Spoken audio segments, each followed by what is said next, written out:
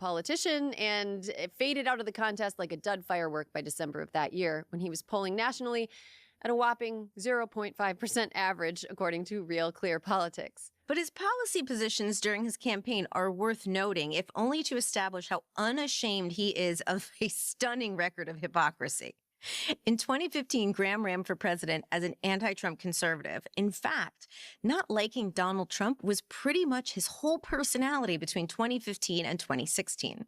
Trump didn't get off on a good foot with Graham when he insulted John McCain by saying, I remember this, by saying that he prefers soldiers who weren't captured.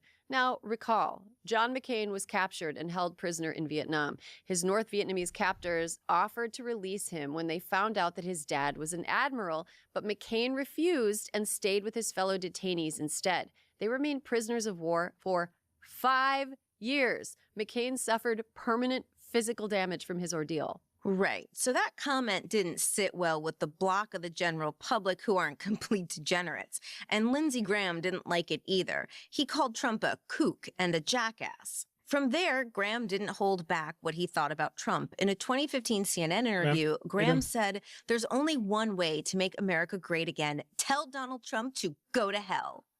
A different CNN interview same year, he called Trump a race-baiting, xenophobic, religious bigot. He said he was disgusted by the former Apprentice host. And check out this Daily Show interview. Would you prefer a Cruz nomination over Trump? Again, it's like being shot or poisoned. What does it really matter? Things change. Stiff error. Lindsey Graham, I don't understand. I don't understand. If it is like being, okay, first of all, who is shooting and who's poisoning between Trump and Cruz? Well, Donald is like being shot in the head. Okay. You might find an antidote to poisoning. I don't know, but maybe there's time. Who knew? After he dropped out of the race due to his lack of appeal, Graham said, "We can use an election, but I don't want us to lose our heart and soul. If we nominate Donald Trump, we will get destroyed." Later on Twitter, he'd expand on that quote and say that if the party were to nominate Trump and get destroyed, they would deserve it. Graham predicted on Fox News that the GOP would get slaughtered in the general election if they nominated Trump. There's never been a moment of his adult life that Lindsey Graham hasn't been absolutely... What do you mean? How?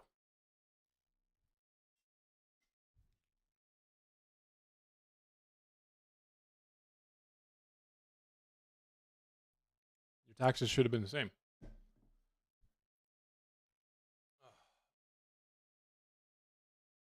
He extended the tax cut from 2017. Never lowered anyone's taxes yet. I mean, you probably could have already wrote those things off, to be honest with you. What write-offs are you talking about? bubbling over with booze and bullshit. Even all his anti-Trump rhetoric can be attributed to his loyalty to John McCain, not to any principles. Lindsey Graham can be both a devoted friend and a partisan hack. I'm not sure about the friendship part. See, I believe that Graham's loyalty to McCain wasn't just about friendship. Remember, he and McCain were forever joined by the soul over their mutual desire to bomb Iran. I think that the most important thing to Lindsey Graham is how much he loves Yeah, you already could have done that. Had nothing to do with Trump. war and being in close Remember, I told you that. Write off everything. proximity as possible to anybody who can help Also, him make his war Not really, fantasy. it doesn't really translate that well to what you're saying, right? If I'm not mistaken, you only have like a year of your contracting thing, right? And you don't really have a sample size to, I think, to tell us whether or not your taxes got lower. Come true. Possible. When Supreme Court Justice Antonin Scalia died in 2016, Graham dutifully followed Mitch McConnell's made-up rule that it would be improper to confirm a new Supreme Court justice during an election year. Together, he and the other Senate Republicans joined in blocking the confirmation of Obama's nominee, Merrick Garland. Who I think we can agree now, given the benefit of hindsight that comes with his tenure as AG, probably would have sucked a little bit, but not as badly as the guy who eventually got the seat, Neil Gorsuch. Sure. Garland's nomination is a great example of why you don't compromise with your imagination before you come to the table. Well, remember, Zach, don't let it come and bite you in the ass later, okay? Meanwhile, the second Trump was elected, Graham tried to walk good? the awkward tightrope of cozying up to the president while maintaining a bosom friendship with the Should I stream in politics or just chatting? should I do? What are we thinking? Energy. Politics or just chatting? Politics. We'll switch it up. There you go.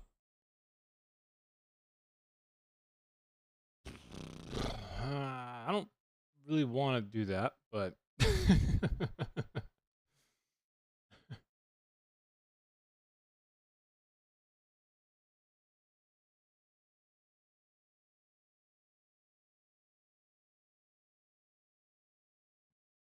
wait.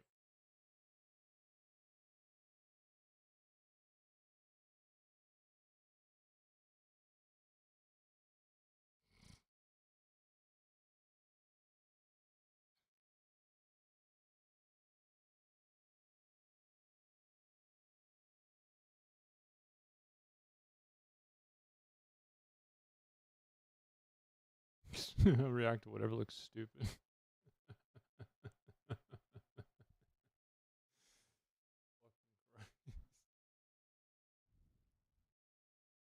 Where is it?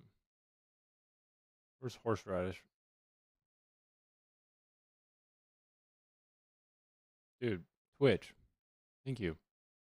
I go to Horse's stream all the time. Going It's to all be like, I more don't know. skilled.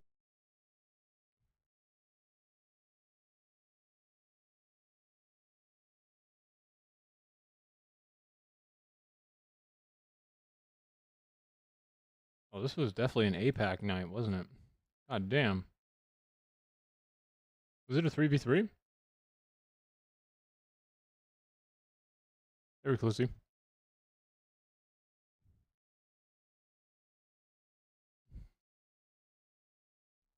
Negative energy. Why were you on the negative here? What's going on here?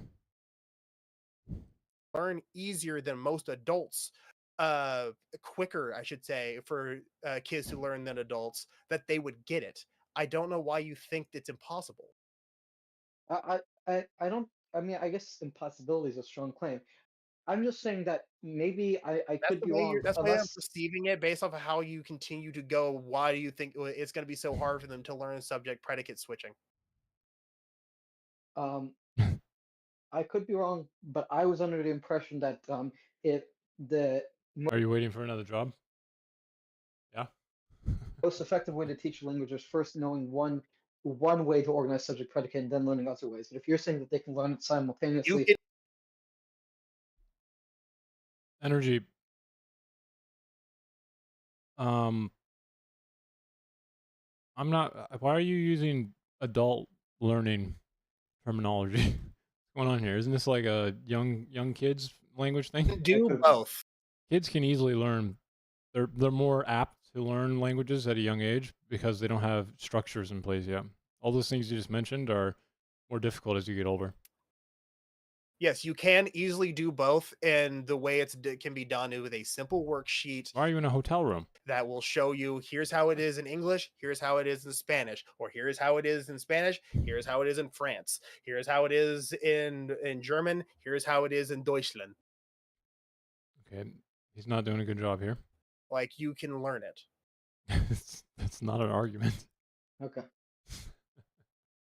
I think And we're do you done. one final question I have is do you believe that that should be mandatory for private schools? Energy. Actually, most of the literature on this, kids learn languages easier. It's why it's probably a better idea to have foreign language classes from a young age, because they don't have like impassable structures in place already. I don't really want to watch physics right now. I want to go over some of the debates.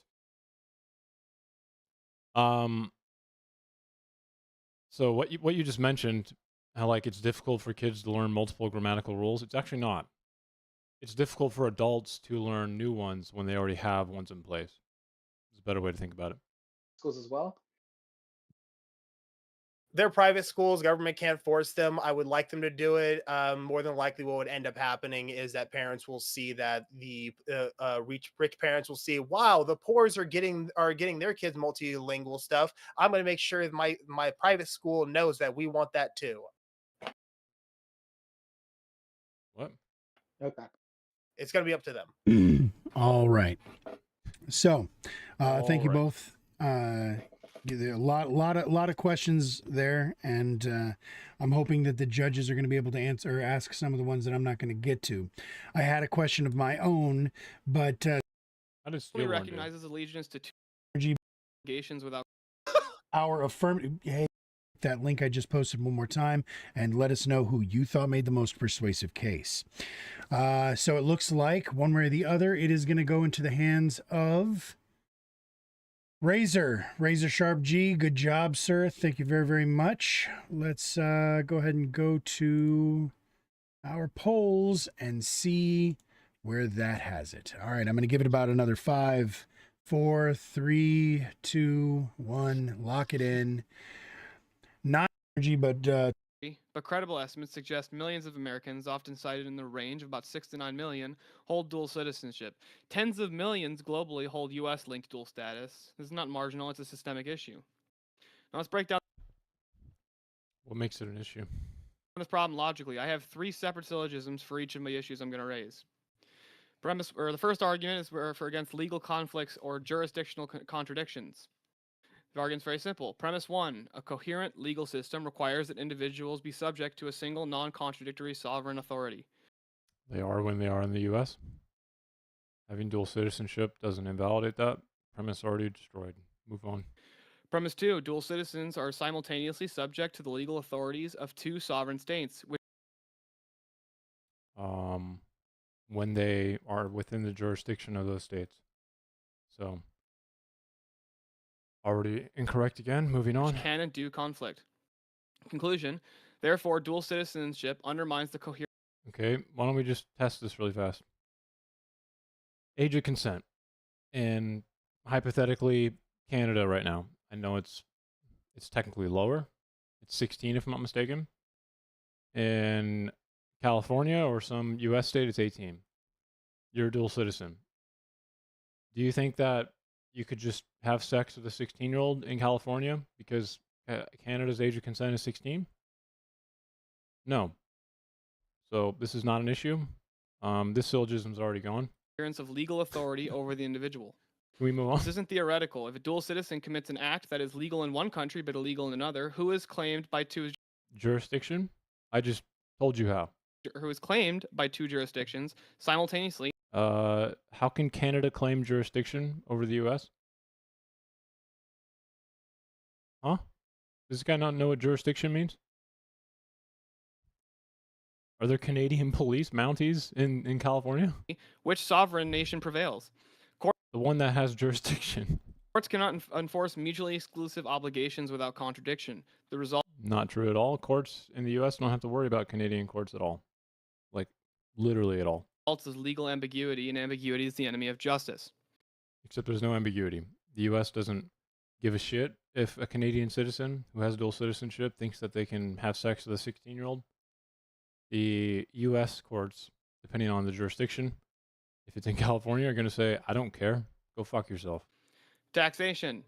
Premise 1, a just tax system requires clear, non-duplicative obligations to a single taxing authority. Okay, wherever your job is and wherever you make the most money, your primary residence is probably going to be where you pay taxation. What you get paid in is going to, literally the whole point, one of the whole points of the United States government making money is so they can tax it, right? So this is also already broken.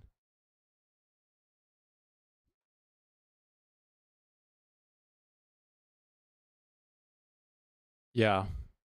I mean, Reclusi,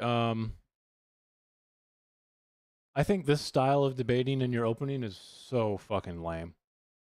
I'm just gonna be honest with you, man. Okay, like save your syllogisms for the moment when someone can engage with each premise one by one, right? Like, what are you doing? Like, this is serious debate bro shit. You know what I mean? Like your opening should be something emotional. Okay, it shouldn't, in my opinion. I think it should be something that tries to move people. It shouldn't be like, here's my fucking 5 syllogisms that you aren't going to be able to interact with. Premise 2, dual citizens can be taxed by multiple countries on the same income or forced into complex compliance regimes to avoid double taxation. Results is legal ambiguity, and ambiguity is the enemy of justice. Taxation. Premise 1, a just tax system requires clear, non-duplicative obligations to a single taxing authority. Again, if you get paid in dollars, you're going to be taxed in dollars. It's the whole reason that countries make currency. So this syllogism's already gone. Premise 2, dual citizens can be taxed by multiple countries. Okay. Do you get paid in Canadian dollars or do you get paid in American dollars? Canada doesn't accept, I mean, actually, I think Canada might accept American dollars, but America doesn't accept Canadian dollars. On the same income or forced into complex compliance regimes to avoid double taxation. Conclusion. It's called, you know, you pay taxation in whatever you get paid in. Okay. And therefore, dual citizenship how. produces unjust and inefficient, unclear taxation burden. No, it doesn't. The U.S. notably tax based on citizenship rather than residency. No, it taxes based on you pay the American dollar. Do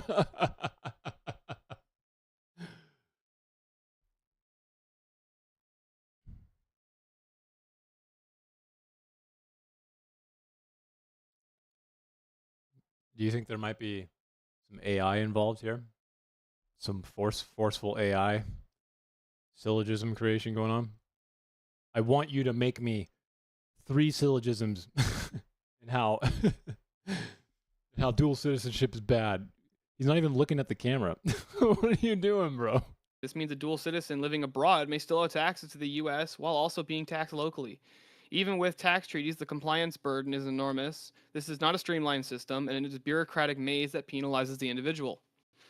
My third and final argument is that the dual loyalties or conflict of allegiance. Premise 1, political stability requires that citizens maintain primary allegiance to one sovereign authority. Political stability maintains primary allegiance. Okay. So, dual citizen. Simply being a citizen of another country doesn't mean you now have swapping primary allegiance.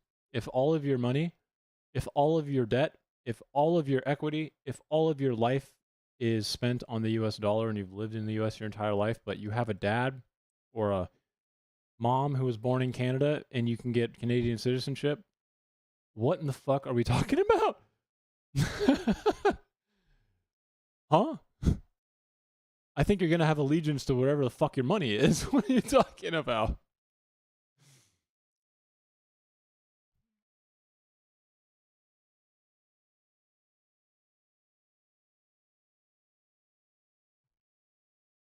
Yeah, I mean, I personally, this is his opening, right? And yeah, this is not, there's no, the problem here is, right, if you want to actually make this like a good syllogism, all premises need to be valid and sound, right? Which is really fucking hard to do. Really fucking hard to do, okay? It's hard to make like a true syllogism, right? So he probably shouldn't have called them syllogisms. He probably should have called them like just, you know, what are they? Deductive arguments? Just some deductive arguments, right? Because you can still win the debate if you don't have all of your premises sound, right? But the fact that he said syllogism makes it just infinitely way more difficult.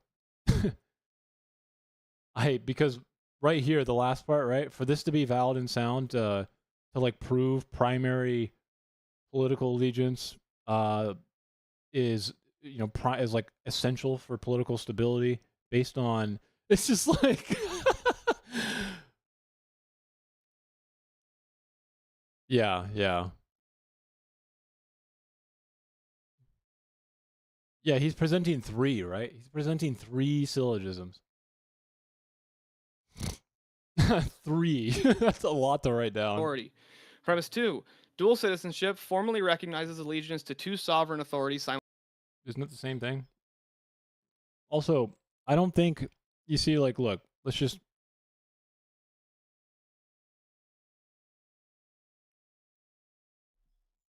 I'm pretty sure citizenship just means that you get rights. Okay, you get rights from the country. Does anyone think that citizenship means that you get you recognize primary authority? Is that a thing? I'm pretty sure it's just a description of now you have rights, personhood, right? Let's find out. Legal status granting rights. Cool. So this syllogism already. Dude, this is not a syllogism. Okay, citizenship by definition does not mean pledge allegiance. Ah! Like, what the fuck?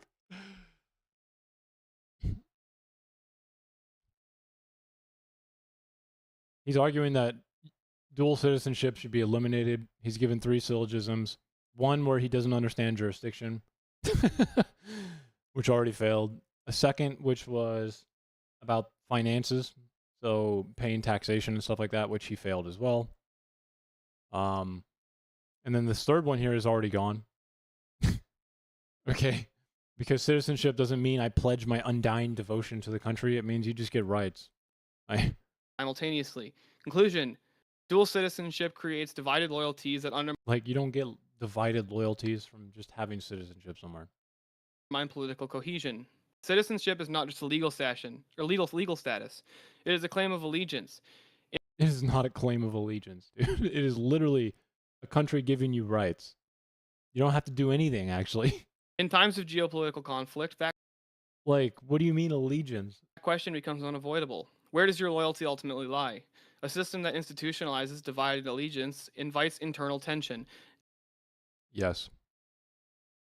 I can, the dual citizenship, contention between Canada and the US, it's a never ending problem. We've got to fix this right now. Especially in matters of national security and public trust.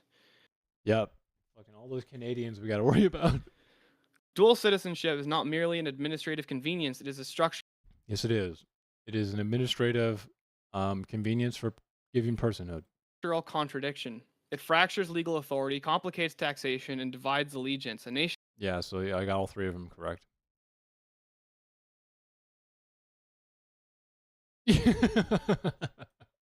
That cannot clearly define who is a part of its nation, fully bound. Yes, you can. You see, this is what a fascist looks like, in a way. Because to him, having citizenship somewhere, right, is you are a part of the nation, right? That mythical thing. He's just brain broken, I think. You know what I mean? Bound to its laws, weakens its own sovereignty. And I'll end the opening there. All right. Okay, I'm going to go. Kay, what are you doing? What are you doing, Kay? Go ahead and put 3 minutes on the clock for cross-examination, sir. Poke holes, set up arguments, do your thing. I'll start when you're ready. Distracting, Kay. Don't we have international treaties and extradition for like legal problems that happen on?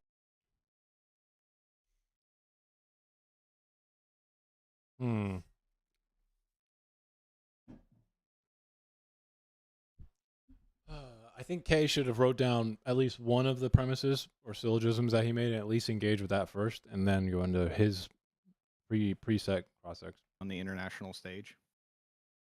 Can you clarify a little bit? Okay, so we already have a global interconnected countries, and we have tourism and residency. He doesn't hate me. What do you mean? We've talked at length behind closed doors. And military members that exist in multiple different people just hate debating me. Different countries. Don't we already have a system to deal through international treaties and extraditions with legal troubles that arise? Well, yeah, but the problem is that those people aren't citizens of the nations that they're in. If somebody. Not true. You can be a dual citizen and get extradited. Here, another example. Let's say you're a dual citizen, Canadian in U.S., and you fuck a girl who's below the age of consent in California, and then you go back to Canada. You can definitely get extradited back to the U.S. to face your crimes. But I don't really know how Kay's cross-ex here is supposed to overcome his opening in any way, or I don't know. It seems rhetorically kind of weak. Commits a crime in like England but they're not a citizen. They don't live there. They're like, let's say U.S. military or something like that. Or like a Canadian who has dual citizenship. Like I just mentioned, we can't think of another scenario there, Steelborn. Are you serious? Can't think of anything else? Or ambassador, and they commit a crime there. England can force the U.S. to extradite them back to England. I mean, they don't force them, but we have treaties that we It's forced. It's forced. we honor, right? So it's not really like they're not holding a gun to your head. Yes, it is. It's forced. Why can't that expand to citizens? I mean, it already does, but why, in your view, does it not? Yeah, I'm a little confused. Well, because if you have two different nations that have two different, let's say, like, no one can force you to extradite. Okay, Grand. Do we need to define what force is?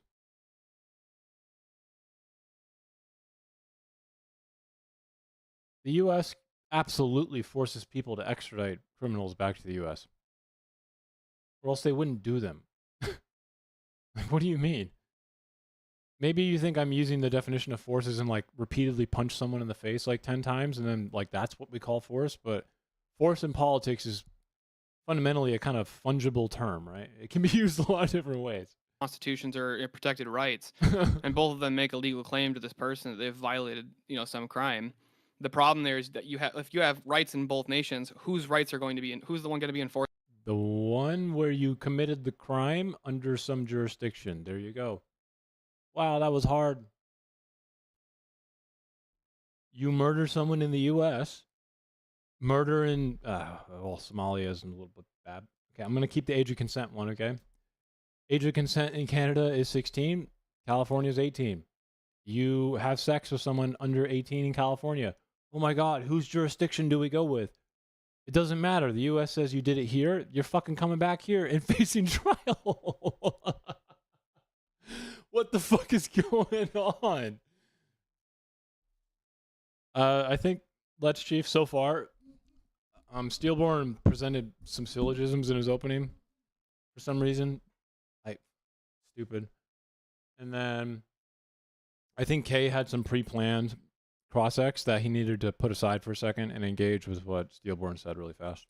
Enforcing those rights. You can't live in two places at once, right? I agree that you can't live in two places at once, but if you have Yes, dual allegiance to both. Again, don't let him get away with that. Citizenship doesn't mean allegiance. It means the country has given you rights. No, they were not.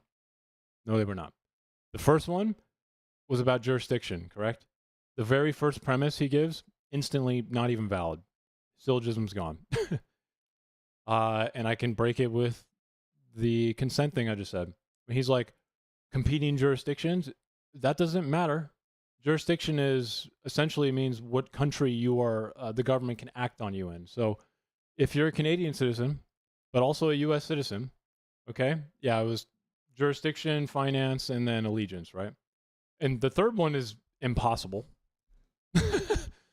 Because again, syllogisms need to be valid and sound. And I don't know how you could prove, even if his arguments were like somewhat valid in some manner, to prove soundness here would be for allegiance. Like, how would you even do that? So he probably shouldn't have called them syllogisms. But the first one, jurisdiction. If you're a dual citizen with Canada and the U.S., and again, age of consent in Canada is 16. Age of consent in California is 18. You have sex with a minor in California. California, if they find out about it, they're going to fucking put out a warrant for you. If you live in Canada, it depends. They probably won't extradite you for that because it's, I don't know, it depends on how public it gets and, you know all those things. But the point is, jurisdiction doesn't matter there. Okay? They'll fucking get your ass if they want you, okay? That's how you figure it out. If you fuck a 16-year-old in Canada, U.S. has no jurisdiction over you. It's pretty simple, okay? Steelborn is good at prosecuting. Okay, like right now, Steelborn, he's very good at like, like, you know how I interrupt people pretty often? Let's Chief, let me be honest here. Steelborn is very good at doing that as well. He's very good at interrupting people when they have thoughts going. Yeah, I never heard that. It's a good debate tactic, by the way. I don't want to let someone fucking ramble on for 20 hours, so I have to address 65 different nonsensical or incomplete or fucking retarded things. Okay. But then there's people like Ancom, where Ancom, now it's my joke, right? Like Ancom will sit there. He's a slow burn, like at first you're like, I don't really know what's happening. And then all of a sudden you're like building this house of argument with him. And you're like, we're about to finish the house, dude. And Ancom, you got to be like, no, fuck you, dude. Hurricane. I'm not letting you build this house over fucking 3 minutes, dude. This impenetrable Fort. No, literally, because Ancom, if left unchecked, he makes you travel on a journey. You're like doing Lord of the Rings with him, right? At first, the journey looks incomplete and impossible, and then, at the end of him talking, you're like at the fucking fire of Mordor, just like about to throw the ring in. Like you can't let him do that. You can't let him do that. But Steelborn is good at interrupting. He's a good prosecutor. But what that kind of means is in my opinion, I think you need to take a step back and let him kind of. It's like if you're doing boxing, okay, and someone is overreaching their jabs or something like that, you kind of let them do that. Let them tire himself out. So you're under the laws and jurisdiction of one nation. It's not like if you commit a crime in the UK, the US is going to bail you out and be like, hey, whoa, whoa, whoa. How many genders? I mean, for day to day, there's 2. I don't know. I know there's like non-binary and stuff, but I mean, day to day, there's 2. It's legal here. Why are you like arresting them there? Typically, you're under the jurisdiction of the law of the country you live in. Well, I mean, the one that you live in, yes, but if you have citizens of both, there's problems there. But not only that, so what are the problems? Like, what if you do something in America that's legal in America, then go to England and then it's fine, unless it's something illegal in both countries.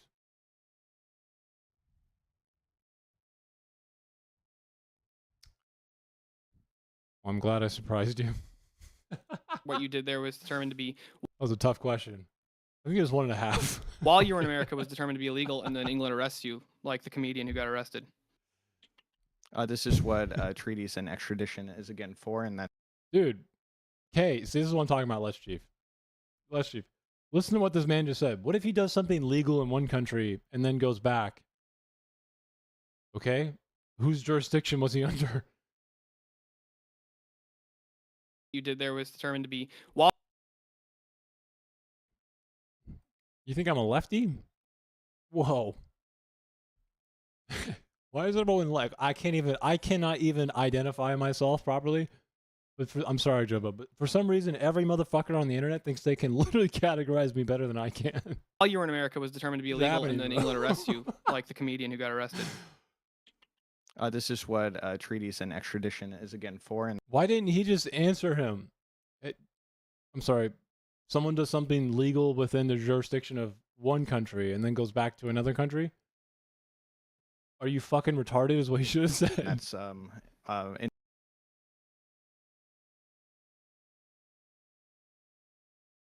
Grant, your question there doesn't make any sense. The hell are you talking about? Whose jurisdiction are they under? Grant, whose jurisdiction are they under?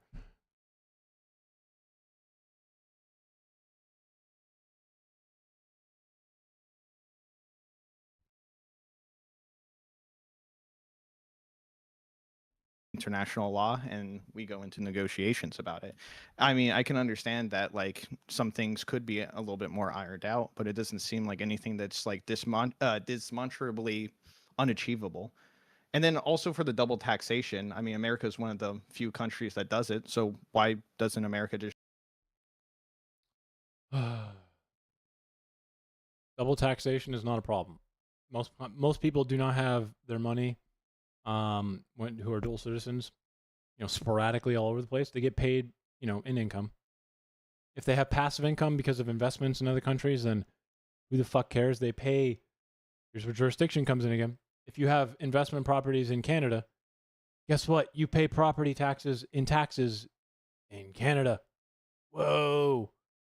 But for your income and your primary residence and where you live, I mean, you're going to be paying American tax dollars. Who the fuck cares? Drop. There's no dual allegiance there. Taxing people that live Oh, well- abroad. Well, America taxes people based on citizenship. No. No, we tax people on U.S. dollars. People who get paid in U.S. dollars, they pay U.S. dollars in taxation.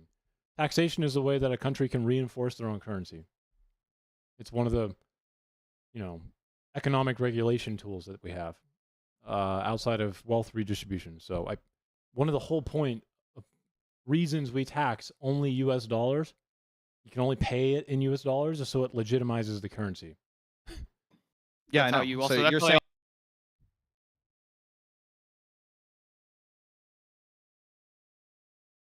Okay, well, what did he say then? Was he in the UK?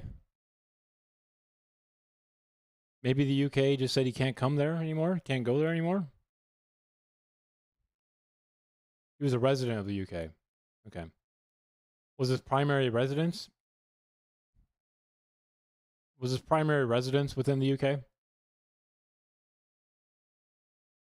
Okay. What did he say? Like, what did he say? I'm just curious. This is going to matter quite a bit. It probably got a lot of public attention, correct? And there is a difference between like your average person. Yeah, okay, yeah.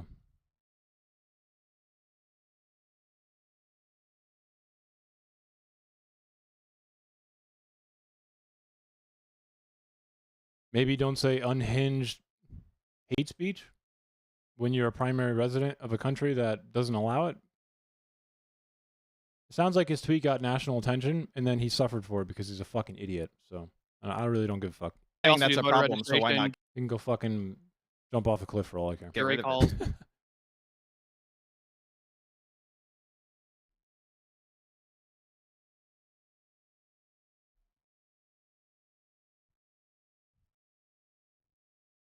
What was his punishment? If we're going to talk about exactly. Also, he wasn't extradited. It sounds like he was arrested upon coming back home, Graham. So what I need you to do for me from now on is not lie about what you're trying to say. I need you to give me the truth. Is that okay? Can you do that? I don't want to hear extradited. I don't want to hear all this fucking fake ass language you're using. If you're going to lie about things, it's going to piss me off. Sounds like he got arrested when he literally went back home. That is fucking different.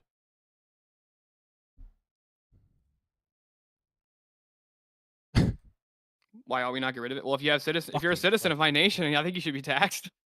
Okay. If you're a citizen of my nation, I don't think you should be taxed. It depends on what you get paid in. That's it. So then that's the cost of holding citizenship for America. So it doesn't matter if it's like that complex. If you think it's a right that they have to pay, well, okay. Dude, if you get paid in US dollars, then you pay tax in US. Okay, they're paying it if they live abroad. They're not, Well, I getting rid also of it. don't So- want people who claim to be a citizen of my nation and an equal citizen of another nation. Why not? Because, like I said, the main issue that I have with it is loyalties come into. Loyalty is your main issue.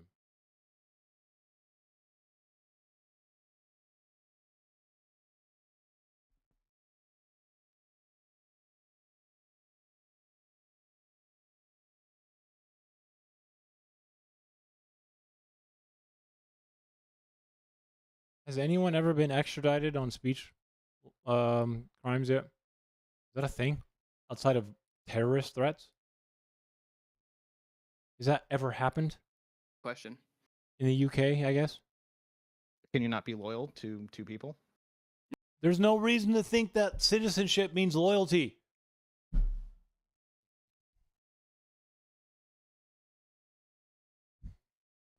Holy fuck, bro. How did Steelborn just fuck him that hard? What just happened? Why is Kay just agreeing with him? What is happening? Why is he doing this? No, you can't be loyal to two nations. Ultimately, it's going to come down to one. There's no reason to believe that just having citizenship means that you're now just fucking like, hammer and sickle loyal. I have a family, and I'm loyal to my brother and my other brother. I'm loyal to my mom and my dad. And without citizenship, do you think that like people that are citizens in America don't hold other like elite? Why did he? Okay, so hey there. At least within the realm of accepting this insane fucking premise, right? Why did Kay just keep talking? Oh my god, my eyes. Just made my eyes so red. Holy fuck.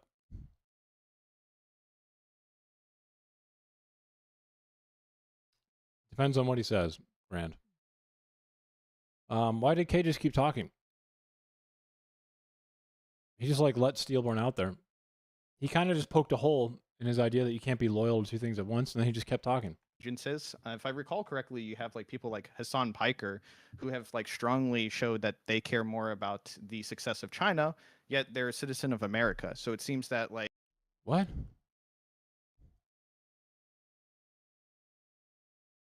Oh my god. Now everyone. See, this is Steelborn. Steelborn did something really smart here. Look, having citizenship does not mean you are loyal to the country. All it means is that the country is giving you rights, personhood.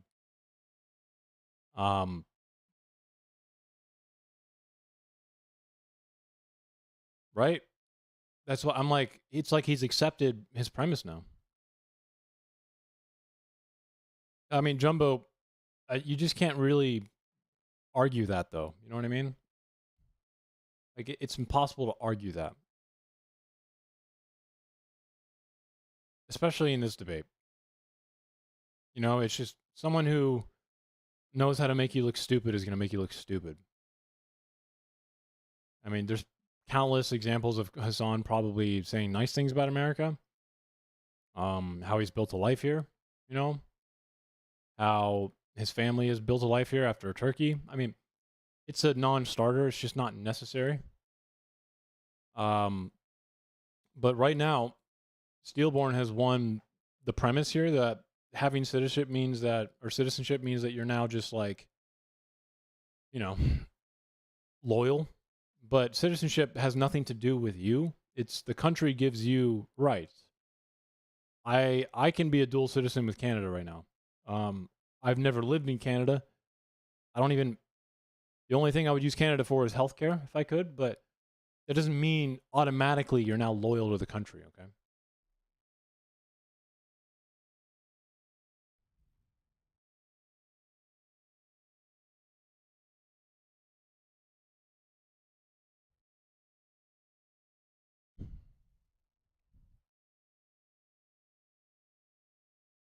like citizens already in America could show allegiance outside. Yeah, When you're right. someone I that think those actually- people should be Yeah. expatriated into those nations. All right, there you go. Even So, though- hold on. Correctly, you have like people like Hassan Piker who have like strongly showed that they care more about the success of China, yet they're a citizen of America. So it seems that like citizens already in America could show allegiance outside. I see what you mean. I don't really think that's a strong point, though, Let's Chief. He's kind of like undermining the idea, the premise as a whole, kind of like what we're talking about right now. But he doesn't have to use that example. That's not going to ring well with people. He can just flat out tell him, what is the definition of citizenship? Oh, it's to give rights to someone. Okay. Does it mean allegiance? Does it mean loyalty? No. Great. Your syllogism's wrong. You're a fucking retard. We can move on now, right? There you go. That's all you have to do. You don't have to fucking talk about Hassan. You don't have to do any of this fucking weird, you know, citizen inside of US, but like China shit. Like, what the fuck? Just literally, hey, man, have you looked up the definition of what citizenship is? And does it say anywhere in the definition, undying devotion? You know, like this is fucking Warcraft 3? Like you're fucking, you know, King Arthur's like dead fucking servant? Like, what are we talking about? Yeah, you're right. I someone that think those actually- people should be expatriated into those nations. All right, there you go. Even So, hold on. The timer's up. Watch. Let's do it. Oh, look. Citizenship. Legal status, granting rights, privileges, responsibilities acquired through birth. Wow. There you go.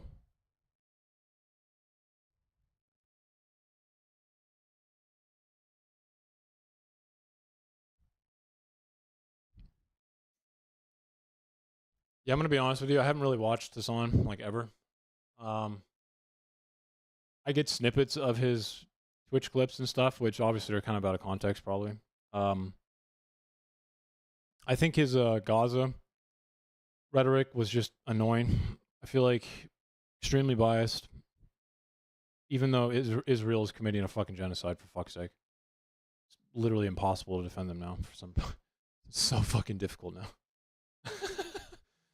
Netanyahu has done more damage to Jews and for anti-Semitism as a whole than like literally anyone since fucking Hitler. I feel like awesome, but I don't know. I don't really listen to Son. Up, I let you finish the question. He got to answer it. It is now going to be your turn to open, K.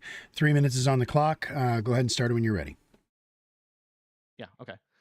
The topic being discussed today may be dual citizenship, but it's a question that is further reaching that's being actually asked. The elimination of dual citizenship isn't a moral problem, but a legal and logistical one as well. One that asks questions about the role of government, the purpose of tiered residency, and the natural freedoms of man. Whether my opposition meant to or not, the side of the argumentation that they are taking effectively grants the government a monopoly over your ability to obtain full rights and protections granted by nations. It expands the government's reach, giving them even more tools and powers to track and control you. It places limits on your natural rights to travel and live freely. It stresses the international relations of both families and countries. It strips your rights, your freedoms, and your choice, both as an American and anyone who wishes to become an American. My opposition stance turns citizenship from a status attained through ties and contributions to a form of ownership the government exercises over its people. Laws are not made willy-nilly. The greater the restriction and burden placed on the citizen, the greater the reasoning must be. For such extreme measures that we take the policy stance of countries such as North Korea, Iran, Libya, Tanzania, Laos, there must be a great threat that is obvious. So what could be so obvious that we violate constitutional law, ignore Supreme Court precedent, disenfranchise millions of Americans, and take steps backwards for rights and liberties of which this country was founded on such principles for? Right now, we live in a time of globalization.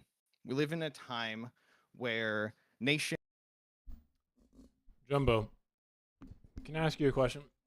Not that I'm trying to defend Hassan here, but it's a really important question, okay? Are you ready? Just want to see how you answer it.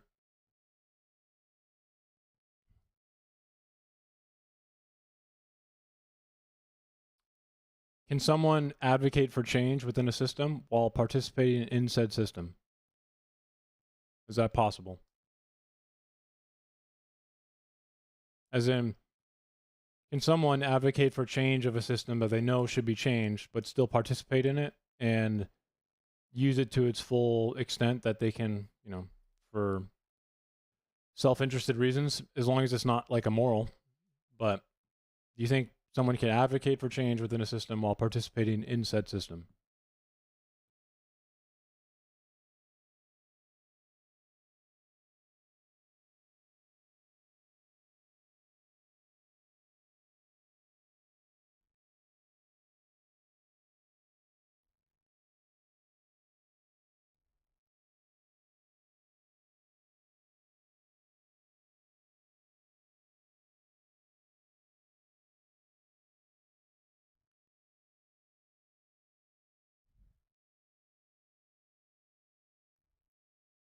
You want them to be homeless? Would being homeless somehow make the change happen?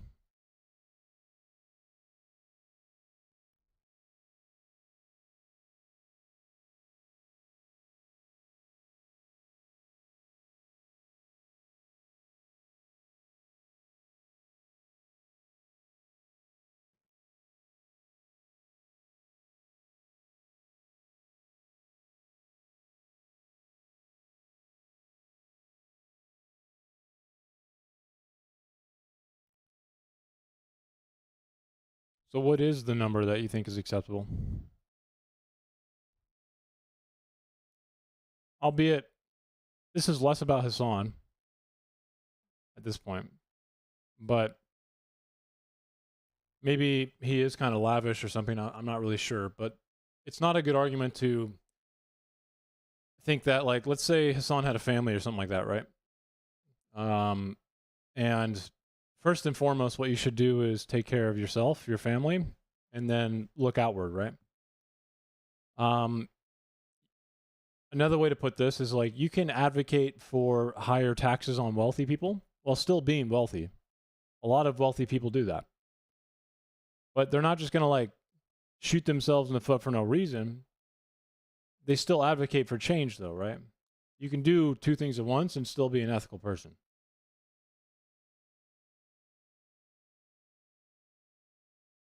I'm not really sure if 99% is the correct answer. Is 99% accurate? Sounds like you want it to be 99%, but I don't know. Maybe. I don't know. I don't watch him.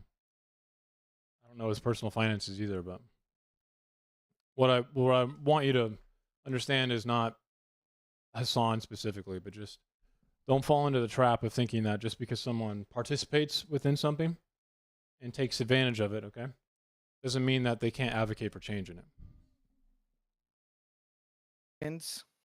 Grow big, and your right as a citizen grows small. In this time, people realized a truth.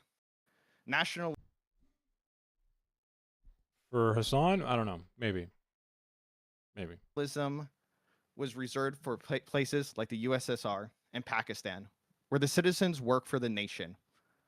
The idea of America and the freedom that the world has adopted is reserved for those who believe that nations are supposed to work for the citizens. How is a nation supposed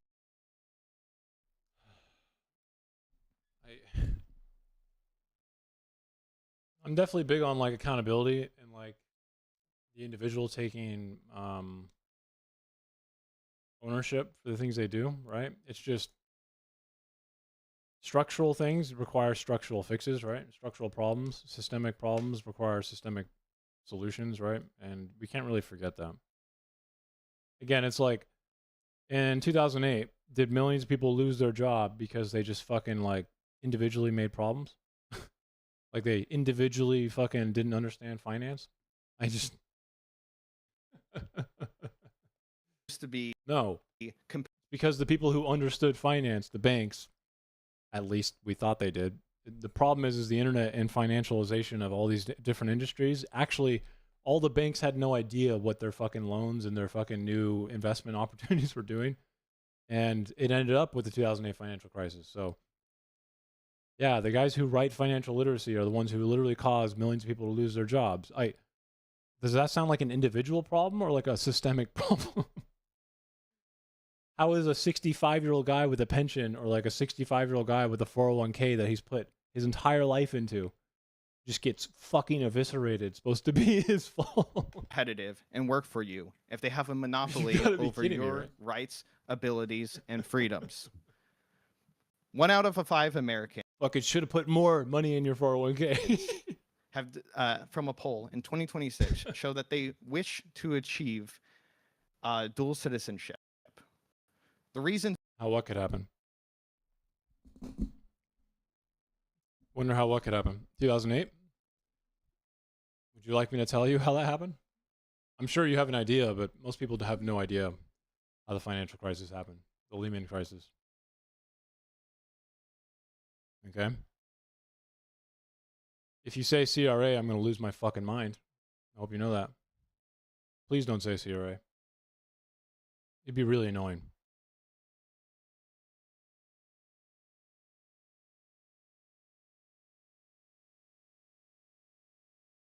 What is the answer? You can do this in probably like 3 bullet points, okay?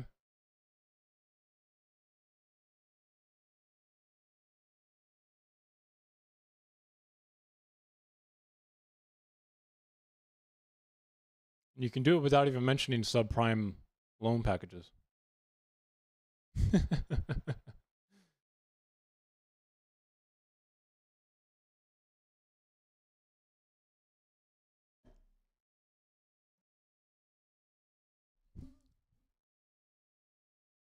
Even the dog is a designer dog. It's being Look. the freedom from. I don't really political- know anything about Hassan, okay? All right. The point of my question earlier, Jumbo, was to try and tell you that it's not like a good argument to think that someone who participates in a system can't advocate for change of said system. In fact, it's really bad to think that you need to revolutionize every system in order to get things done. collapse, the freedom of economic movement, and the security of their Yeah. safety politically. I know you just keep going on about more stuff about Hassan. I have no idea what he said. Designer dogs. Economically and socially. Who are we to decide that a country can strip that away from people? Who are we to decide that freedom no longer is the American way? You know, I kind of like his opening. I don't know if you're still in here, Let's Chief, but at first that was it felt a little too grandiose.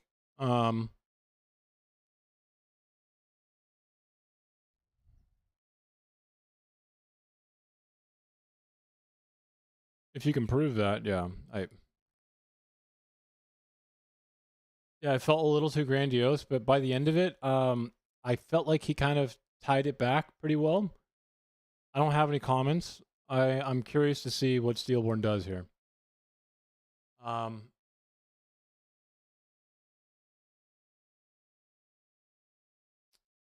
want to know if he like actually targets his speech or if he has like just only pre-planned stuff. All right. Landed it on the button there. Steelborn, 3 minutes is on the clock for you now. Cross-examine as you see fit. Use the time as you'd like. I'll start when you start. Yeah, Kay, should you be able to vote in two different nations' political systems? Yes. So you can vote in. Okay, so voting is different for each nation, correct?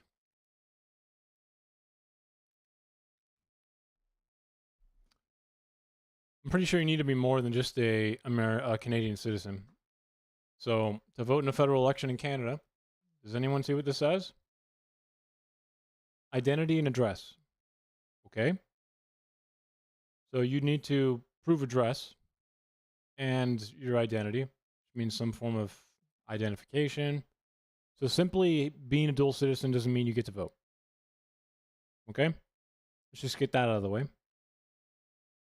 Now, this is going to change for every single country. So I'm not really sure. He went right into pre-planned, cross-X. Bad move by Steelborn. Simply, K here should say that, well, every country is going to have different voting requirements, and simply being a citizen is usually not enough to vote. So let's say you have dual citizenship with like the U.S. and Greece. You're gonna vote. Like, what's to stop you from? I don't know. Just go check out Greece.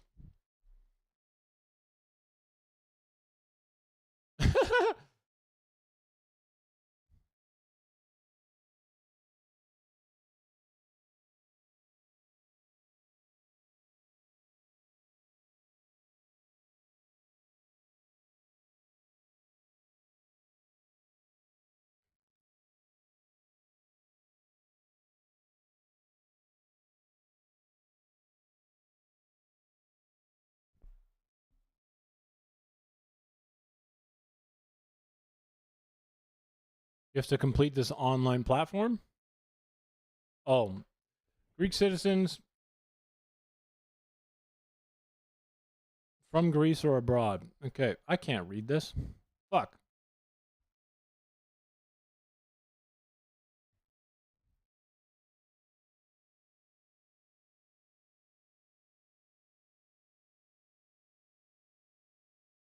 No! It's Greek! Για πρώτη φορά. Πρώτη φορά. Πρώτη φορά.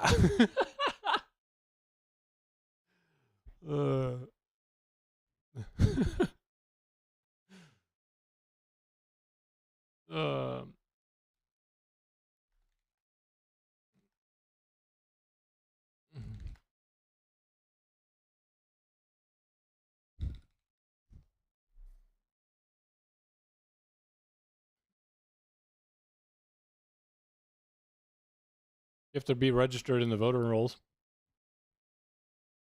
Okay. For special electoral rolls for Greek residents abroad. So I'm just taking this guy's his own fucking argument here, okay? To register in special electoral voting rolls, you must have resided in Greece for 2 years in the last 35 years from the date of filing the application and have filed an income tax return in the current or previous tax year. Okay? That kind of narrows it down, doesn't it? Steelborn! What the fuck? From voting for policies that benefit Greece and living and you. I don't know. Did you file taxes in Greece in the last year? Oh, no, you didn't? Oh, too bad. Sorry. This cross-X is fucking trash, isn't it? You live in Greece, but you claim citizenship in America so you can vote to help your nation of Greece. Except you can't, because you have to have filed taxes in the past year if you live abroad. Under what I'm proposing, nothing would stop you, but we also have God damn it, Kay! Have things like APAC that exist in America that, despite not requiring dual citizenship, already have like lobbying that influences American decisions. So it's changing. Holy fuck! He just took him at his word. You see, it took me a second to look up like what Greece's requirements were, right? But instantly, what my head was thinking, which is the obvious thing you should say here, is why are you acting like every country has simple, you just be a citizen is the voting requirement? Changes nothing. The fuck are you, like 10, bro? Have you ever voted in an election? Well, there's a difference between having people who lobby for wanting you to do things that benefit their nation versus me going and voting in another country to do. Yeah, which you can't do because, you know, if you live abroad, you have to sign up for special elections, and to do that, you have to have had a tax return in Greece in the past year. And yeah, and, once and the will of voting, the person, the other is money in politics. And Kay's just rolling with it, bro. I'm sorry. What is the point of voting? Is it supposed to be to serve the will of the people? Yes. Are you serving the will of the United States government or the United States people if you're voting that the United States government does stuff that, you know, that harms the United States but benefits another? How the fuck do you think? Why does this is zero-sum game, fascist nation shit in a nutshell right here. It's literally like the analogy I used, the metaphor, sorry. Or no, it's an analogy of like, if you have a kid and you're watching them play baseball, okay? So like in normal voting thing, you know, like your kid can hit a single and then you can look at your kid and be like, good job, Billy. But in like this guy's worldview, it feels like the only logical way to do this is if your kid hits a single, you go, good job, Billy. And then you look at the first baseman and you go, fuck you, Jimmy. You fucking suck. Fucking douche. Country. God damn it. No, it doesn't. Not everything you vote for is going to somehow make it a zero-sum game. You can vote for something in your country and it simultaneously has no effect on the U.S. Not everything you vote for is going to somehow affect every country around you. No, in that particular stance, but I don't think that a. So why should that system?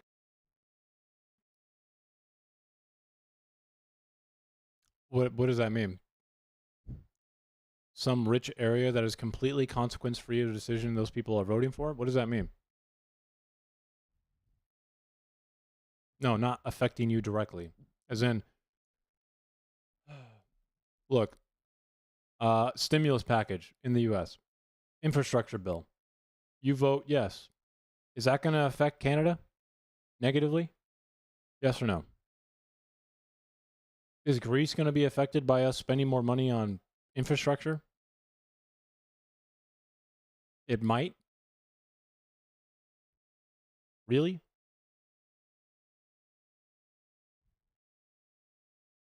Really?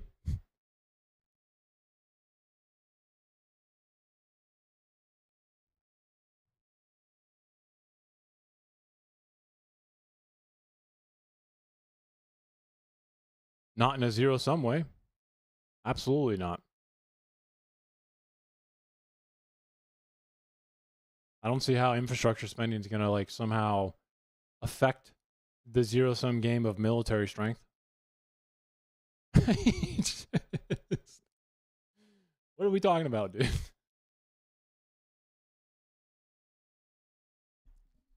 Yes, that's what zero-sum game means. For every action, there is a reciprocal negative action. That's essentially what he's giving out here. If you vote in one country, you are negatively affecting in a reciprocal way the other country or some other country. It always has to have some game theory to it, okay? And be allowed. Why should you be allowed to have I that don't system? think that That's literally what he's saying. win for another country is a loss. That is what zero-sum game means. For America as well. If you vote for America, Definitionally, okay? So I studied econometrics, all right? So zero-sum game is game theory. In economics, game theory is a certain branch of economics or like concept that you can learn, right? Zero-sum game is a part of that. Zero-sum game is, you know, think Mario Kart, okay? For every person that's in first, there must be someone who's last. But countries don't work like Mario Kart. Okay? that have strong Markets can work like that. Industries can work like that. There's definitely, obviously, zero-sum game things that exist in life, but simply voting is not in and of itself a zero-sum game. stronger ties with Ireland, and that benefits America and Ireland. Yeah, except I already showed you that to vote in Canada, you need to prove residence. So, what you're actually describing is not real. You need to prove that you live there.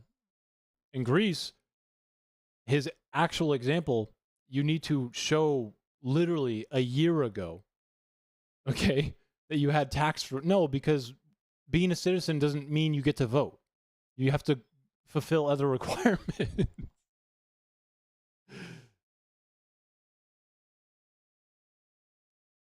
No, voting is about representation of you. It's not about serving the people. What the hell? What do you think voting is for? Why do you think people want to vote? It's so you can get represented yourself. You are the one being represented when you vote. You're benefiting both countries, not just What is the benefit that America receives there? Every nation wants to be part of our In market Ireland? because we have the largest consumer market. Yeah. What is the Infants vote? Really? Where? Is it somewhere between recess and lunch, Gran?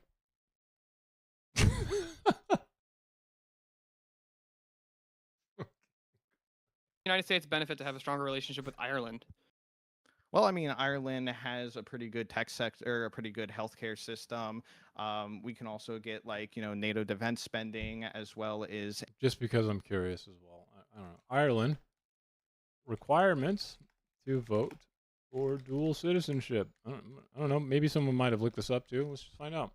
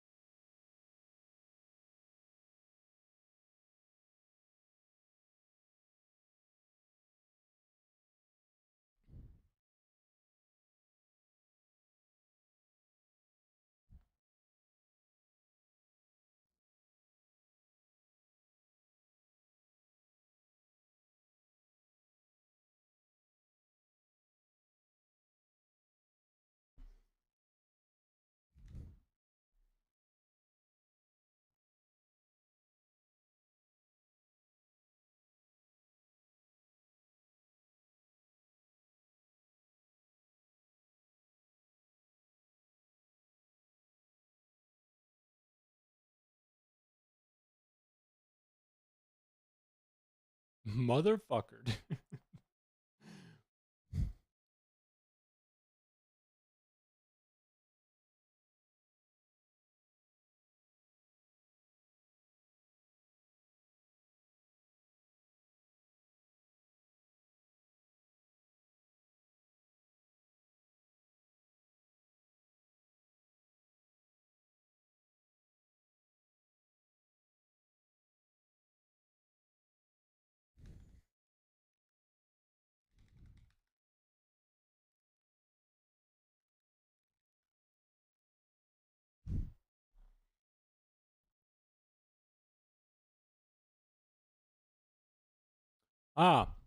Most elections in Irish citizens living abroad or in Northern Ireland do not have the right to vote in the Irish Parliament or presidential elections. Wow. Who would have thought? It's based on residential address. And the only non-resident voters are those serving abroad in government business, Irish diplomats, and in the military. There was a bill to maybe allow non-resident citizens to vote, but the second country we're talking about, literally, if you're an Irish citizen who's a dual citizen, but you don't live in Ireland, you don't get to vote. And yet here we are, debating about allegiance and loyalty and my undying devotion to how fucking stupid this conversation is. Intelligence and expansion and protection from Russia. You know, so generally a lot of The things that we we can have get a without lot. letting Irish people vote in America? Irish people can't even vote in Ireland if they're dual citizens. Well, no, we will let Help! Americans vote in America. Yeah, So so you can be so why- American and Irish. Yeah, and why should we allow you to be voting in Ireland and in America at the same time? That's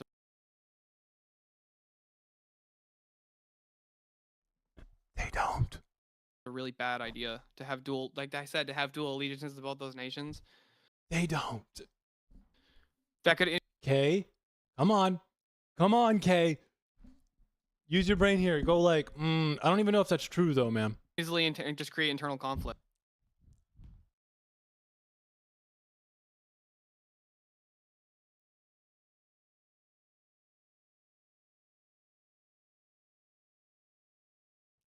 Okay, so Jumbo Jack.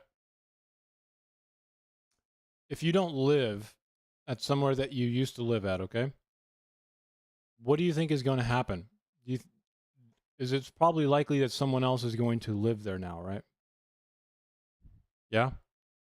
When you move out, when you move somewhere, someone else usually moves into where you live, right? Or where you used to live.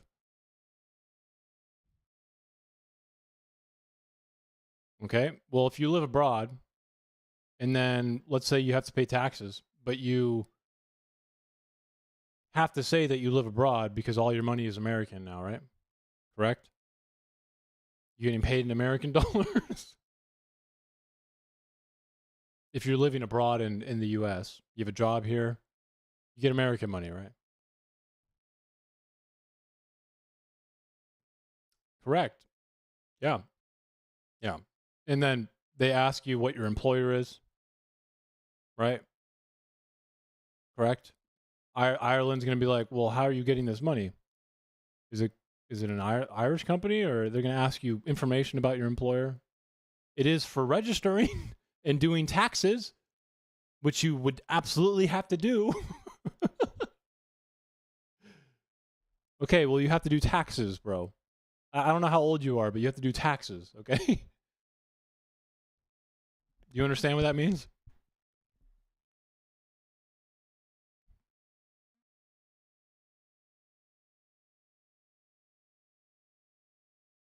You do taxes every year. And they're tied to registering to voting. What do you mean? Especially if it's on the condition that you live there. Exactly.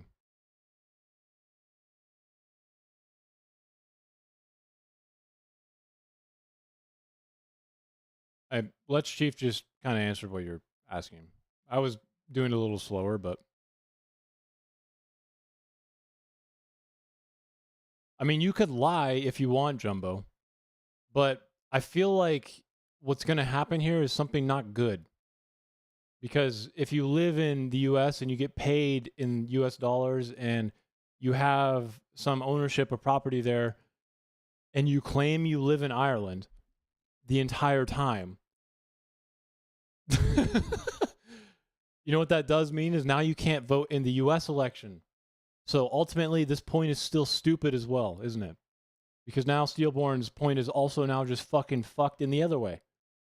Because you can't do both.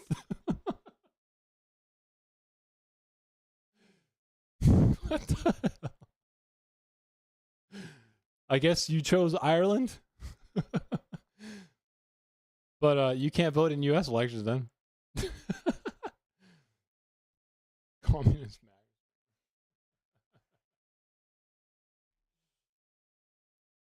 I don't know if I'd be. Well, I don't know. It sounds like a bad idea to commit some type of fraud like that. It'd be really dumb. There'd be no reason to do it. There'd be only risk. You'd like risk losing your property, probably. I mean, even if you think that would be a problem, the obvious solution would be just Well, to vote in America, you generally have to do it based on. I mean, it depends on which state you're in. So it depends on which state. to like, hey, you can vote in the country that you live in. But even then, I Oh, don't think that okay, my that's follow-up even an question issue. So this, by the way, if two nations that I think America would be a little more loose on this. that a person has citizenship to both of, let's say they go into a geopolitical conflict, right? Yeah. What happens if they what happens if both nations go to war and We've already had this, and we've done it without citizenship. We had Japanese troops literally fight with us against the Japanese. Japanese troops literally fought against the Japanese to prove that their life was in America. What do you mean, what if? then both nations conscript this person? Which side How the fuck is Japan going to conscript a dude in the U.S. that they're at war with? What are you talking about? Where does he live? should they go for? Where does he live in both places at once? I'm losing my mind. Bro.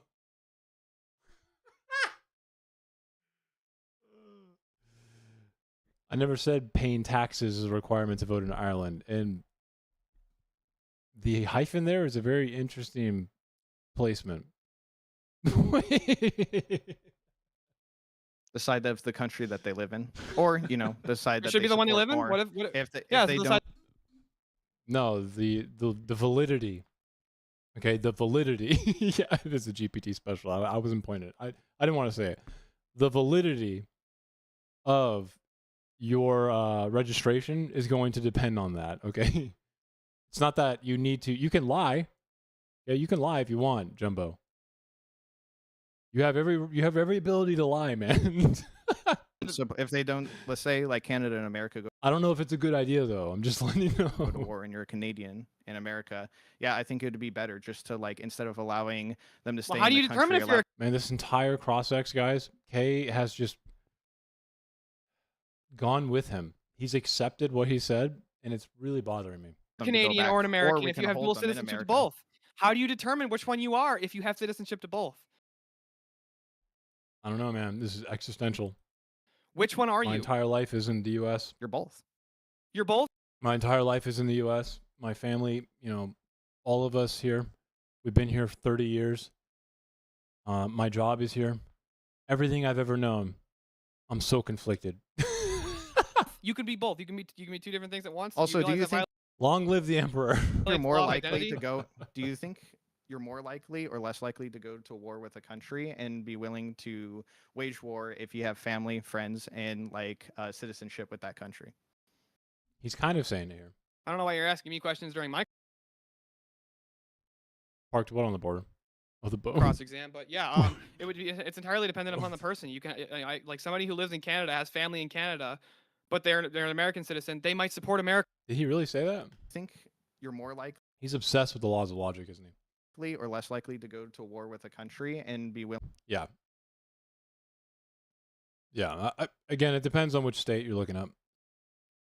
Jumbo. Allowing them Like I said, I feel like the U.S. might be a little loose on this. side It that should they be the one you support live in. more. What if If yeah, they so the don't side- if they don't, let's say like Canada and America go to war and you're a Canadian in America, yeah, I think it would be better just to like instead of allowing Except registering to vote, Jumbo. Okay. Let's just pick a random state. Okay. You must be a Colorado resident. So, Colorado voter registration forms. All right. Do you know what this is, Jumbo? The random state. It's going to vary between state. Are you eligible to register to vote? To be eligible to register to vote, a United States citizen. And look, it doesn't stop there. A Colorado resident for at least 22 days before the election you intend to vote in. So that means you must have a residence. Okay? That you've claimed on your taxes or somewhere. On your taxes, essentially. Because, yeah. at least 15 years old, but you won't be eligible to vote until 18. I don't understand this, but we'll just, what a weird thing to put on. Why is this here? And you can't be a felon. Yeah.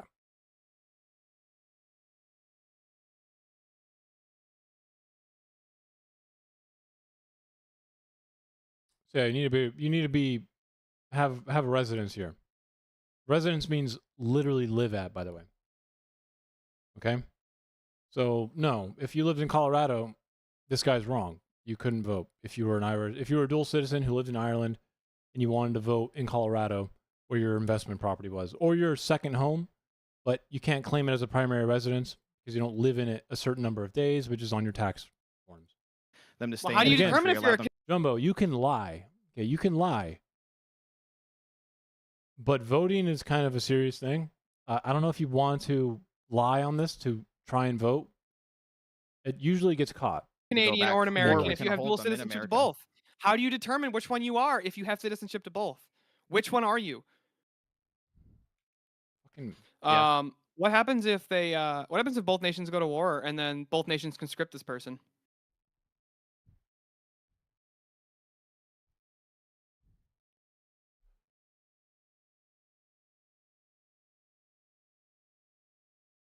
voter fraud? Are you serious? You don't think voter fraud's a severe penalty? What? It's like minimum 5 years, I think. It depends on what the judge feels. Oh my god, I don't give a fuck about Ireland. Which side should they go for? First of all, does Ireland voter fraud normally not get caught? No. You can't. You have to have a residency. You can't. You can't live in Ireland unless you're a diplomat in the military or in government. You have to be living primarily in your Colorado address, like I just showed you. Okay? To be able to register to vote in Colorado elections. Depends on the state, though. Depends on the state. The side of the country that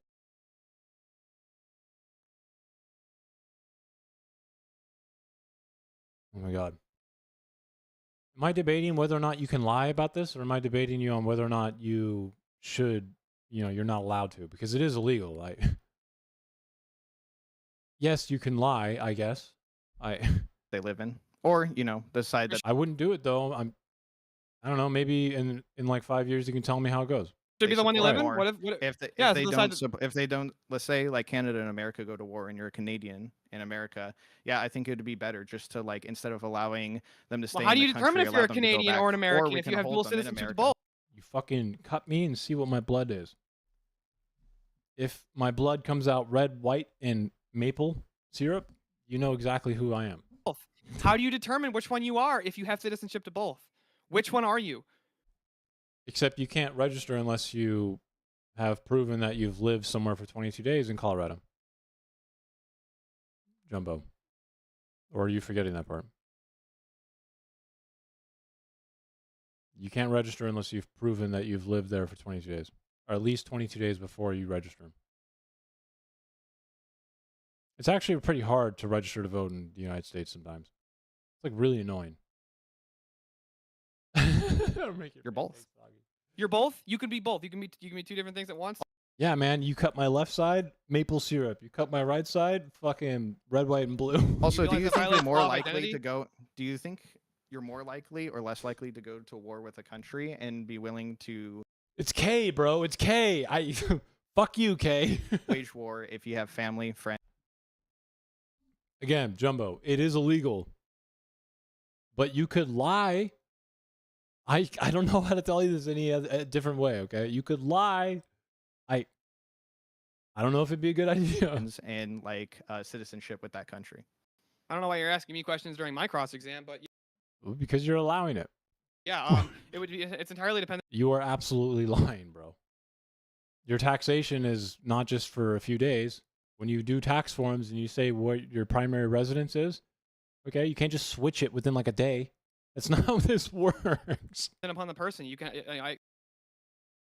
It gets updated every year. And plus, if you are someone who is not living there, Jumbo, actually, if you're not living there, okay? Yes, it is. You're just fucking wrong. If you're not living there, you're probably renting it out, correct?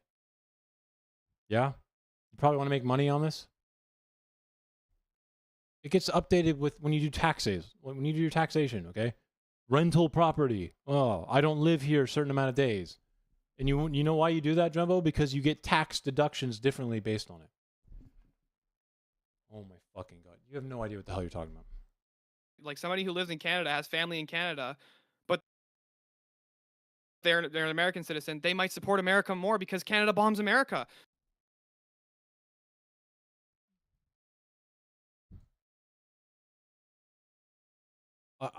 I feel like you think that you can just lie to the Irish government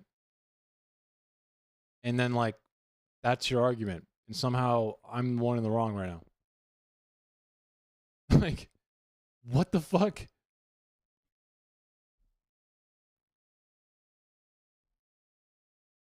Oh my God.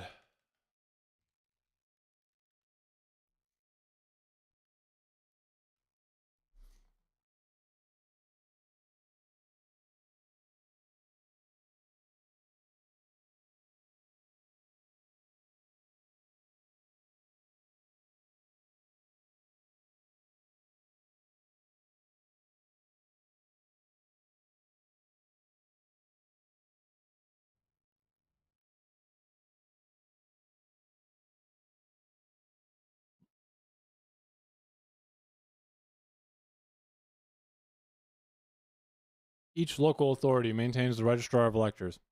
Got it. And to vote, you would probably need to, what? Go to a voting place? I don't know.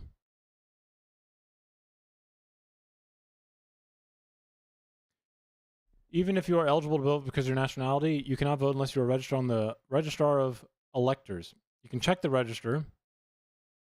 The page explains, blah, blah, blah, blah. You cannot register to vote if you live outside, although there's some exceptions. Why the fuck am I even looking this up for you, dude?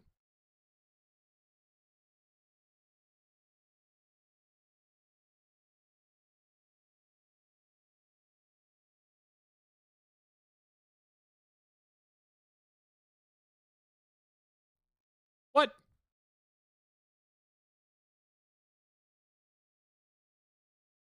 You still need to go to a specific place, correct? With like an ID? What, are you going to fly there?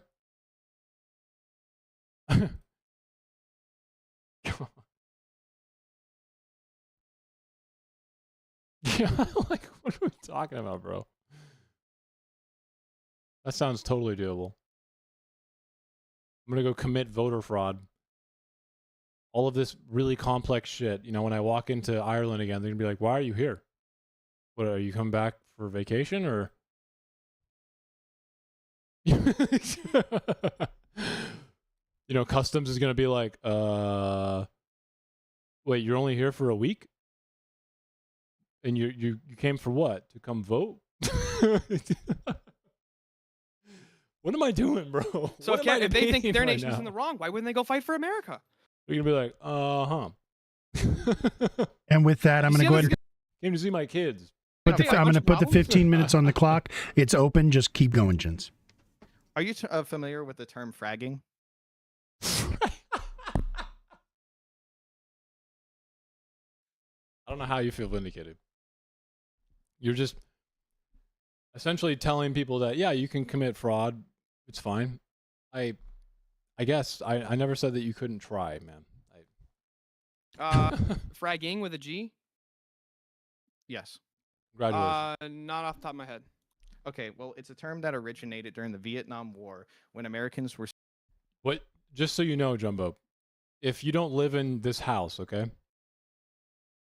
All right? If you live in the U.S., but you claim residency, you know, within the Irish one, okay?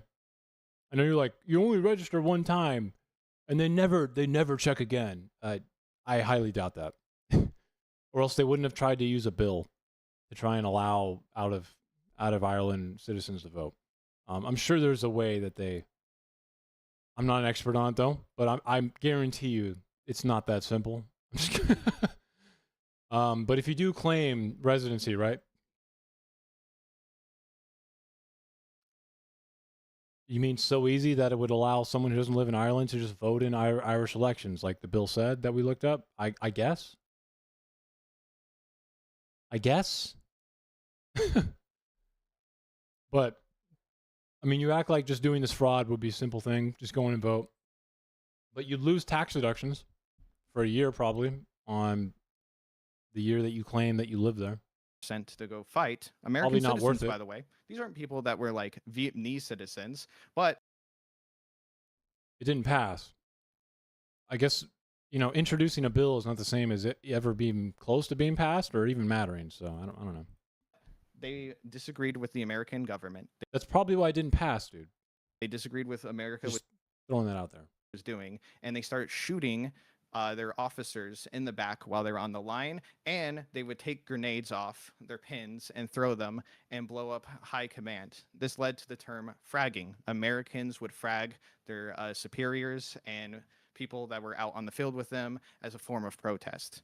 This allegiance didn't come out of them being Vietnamese. It came. Why are we acting like citizenship means allegiance still? How did Steelborn just fucking control that entire idea? Once again, what does the word citizenship mean, guys? It means just giving legal status for rights. There's no allegiance necessary there. Out of them being American citizens and disagreeing. So it's going to arise no matter what. Well, No! it's not going to arise no matter what. I mean, you didn't have. I can get dual citizenship with Canada tomorrow. I've never even lived in Canada.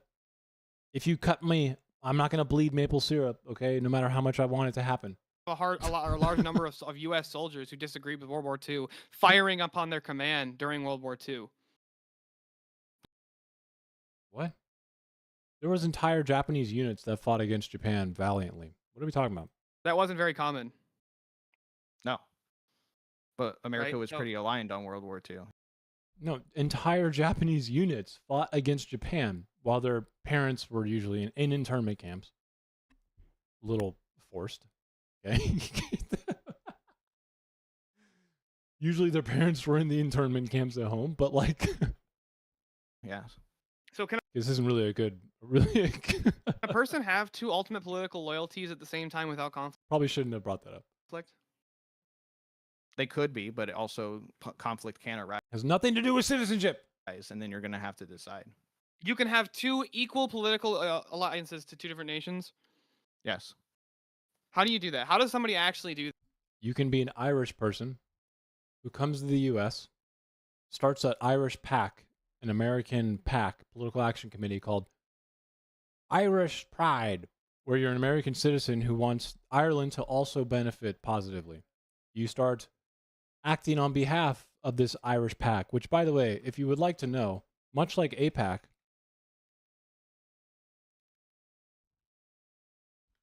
does exist. How come no one else complains about the Irish Americans Democrats Political Action Committee?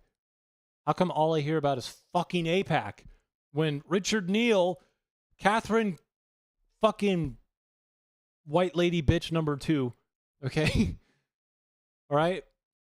Look at this. This is the most insane anti-American thing I've ever seen. Irish American Democrats PAC. Look at this shit about us, dude. Oh my God. Why is this in bold? This is in bold. The entire thing's in bold. Holy fuck. They need to learn how to write a website. Anyways. Look at this. The next generation of Irish Americans. So, Kay should have been like, wait, do you think that you can't have allegiance to both of these things?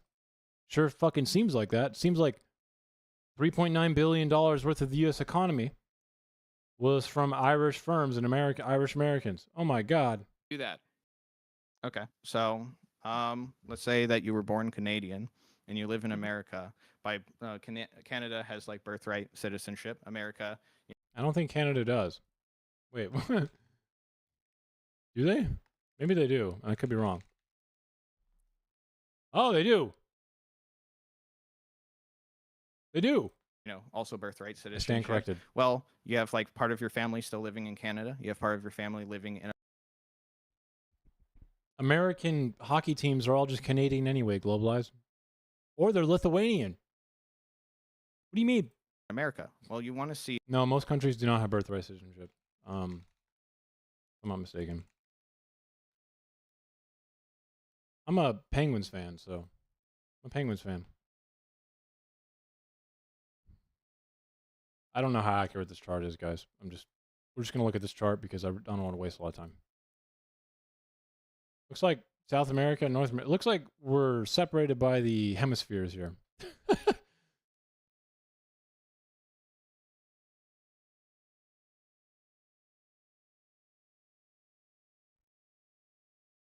the both of best countries. You may, whether you live in Canada or America, you might have like. I said the Penguins.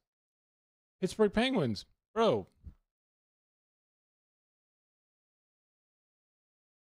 Pittsburgh Penguins, dude. Right here, Pittsburgh Penguins.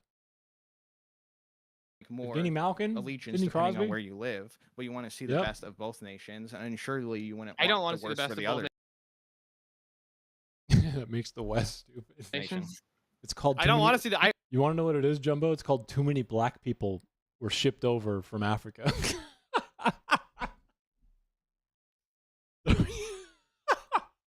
You want to know a crazy stat? Do you know how many black people were shipped to Brazil during the North Atlantic slave trade?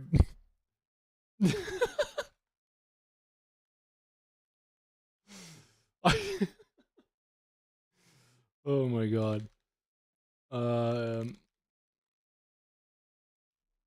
I want you guys to realize that the amount of black people who were shipped to Brazil was like 5 million. Okay. This is why we had to do, okay, because millions of black people from Africa were shipped here, and they were like, well, I mean, they're not really citizens. They don't have parents.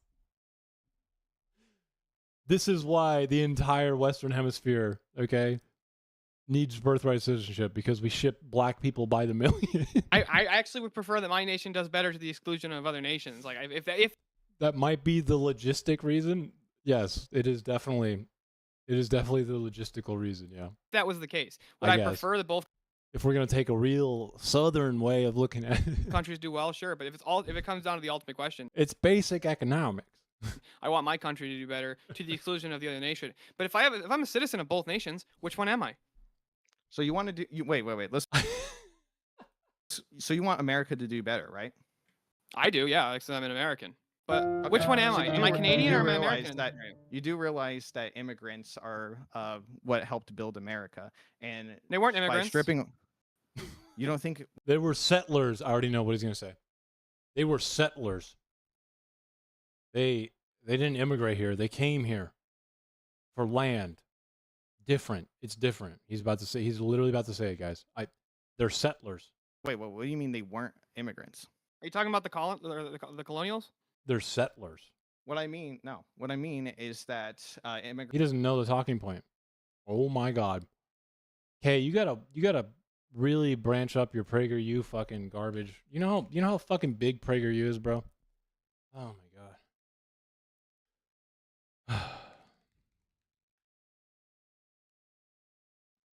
I watch so much trash. Okay.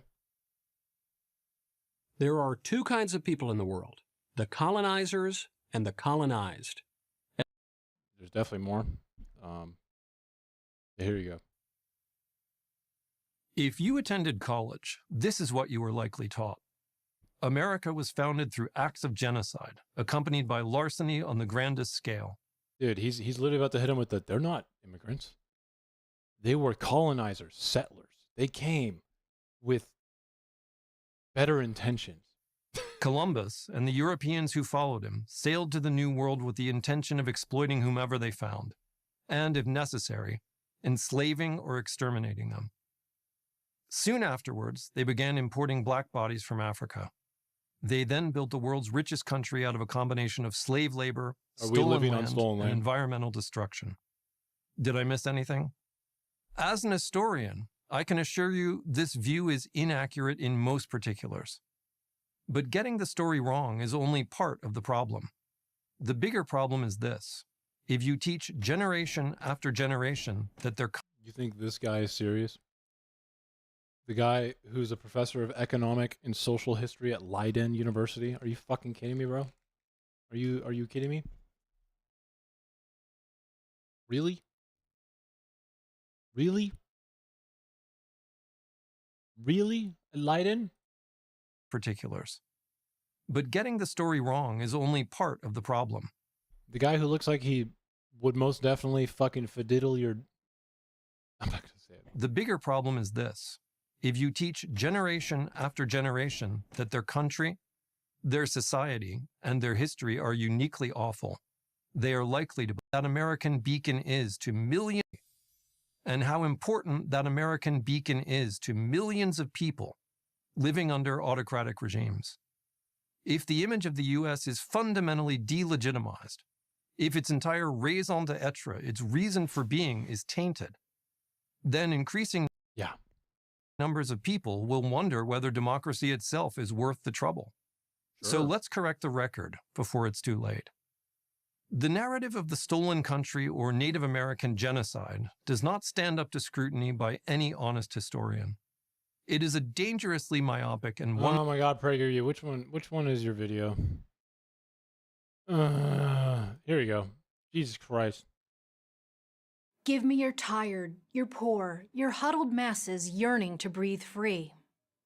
These poetic lines, engraved on this a is what he's bronze about to hit plaque him with. beneath the... I guarantee you guys. He's about to hit him with, no, they're not immigrants. They're settlers. Okay? They're settlers. All right? Oh my God. They have too many videos now. I can't even bring it up quick anymore. What is my agenda? My agenda is to fucking yell at my own reflection and come to the truth as best as I can, which is probably going to fail in a lot of ways, but hopefully succeed in others. I started streaming because I think Trump is dangerous to my country, like an existential way. And I'm an independent who votes based on what I think is the correct thing or what is right. What is dangerous? He's a fucking fascist. Trump is.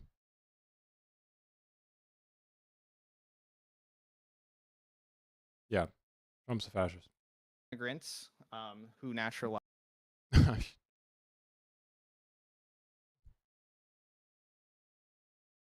Sure. I mean, we can go with that. Represent a higher level of STEM. They.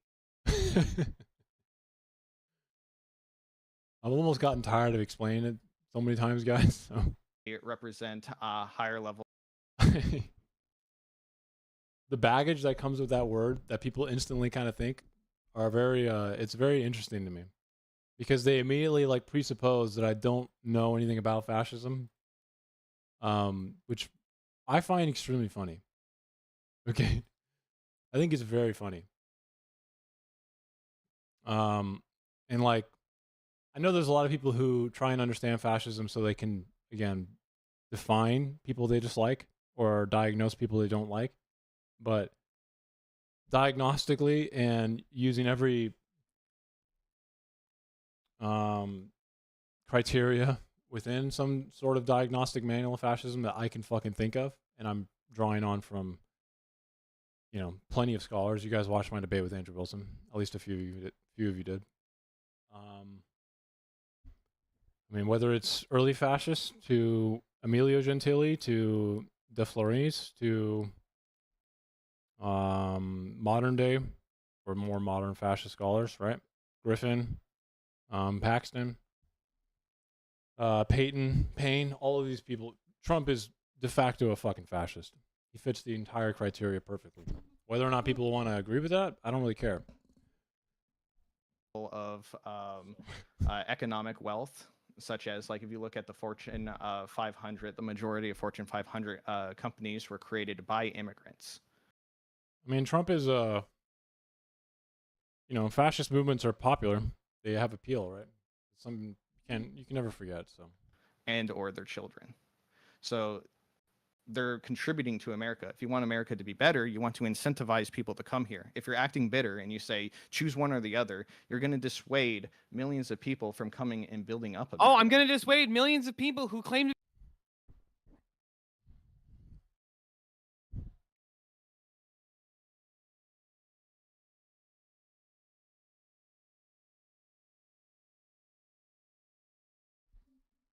Do you know what the name of North Korea's government is? Political party, Jumbo Jack?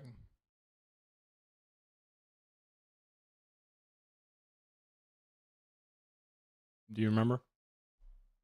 I'll pull it up for you if you'd like.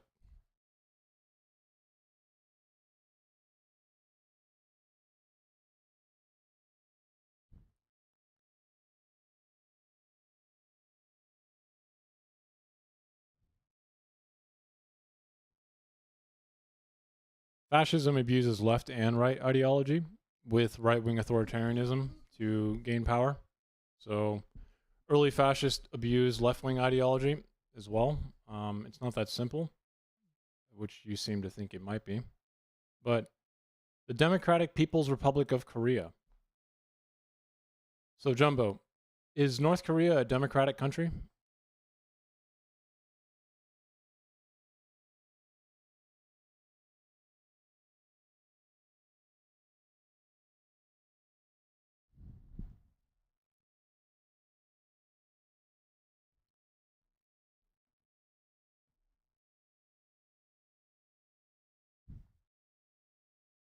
I mean, that's a different topic. You could argue that it's authoritarian, but a million people did die. You're okay with many things being authoritarianism or authoritarian if it means that other people won't die. So I'm not really sure why you're shifting to that. You could just answer the question. I mean, you have plenty of vaccines already. I don't know why people just don't understand how vaccines work, and then they freaked out over one. Moral panic dictated the way in which people reacted to COVID, and then we had serious problems with people not wanting to do what they should have done. I want you to answer my question. North Korea's political party is called the Democratic People's Republic of China, or sorry, Korea. Also, China's funny enough a democratic one too, but is North Korea a democracy?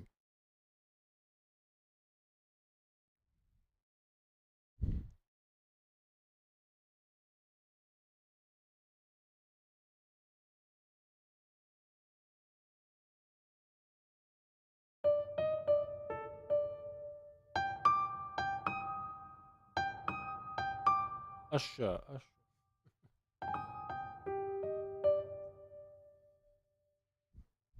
Okay, well, they're not a democracy, yes. So simply having democracy in the name doesn't make it a democracy, correct?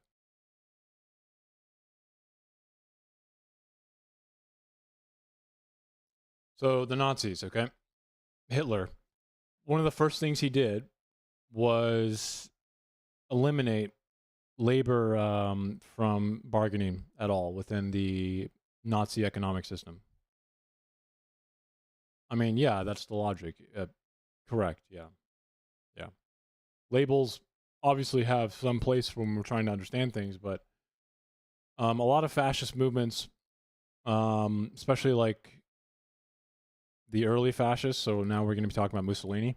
Mussolini was a Marxist, a well-educated socialist, who at the beginning promised a certain type of what he called corporatism, right? That had a tripartite bargaining power between labor, state, and corporations, which he ended up never wanting to happen. So in 1914, his first version of corporatism actually had a lot of labor. It had like labor syndicates or unions is what syndicate means in Italian. So keep that in mind. Now, when he took power in 1922, the type of fascist corporatism he tried to instill was immediately eliminating any bargaining power from the labor arm of the tripartite. And then further down the line in 1932 and 1936, when he finally got the 22 installed, it was completely co-opted by the state. So it wouldn't even qualify as corporatism in any way whatsoever by that point anyway. Because ultimately, for corporatism to make sense, companies must have some authority over themselves, independent of the state, which was no longer there. Corporatism is not a necessary component of fascism. Corporatist steering in its ideology is fundamentally a big part of fascism, though. It's not necessary for it, though. Were the Nazis fascist?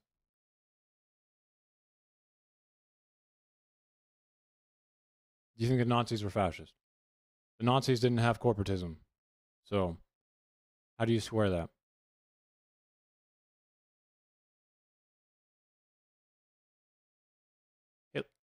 No, they did not. You're just wrong. I don't know why you're so confident and arrogant right now. They literally executed like the Austrian prime minister or the Austrian, I am forgetting his title. But... Okay, so corporatism is when you give a government function to a private entity. And then fascist corporatism is when you have a state authorized syndicate for bargaining between the chancellor. Okay, yeah. I couldn't remember exactly his title, but he was executed because he criticized Hitler for not doing corporatism. Like, literally. Hitler did not want to do anything that Mussolini did, okay? I know I just interrupted myself in explaining to you what fascist corporatism is, but it's not relevant. Hitler literally just went, nope, we're not going to do any fucking labor bargaining at all, and all companies are going to be beholden to the state. How the fuck is that corporatism? Literally not a single scholar I can think of or any historian will ever say that the Nazis did corporatism. So where the fuck are you getting this from?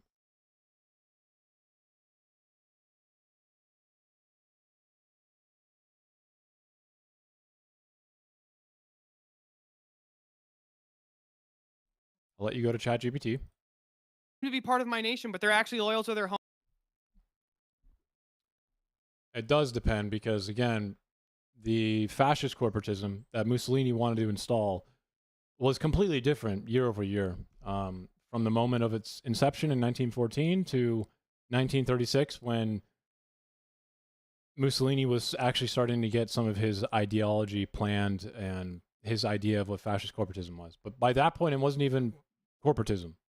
If there's no tripartite bargaining between labor and companies essentially don't have any bargaining power that's independent of the state, as in like their own, and we'll call it endogenous, okay, bargaining power, then it's meaningless. There was a distinct fascist ideology at that point.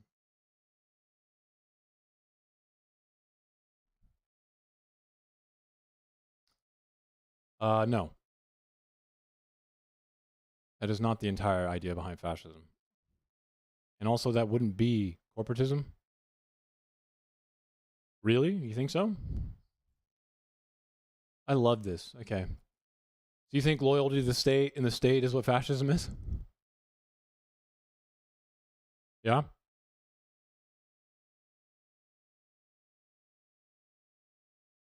All within the state, nothing outside of the state. Mussolini quote, insert here. Yeah?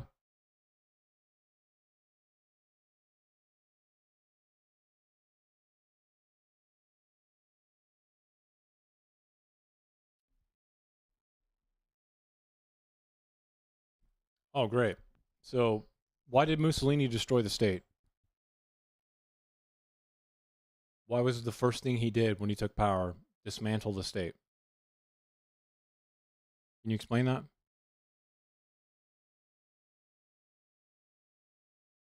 It is. It changes heavily. Obviously, the state plays an important role after the nation is sacralized into what the new state should be. But I find it so funny when people are like, loyalty to the state.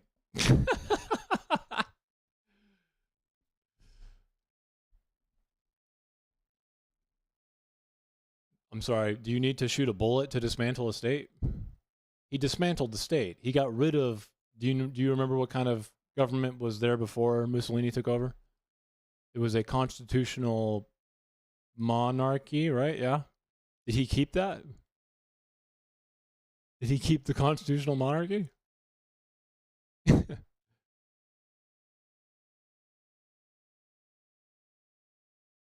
I think I could ask you the same thing. Did he keep the constitutional monarchy? He dismantled one and then sacralized a new one. No, constitutional monarchy is a parliament. It is a democratic way of government. You think Mussolini kept a democratic way of government? Are you fucking kidding me? What are we talking about? What are we talking about? The word monarchy and constitutional monarchy doesn't mean there's a monarch. Yeah, he dismantled the state and then sacralized the nation. Okay, well, we're talking about Italy, so I don't know why you would think of different countries or different constitutional monarchies than the one of question, but that's a you problem, not a me problem.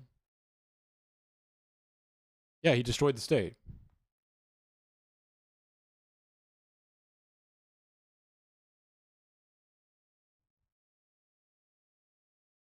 I mean, if you read Mussolini's writings, all he talks about is how he loves the state, but he did destroy the state. The only one playing word games is you because you just won't agree the fact that he literally destroyed the state and put a new one in place. He like dismantled the state. If he had loyalty to the state, he wouldn't have done that, right? He would have been like, oh, I love the state.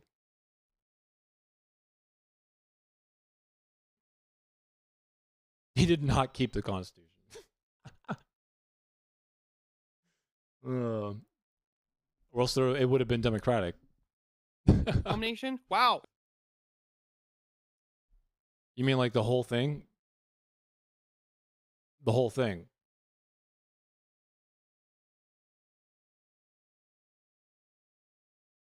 One institution. You mean like the very fabric of what a democracy is? Okay, got it. It's not like I didn't want to do that to begin with. It is reforming.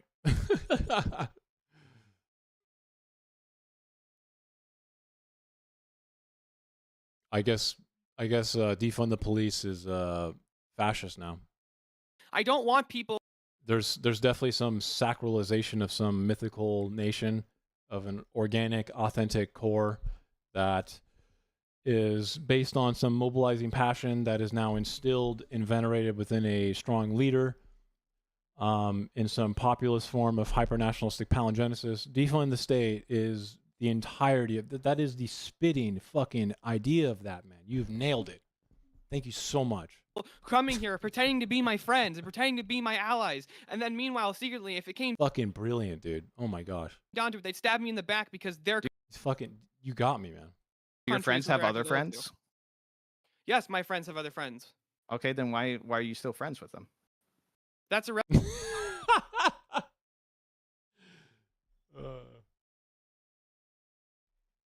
Do you think the police are the state?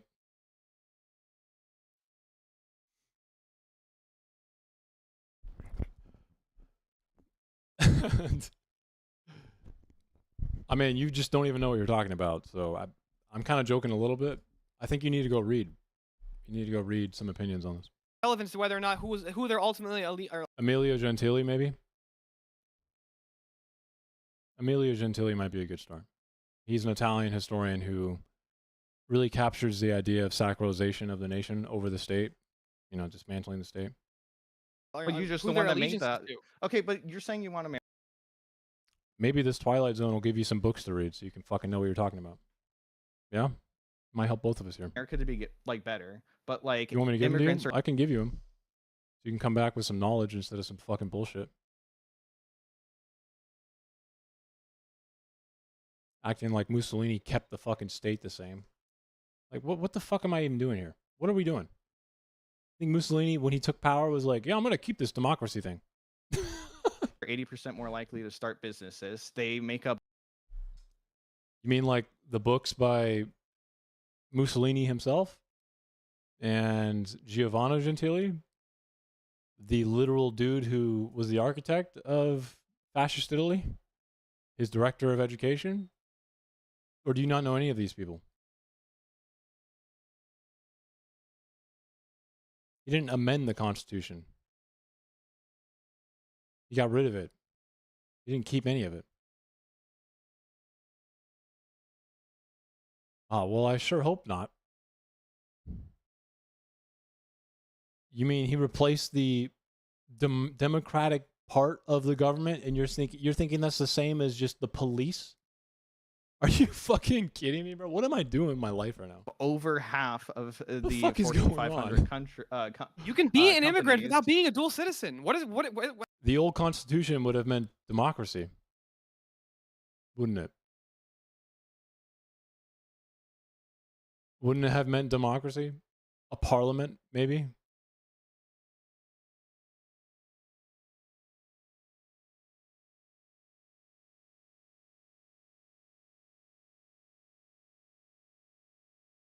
Who? Who are you talking about? Trump?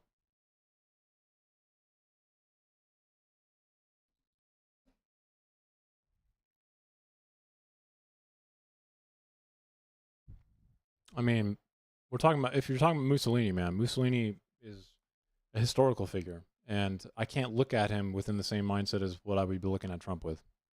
There's 3 stages to fascism, in my opinion.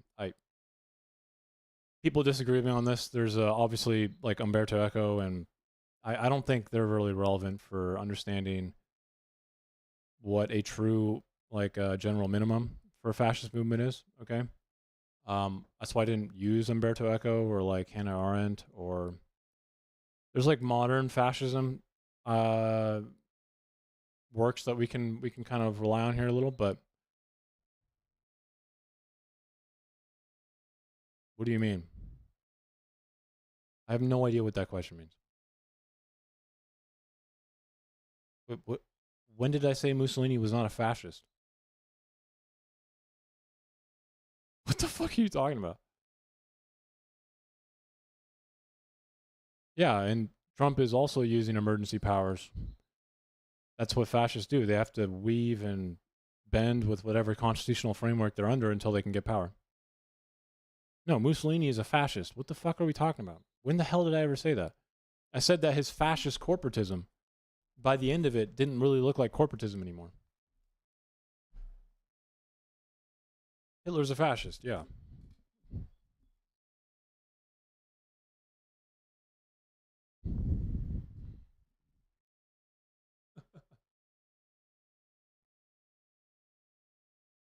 I mean, I don't know when, I don't really know when we disagreed there. You said that corporatism was necessary for fascism, and literally no one agrees with you, besides some stupid pseudo-conservative corner of the internet. So if you want, you can probably give me some source for this, other than like an Andrew Wilson video. That'd be great. I would love to see it. How is this relevant? What is What part of relevant being is how does okay, you wanna know? You made him upset, Kay. Jesus Christ. I'm over this debate. Where's vigilantes? Because of dark money interest and voter focus and people.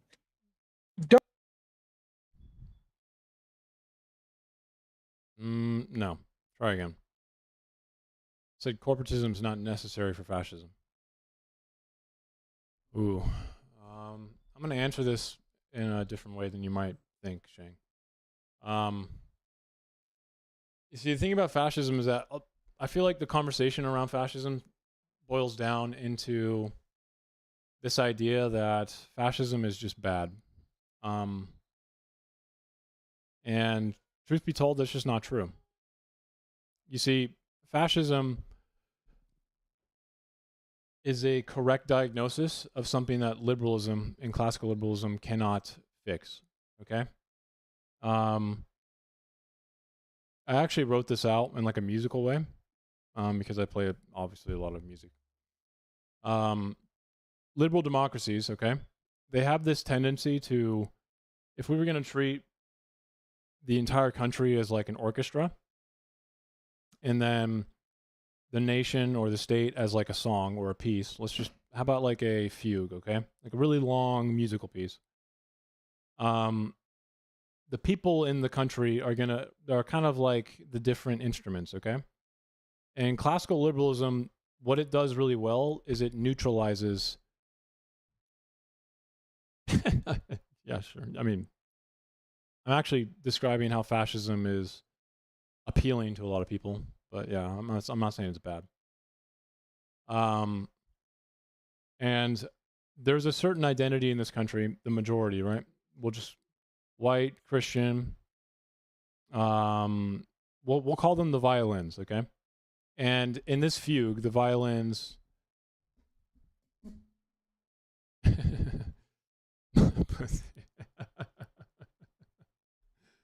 man. No, fascism is a real. It was popular and appealing for a reason, Jumbo. I feel like if all you do is sit there and say fascism bad, you're missing the point, right? You're missing why people felt it was an answer to liberalism.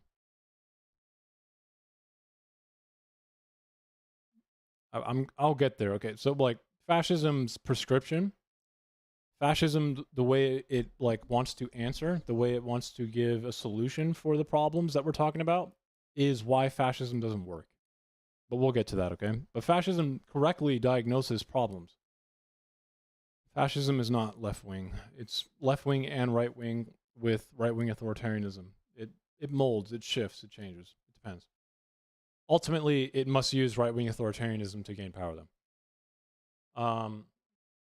So we can think of like a certain group of people, an identity in the country, okay? For the United States, let's just say like a Christian nationalist, okay?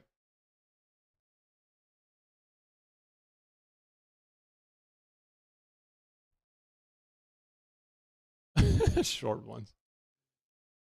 I'm 6'4", bro. Fuck you, Reclusi. Right, bro? I'm pretty tall. It's all right.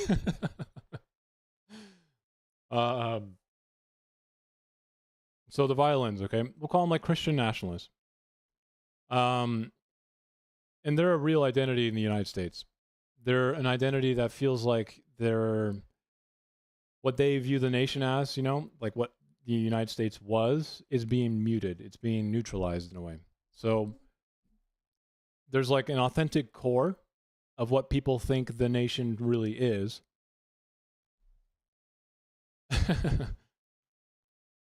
Fuck you. And I keep getting distracted. Fuck you guys.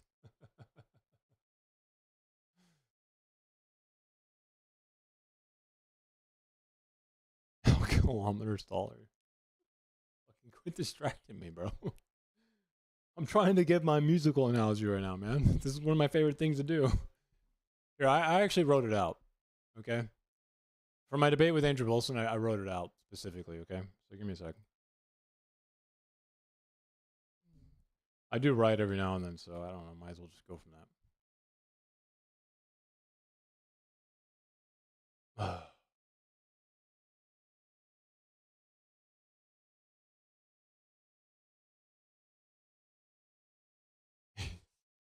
00193.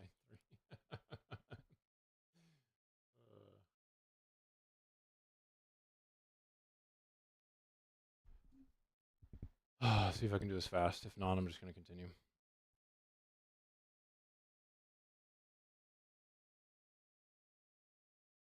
God damn it, bro.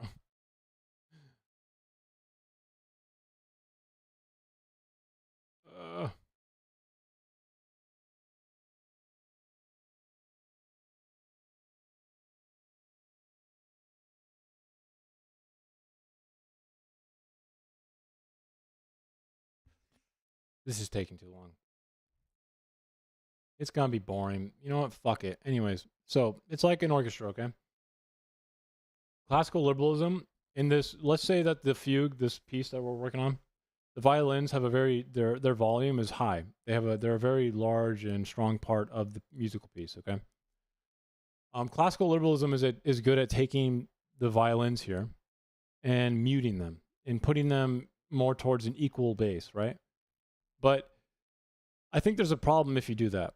And this is where I try to understand someone who is angry at what classical liberalism provides and why it can't address this problem. Classical liberalism doesn't have the ability to look at the violins here and understand that they're a centerpiece in this piece, okay? They're meant to be played loud. They're meant to be one of the strongest elements. That's what gives the emotion, right?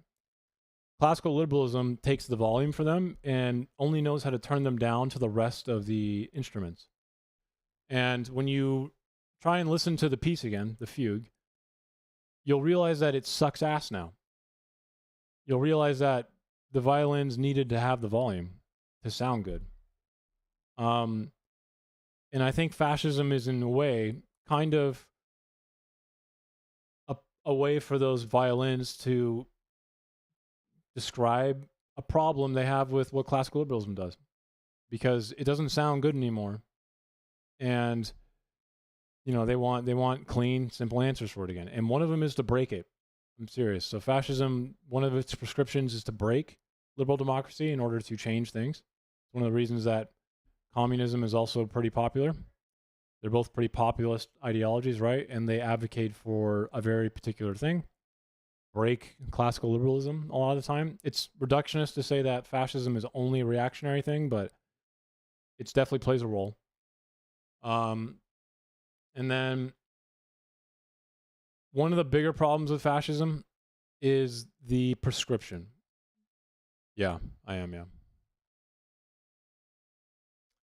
Is that fascism, because of the way people think of themselves. So like a Christian nationalist, for instance, has this view, this mythical idea of what the nation should be. And then they think of themselves as an organism, right? So they think of what the authentic nation should be. And that includes what they believe it should be, right? So this group or identity thinks of themselves like an organism. And they take this authentic mythical core and they become mobilized. And they imbue it within a strong leader. They venerate it within a leader in order to achieve the destiny of getting this nation back. So this is the Fascist Minimum by Griffin. It's something I think is pretty important. It's widely known to be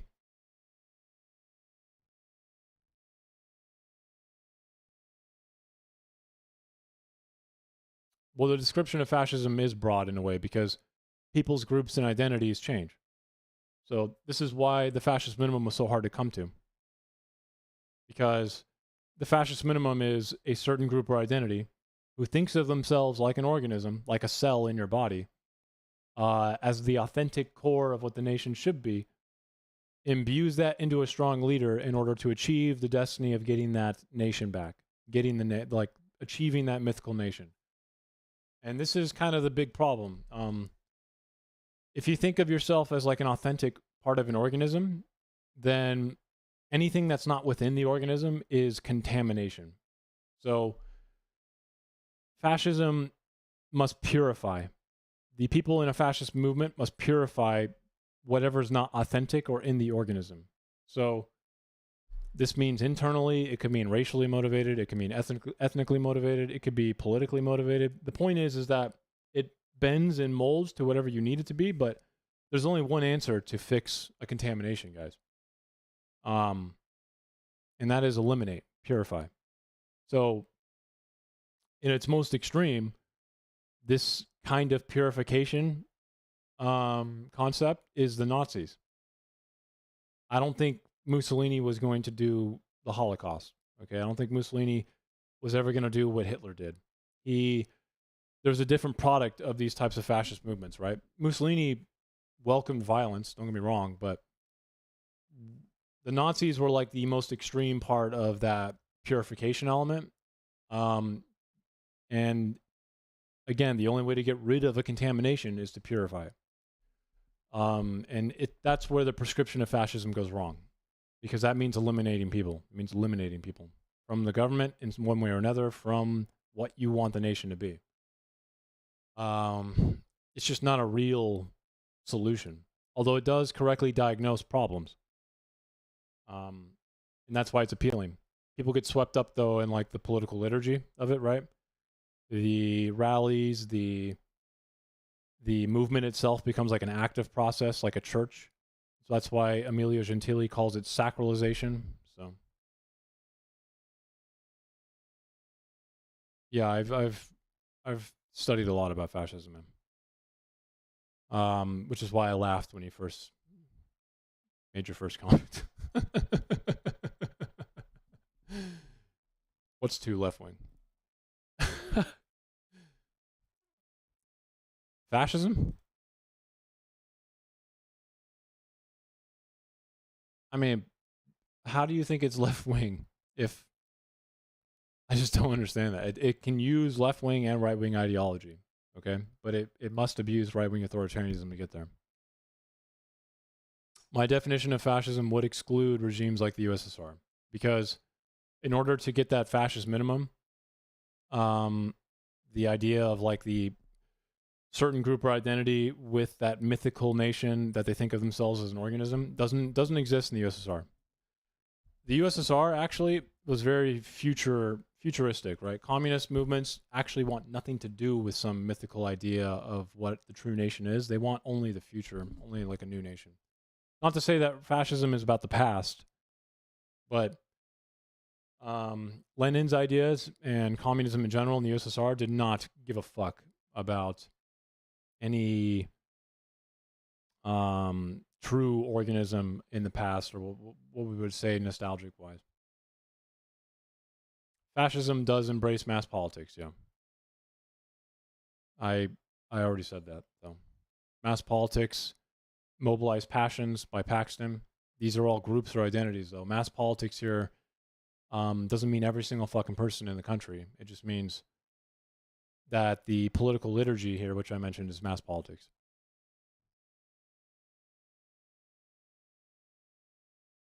Yeah, it's not the same.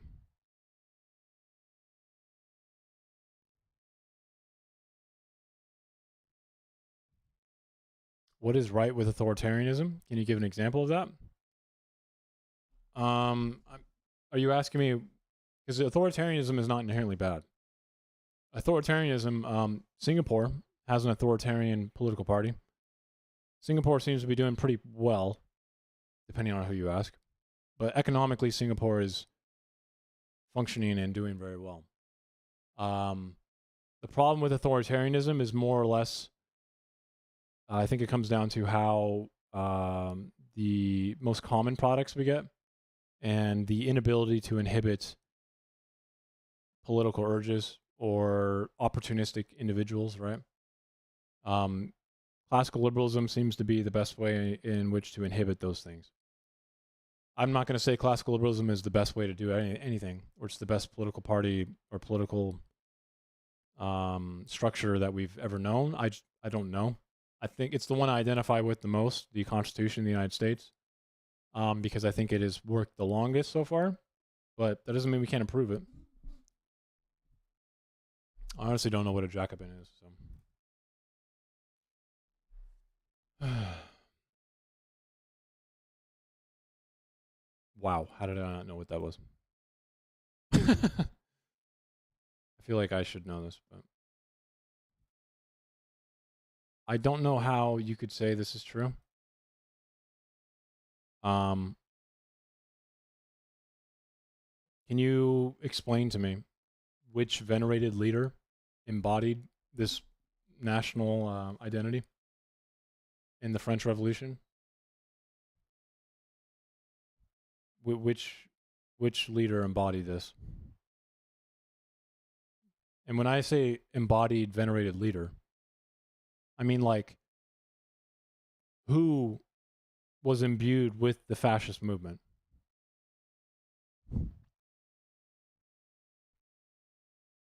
Right-wing authoritarianism has a specific psychological and sociological definition, Jumbo. It's called RWA. So fascism requires that mythical group or identity that becomes mobilized, right? Mobilized passion that thinks of himself as an organism. They imbue this in a leader in order to achieve that destiny. Where does that exist in the French Revolution?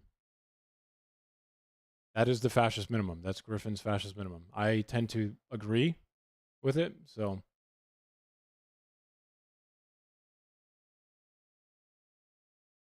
most scholars nowadays think of it as somewhat important. Some of them disagree with it being so central, but most do not anymore.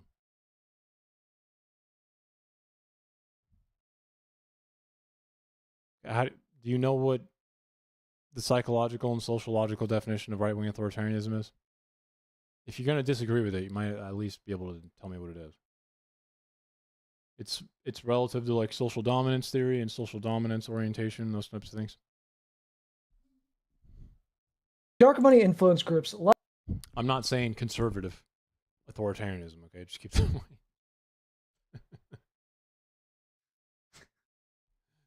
It's not a personal attack against you, okay? Like APAC, are a net negative on American politics. They allow the ultra-wealthy individuals and foreign influence to outspend the beliefs of the American people. It makes No, you can't call Stalin's USSR fascist.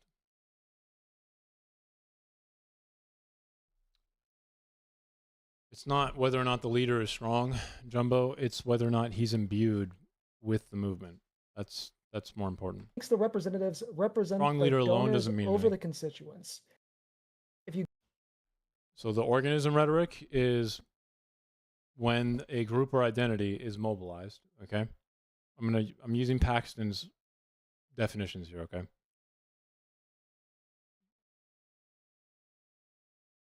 Not an ideal. It doesn't even have to actually have existed. So the mythical part doesn't actually have to have happened. Christian nationalists think that this country was founded on something completely ahistorical. But they view the country and the real nation as that.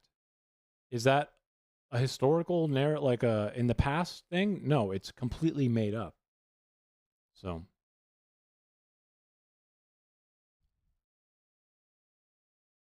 the organism rhetoric, again, is that group or identity that becomes mobilized.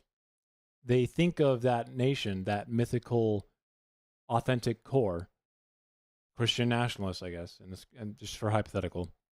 Not all Christian nationalists fall under this umbrella. They have to be mobilized. When they become mobilized, they think of the authentic core as a certain group, as like an organism, as like the true people of the nation. That's what an organism means.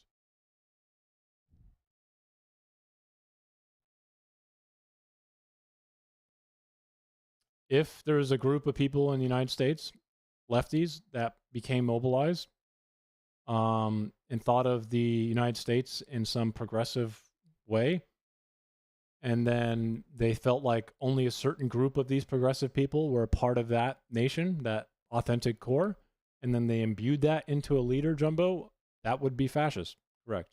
At least it would qualify for the fascist minimum. I think there's more than just the fascist minimum. I think the fascist minimum is just the central way to at least diagnose the early movements, the myths, things like that. But yeah, that would be a fascist movement if it qualified for the things I mentioned in addition to what you said.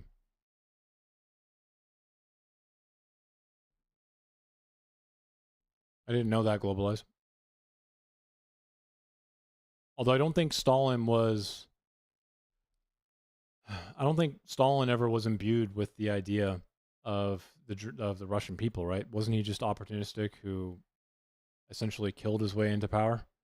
I think Lenin would qualify more, right? Lenin may be able to qualify if that idea you just mentioned was there.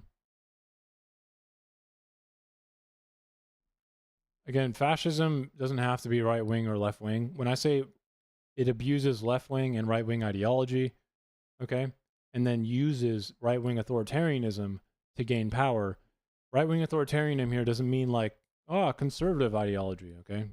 That's something you need to understand.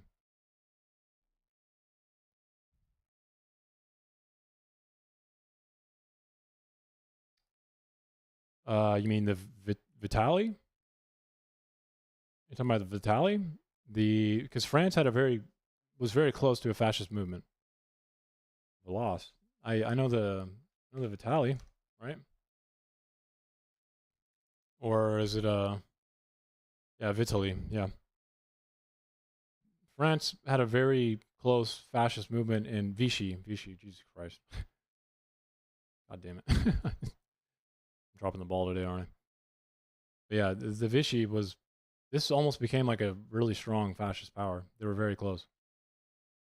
It was only in 1936, I think, when they lost the election, but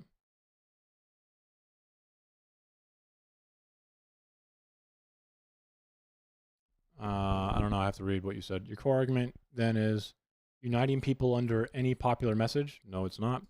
Whether real or not, as long as it's popular as fascist. Nope, that's not what I said. Vichy France was fascist.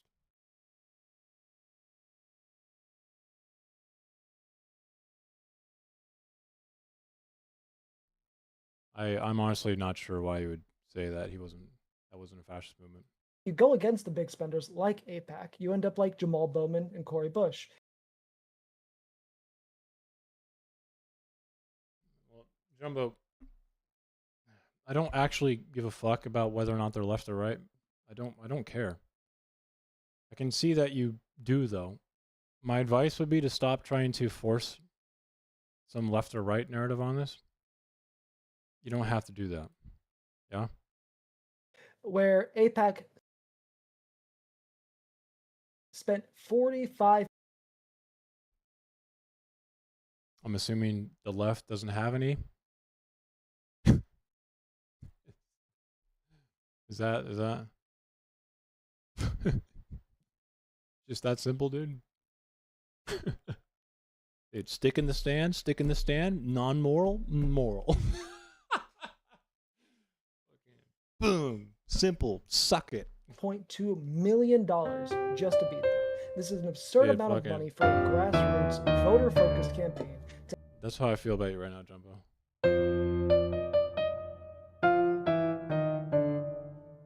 To have to compete with.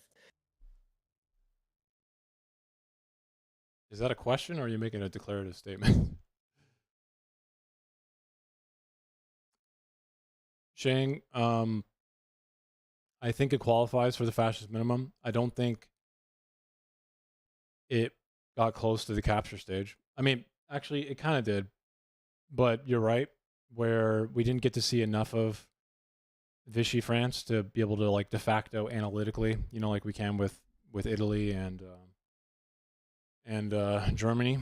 It's much easier to like in hindsight, diagnostically and analytically like apply a fascist idea to them, right?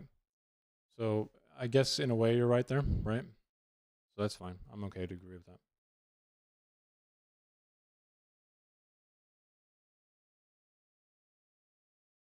I don't really know what you're talking about, man. You want to know the truth, Jumbo? Is there will never be another Nazi. So someone who calls you a Nazi doesn't understand anything about fascism. The truth is that MAGA, or at least, which is definitely a fascist movement, diagnostically, again, I can argue it well, okay?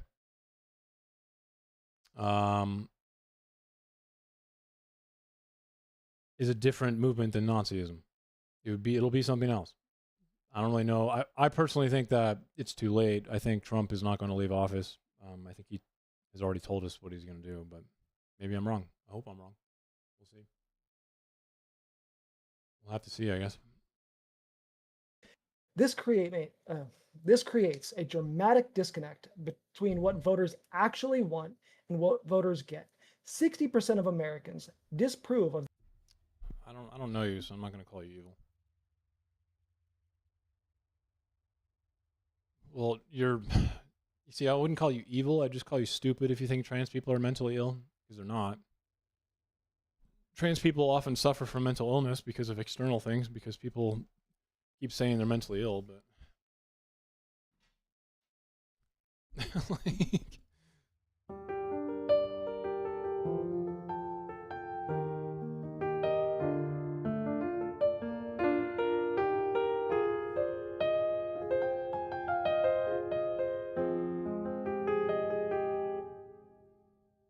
very small percentage of trans people actually want to do that. So what do you say to that?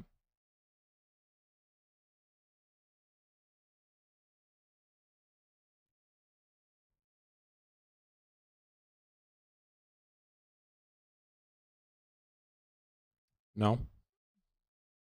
I'm just curious to see what you would say. It seems like you don't want to answer it. Yeah, go for it.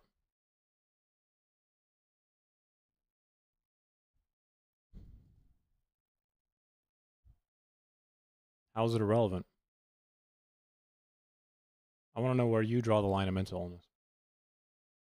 You said trans people in general. You said there's only two genders, or that trans are mentally ill. I said, okay, they're not. You said they're mentally ill if they want to chop up their body. Not all trans people want to chop up their body. So are all trans people mentally ill, or just the ones that want to chop up their body?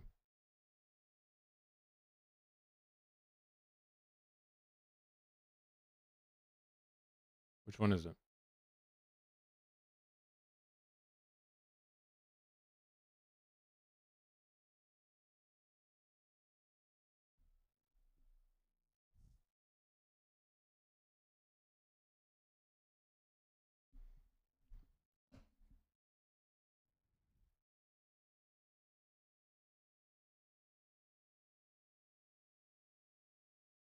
I'm not interested in some grandiose idea of what you think trans people do.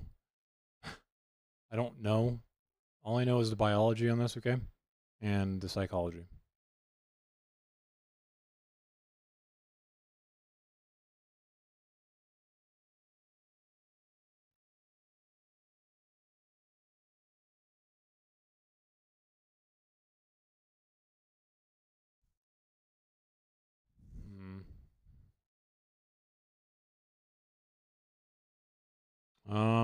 Energy, I don't really have a good answer here. I think there's a bunch of, depending on where you live, there's a lot of resources you can probably go to try and prepare yourself for trying to move out. If you're going to school, go to your school, like community college or anything. Go to the school counselor's office and see if they can help you with finding cheap living. It's something I did. It worked out for me when I was homeless. But yeah, schools are a pretty good place to go to for this. Not for the therapy stuff, because they tried to give me therapy sessions when I was homeless, right? And to me, it felt like the woman was just overworked. But there's a lot of other resources there, okay? So, as far as the mother part, I honestly have no idea. That one would be difficult.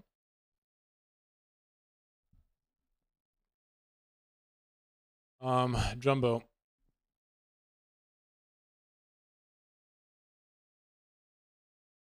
Let's hypothetically say that there's like a 4-year-old boy, okay, who puts on a dress. Is the 4-year-old boy gonna know that it's supposed to feel bad, or that boys are not supposed to wear dresses inherently, exogenously or endogenously?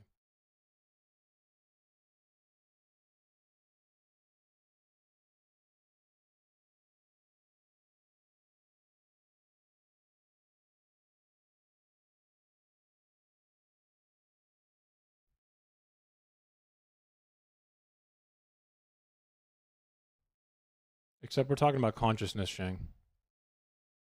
Mind does weird things, so doesn't matter.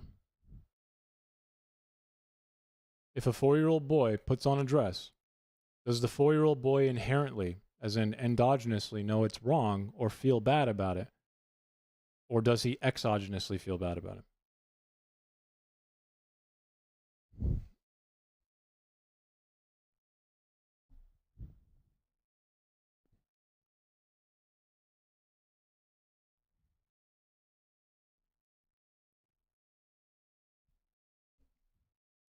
Just answer the question.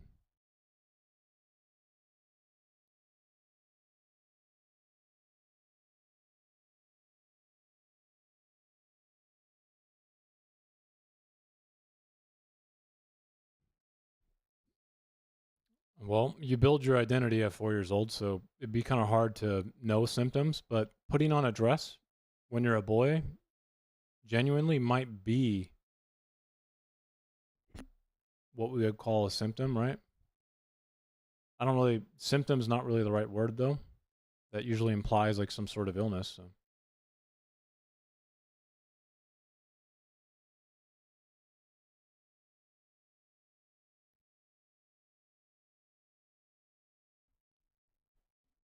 I don't even know why you're being weird, dude. Quit being weird. I just want you to answer the question. There's a 4-year-old boy, let's just say hypothetically they're genuinely trans, okay? Who puts on a dress. Do they endogenously know that it's wrong, or do they exogenously know it's wrong? There's no such thing as what?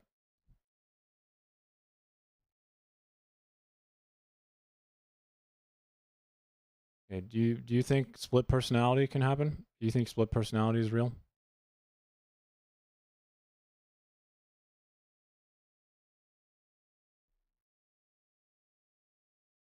It's called something else now, but for the sake of this, it's not a mental illness because of what you think. Okay, so why are you okay with someone having multiple different fucking minds inside of their own head? But you're not okay with someone just being trans, genuinely. What's happening there?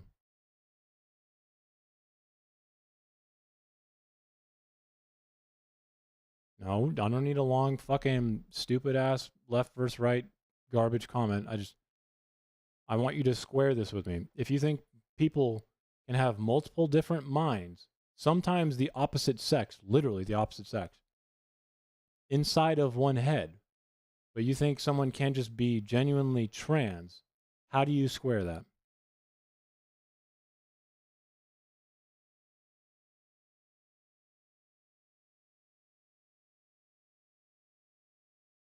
What do you mean, no, no, no? You can't backtrack now. I didn't misunderstand anything. I think you misunderstood the fact that you're now trapped. Bro, you can just back out now. You just said, yeah, I think people can have multiple fucking literal minds inside of one head. And some of them can be of the opposite sex.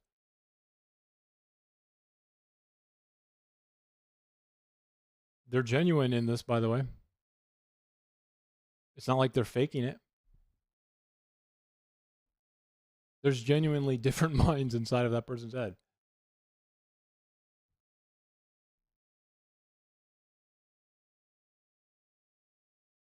You didn't even address what I said. I just asked you, and you said, yeah, I think it can happen. Split personality disorder, where someone has multiple different minds inside of their own head, independent minds. And sometimes they're literally the opposite sex, ingenuine. Okay, they're genuine. How come you can't just think that it's possible for someone to have, that one single opposite sex mind in their one mind? What is happening there? How do you square this?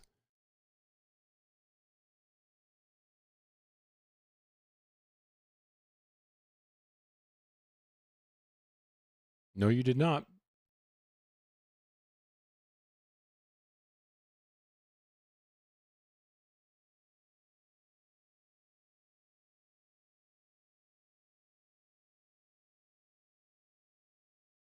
Yeah, no, you didn't address what I said. We're talking about just the actual validity of the statement. So split personality disorder, multiple minds, 5 minds or something inside one head. One of them can even be the opposite sex. You said that can exist, right? Yes? Yes? Okay. So how can you say that 5 genuine minds, one being the opposite sex, can exist in one person, except somehow that one mind can't just exist in that one person? There's no logical way to say that you can accept one without the other.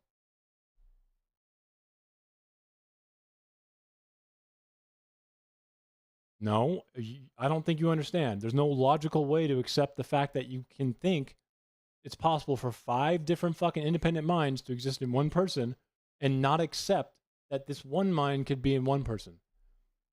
You didn't actually understand what I'm saying. How do you logically accept the 5, one of them being completely different, sex and everything, and not accept that one could exist in one person? A brain scan is not going to tell you anything. Consciousness doesn't work that way. If you think it does, then please tell me when you're going to get your Nobel Prize. I'll be right there at the table, man. Plus, you're not addressing what I'm saying. I'm talking about the logic here. I'm talking about the logic. The very fact that you've accepted the 5 means that you must accept the 1, or you're just being stupid. So which one is it? Which one is it? Okay, so now that we've accepted that a single trans person can genuinely have the opposite sex in their head, correct? Because in order to accept the 5, you must accept that. Okay, so now what you said earlier is wrong. I just want to make that clear. When you said genuinely trans, that's not real. Now, you're probably going to say mental illness now, okay? Now, let me tell you why that's not true. Do you know why we categorize split personality disorder as a mental illness?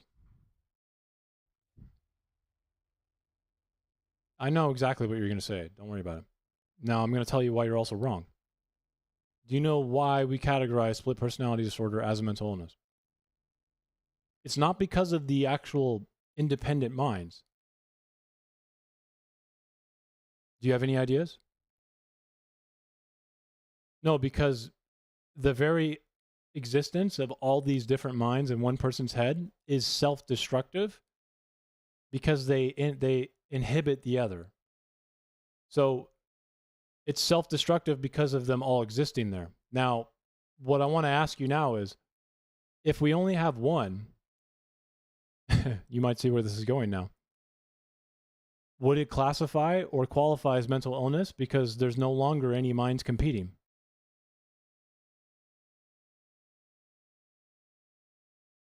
We classify and qualify mental illness for split personality disorder because of the destructive nature of multiple minds. When there's only one, it's not a mental illness anymore. Fuck.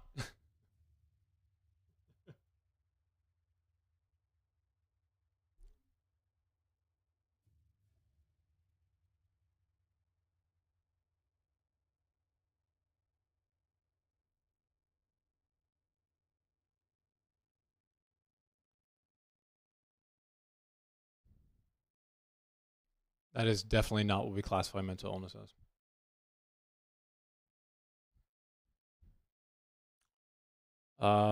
No, that's definitely not normal. So you're just kind of spitting some really pseudo-conservative garbage talking points to me. Jumbo, from our conversation so far, I thought it would be a little better. Can we do better? Can we do better? Please. I don't want to hear some Abigail Shrier shit, dude. I know exactly where you're getting this information from. I don't want to hear it, dude.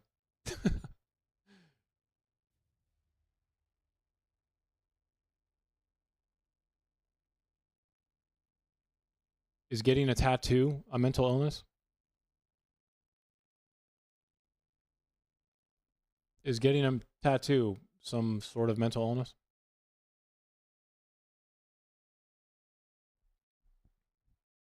Is playing or like participating in MMA, is that a mental illness?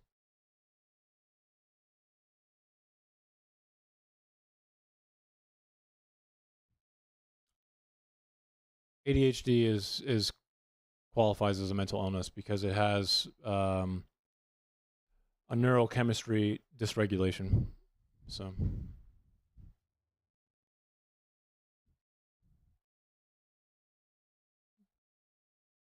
I mean, by your logic, Jumbo, yeah, they would be the same thing. if you just think being destructive is what qualifies. Being destructive to your body, though, is not the same as a mental illness.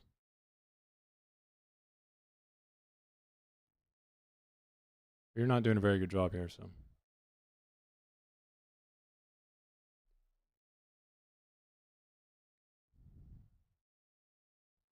Correct. ADHD is not self-destructive. I mean, in and of itself. But there is a physiochemistry and a material dysregulation that we look at for.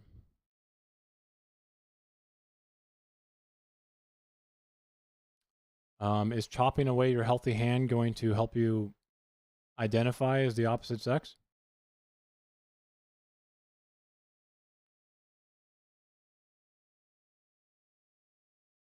To a TT live? What is that?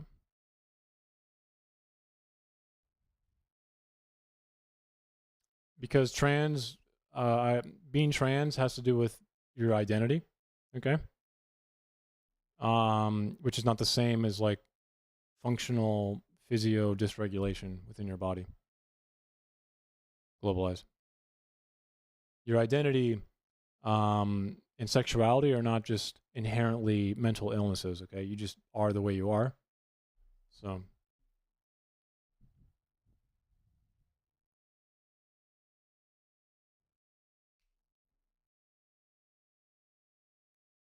that was not my logic. Identity has a lot to do with your question. Yes, it does. Because transgender is an identity question. So the reason I brought up multiple split personalities is because you have to accept the fact that the brain can do things we don't understand. And identity is not the same thing as chopping off your hands, your balls. Stupid. And then to further that, you want to call it a mental illness, but you didn't really know what mental illness is or how we classify split personality disorder. So, I mean, I do because I've read it extensively, but it's a you problem, bro. You should probably try reading it instead of listening to like Abigail Shrier and shit. I already answered it. Is chopping off your hand going to help you align with the opposite sex? Yes or no? Or whatever your, what is the terminology? I always fuck this up. It is the question. We're talking about identity here. Talking about transgender. What do you mean? What do you mean? Gender dysphoria is a mental illness.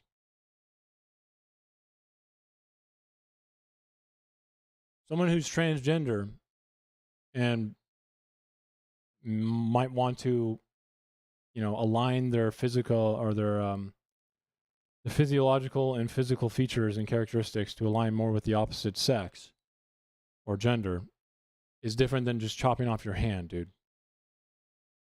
I mean, unless you're actually that fucking stupid, Come on.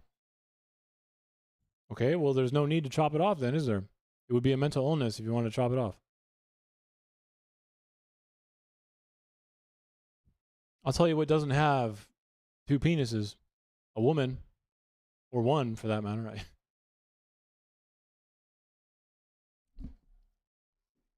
Remember, gender dysphoria is not about someone inherently thinking being trans is wrong. Gender dysphoria is the external pressure that people put on trans people to, it creates an incongruence with what they experience in life between what they feel and their identity. Gender dysphoria is not an inherent thing. It is an externalized pressure that comes from people like Jumbo Jack, who look at trans people and go, there's something wrong with you. And then the trans person who honestly had no idea what to feel bad about starts going, maybe there is something wrong with me. That's what gender dysphoria is. That's literally what it is. Globalize. In order to look female enough, what would you have to do? You'd have to compare this with something, right? What would you have to compare this with?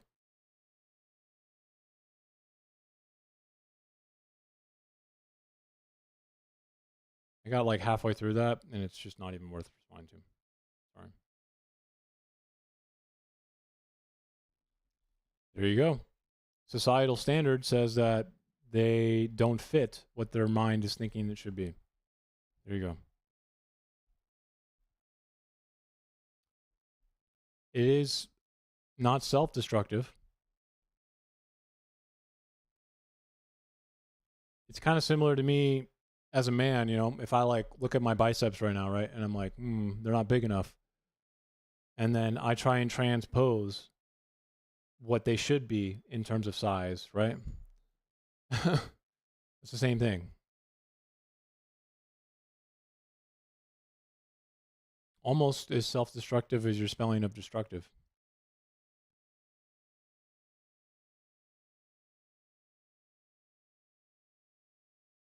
I mean, look, Jumbo, I'm pretty straight, dude. I have no idea. I don't even have a single trans friend. All I do know is that I did the necessary work and put time and energy into understanding the biology and the psychology so I could talk about this topic.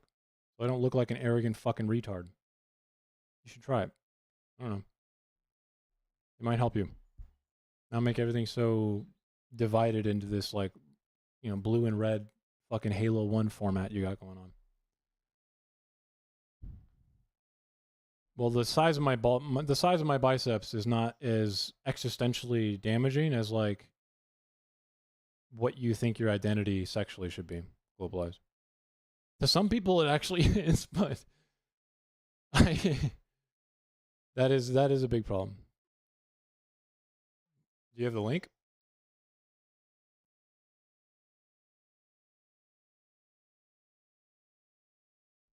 Well, I mean, I don't really understand your point here.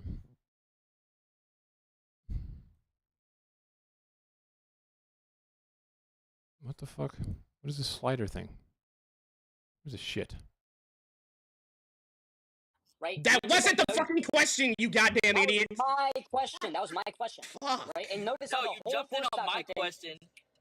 No, I and then asked you the tried to question. take over my question. He asked the force doctrine argument. The force doctrine argument is a stupid argument that's propagated by Andrew Wilson on the internet. It's dumb. It never follows. Nobody will actually right. commit to anything of it. As the host just showed, when he was asked, should they do it? He said, no, they shouldn't. So What? the fuck is even the point of bringing Do it it right. Is even the point of bringing Do it right now. We do it right now. What do you mean do it right now? Force doctrine is alive and well within the country right now, dude. And by force doctrine, If force doctrine were alive and well, we'd have a lot more people doing what they wanted. I'll tell you that. It's definitely not. But just have a disproportionate or a monopoly on force on women. That's it. Correct. Yeah. So what? What follows from that? Well, that's a completely different question. Do you agree that force doctrine is applied in the country right now? no. Might makes right. Are you fucking kidding me? Unless he's doing the weird Andrew Wilson version of it, which is like only about women, I guess. Good. We both understand That's the not a sky's blue. conversation. If force doctrine was in play, Jumbo, a lot of us wouldn't be alive. And I hope you can run fast. I can run pretty fast. And pick up big boulders too. I even brought this damn thing. Well, no, he's used the force doctrine argument. That's what I'm maybe you're agreeing with me then. We don't live in force doctrine. In a statement, right? The sky being blue, that's just simply a descriptive statement. Now, if you try to get some sort of normativity from that, then Maybe in like, yeah, it'd be like WoW classic PvP server where you're like, I'm gonna go farm that one spot, and then some rogue that's like level 60 is just like bam, bam. that would also break down. That's my whole. All right, so I'll never hear you use the force doctrine again. That doesn't fucking mean You're I'm like, not. I this don't is fucking know fucking you, dumb, dude. bro. I don't have to do whatever the fuck you tell me to do.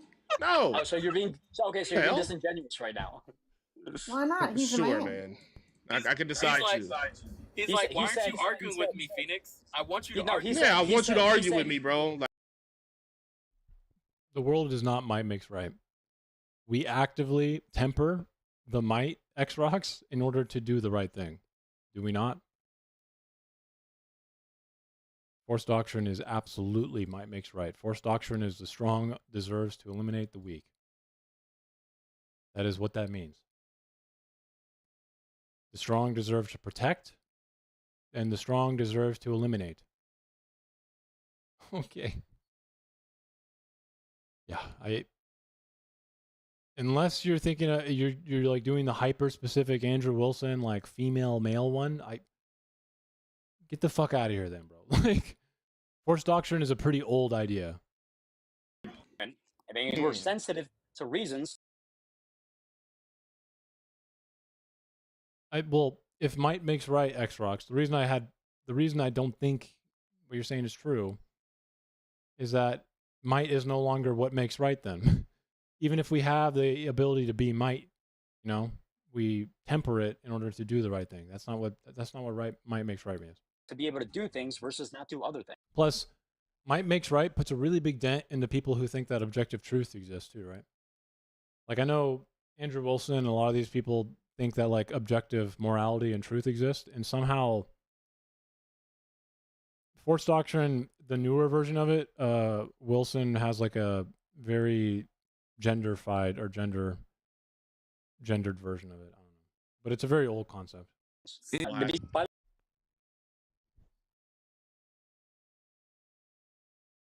Oh my god.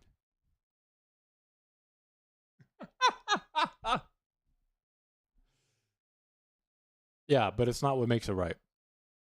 Correct? That's not what makes it right. If might was all that made it right, correct? Then might would be what we did. Way anybody can look up what in your side of the human race. This is the man that you guys want to get.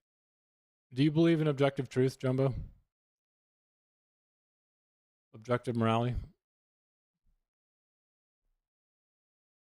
Oh my god, bro. You like you're like, I don't understand what it is, and then you just literally repeat what I said, but with like some chat GPT synonym language. Like you just opened a thesaurus and you're like, I'm gonna get him. Force is the primal power on which Force is the primal power which all other powers are built upon. You better be careful with that. I hope you aren't religious.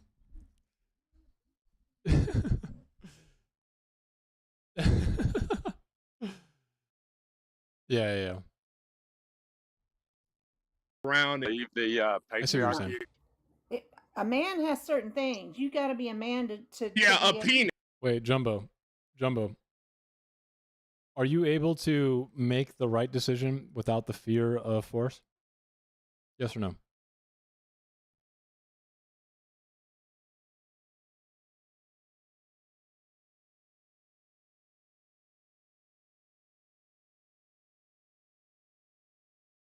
Is everything backed up by force then?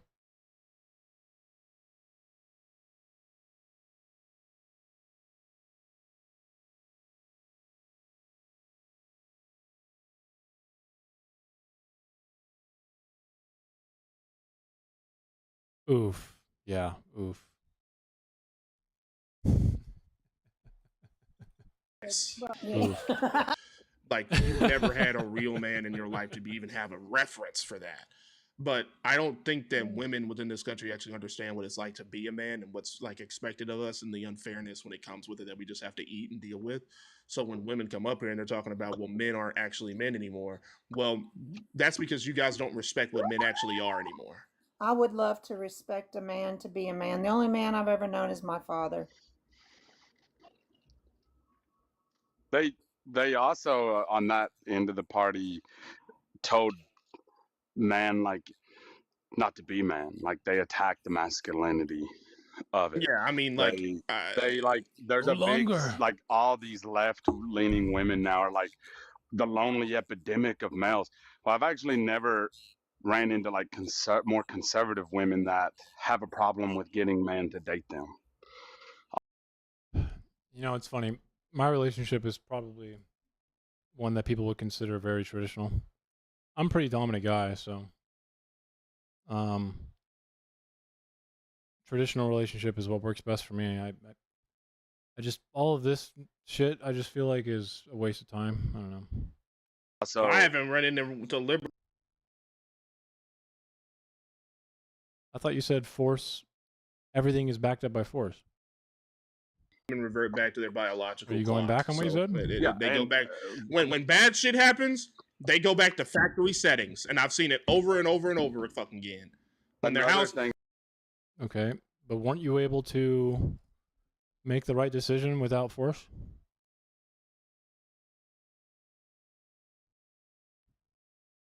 What if you believe in objective truth and that the Ten Commandments are true and that stealing is wrong, and you decide to make the right decision because God's law is law?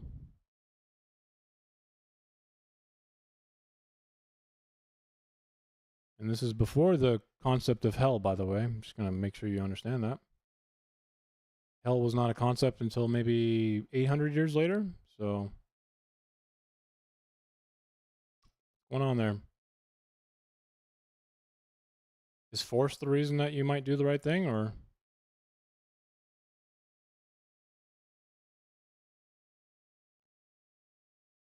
About how middle class is lazy and ignorant? I feel like that's a broad statement, Channel. when talking, they don't want you to, ma'am. Go ahead. I'm sorry. One more thing. What I want to know what a man is to you. That's what I want to know.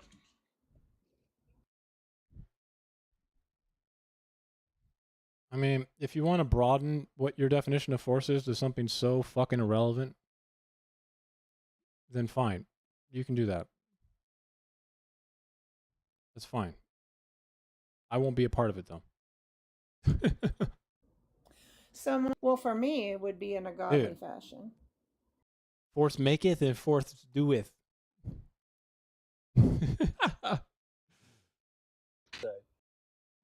I honestly don't even know what force iseth anymore. Okay. Them to do that, you would have to understand what that fashion is, correct?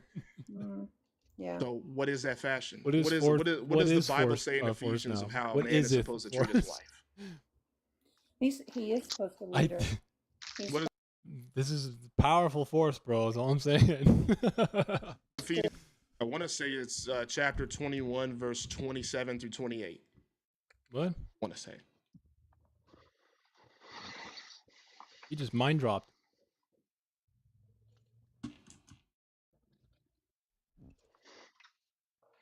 Hello? Someone talk? Silence? Isn't there like 10 people in this room? Oh no. Chapter 5, verse 21 through 27. That's what I meant to say. Fuck. Wanted to write, I like turtles. Aw. Because women say this stuff, but they don't really know what it means. This is called the No Excuses podcast, bro. A woman is to respect her husband. What's the other side of that? A man is to love his wife. How great his wife as God loved the church. What did God do for the church? It says Jesus did as Jesus loved the church. What did Jesus do for the church? He died for the church. A woman is to he died for you, not the church. As God or the church wasn't even a thing yet. What the hell is he talking about? I'm not making an excuse for any direction. I completely agree with you. But going back to This guy just said Jesus died for the church, the one that didn't exist yet. I'm losing my mind. Please do. Please do. All right. I'm trying to get through the visual U.S. aid. government continuing to send aid to Israel. But because of dark money interests, primarily AIPAC, who continue to push the politicians whose seats they bought to continue to fund Israel against the will of the people. Hell, AIPAC has so much influence that they are actively pushing anti-BDS legislation and have gotten it passed in 38 states. It's over half the country.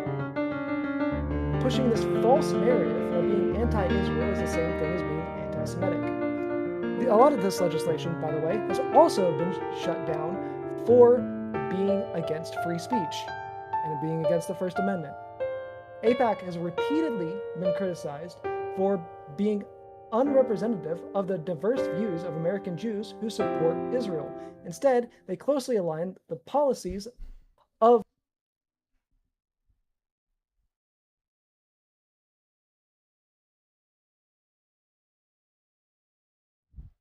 Okay.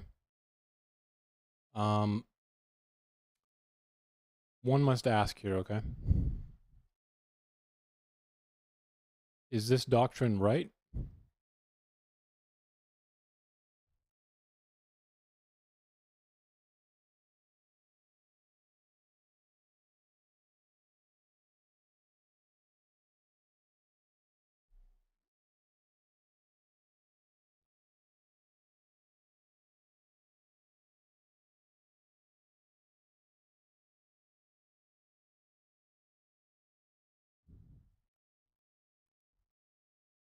Just simple yes or no.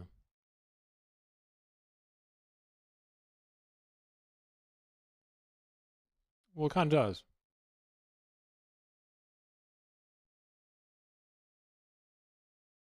Because there's someone else who thought like this. You know that, right?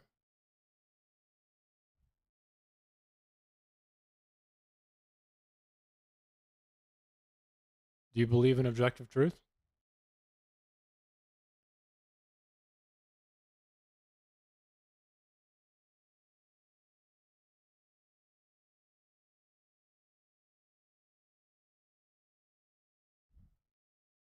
Do you believe in objective truth? I didn't mention morality.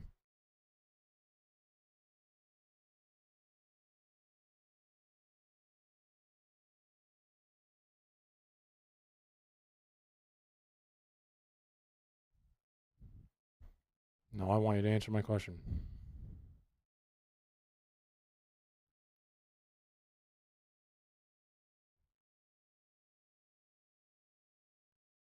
Well, you could appeal to some other objective truth if you believe in those things.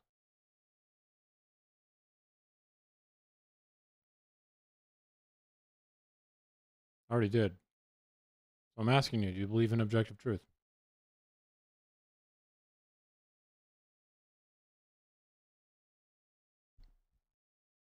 Oh my God.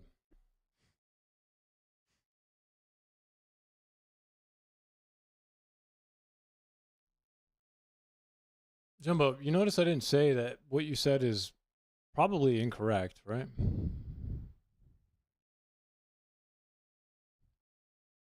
At least the flow chart, all right? Reclusi. Did you at yourself? Huzzah.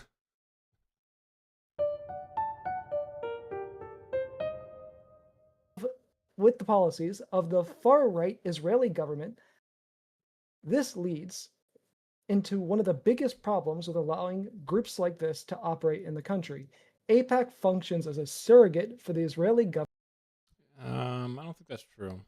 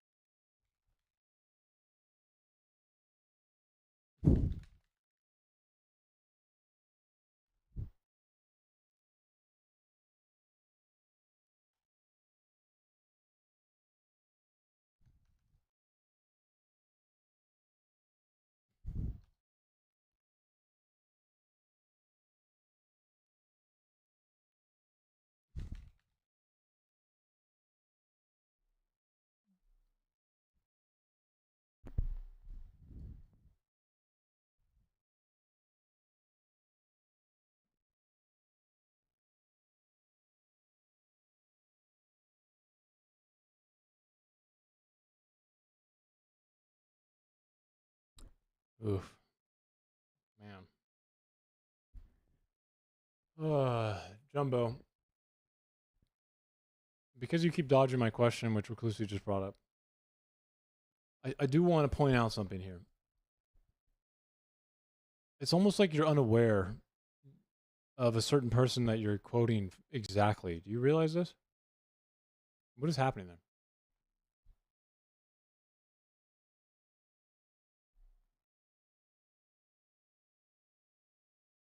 The thing is what?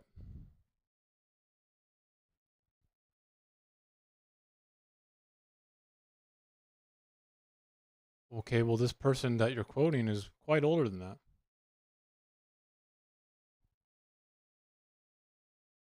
I had a, I was thinking of the insect guy in a second, but you know, it's fine. It's a great show, by the way. But no, I'm thinking of someone else. He's a much more well-known figure. Yeah, I know.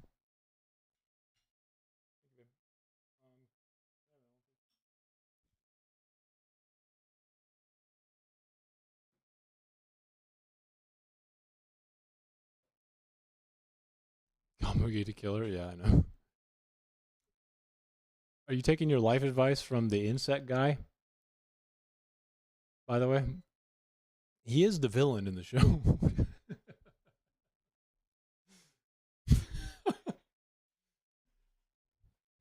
Tell me you don't want to be like Hunter?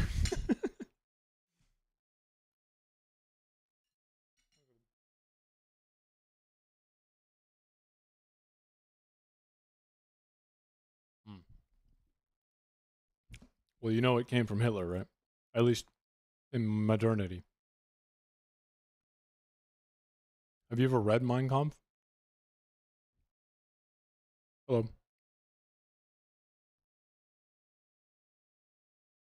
Okay, well, word for word.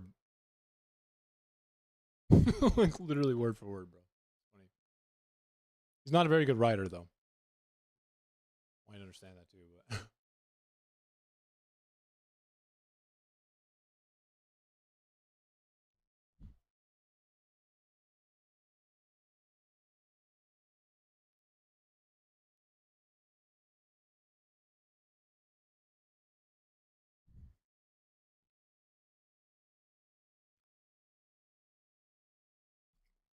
a lot of people didn't think it was wrong back then.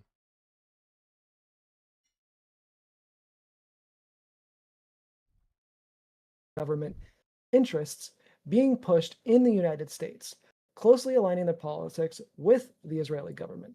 This should not be surprising at all, considering AIPAC was literally founded to replace the American Zionist Council after it was told to register under the FARA Act in 1960. I mean, I did try and show you how it's not a very strong or, you know, weighted ideology. It's pretty weak. And it's primarily because you've avoided the questions I've asked you.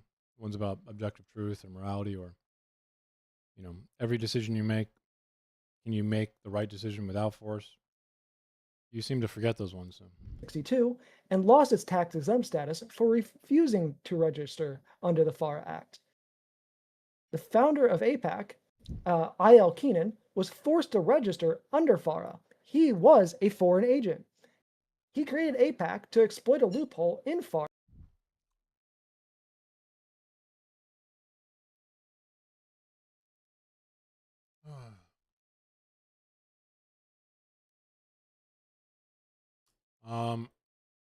Did he say the wrong name? I don't. We're talking about Isaiah Keenan? Who the hell is he talking about? Did he say Keenan? That allowed them to launder the FARA Act in 1962 and lost its tax exempt status for refusing to register under the FARA Act. The founder of AIPAC, I.L. Keenan, was forced to register. Yeah, Isaiah Keenan. There was no money yet, by the way. But we were showing signs of wanting to support Israel. If you'd like to know aid to Israel, okay? It was right after the Yom Kippur Wars when we chose a side. So I'm not really sure what the point of saying this is, okay? Right after the Yom Kippur Wars, when we actually started, we chose Israel as our ally. We didn't give them shit until then because they proved they could win. Under Farah, he was a foreign agent. He created AIPAC to exploit a loophole in Farah that allowed them to launder Israeli government money in order to lobby our politicians. It was created with the express purpose. That's what political action communities do. Of circumventing U.S. law Right. to promote another country's interests over the interests of the American people, something that has been proven That's not true. to be pretty damn effective at. 90% of the legislation they push gets passed. The only, with other dark money They only push legislation they know will get passed. interests, the closest are the NRA, who have an 80% pass rate, and the They don't make the bills. So, just to be clear, AIPAC doesn't really push legislation until they know that it's about to be voted for on the floor. fossil fuel lobby, who, the NRA has an 85% pass rate, and then the fossil fuel lobby has an 80% pass rate. Again, they only literally, sponsor bills when they know that they're about to be voted on and probably passed. Right. They are the most effective dark money interest group, and they push the interests of another country over our own. All right. Sounded like we landed it there. Castle, 3 minutes for cross-examination, sir. Start it up when you're ready.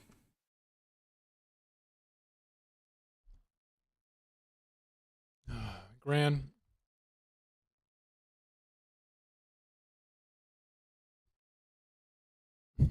what financial support did the U.S. give Israel at the UN during partition?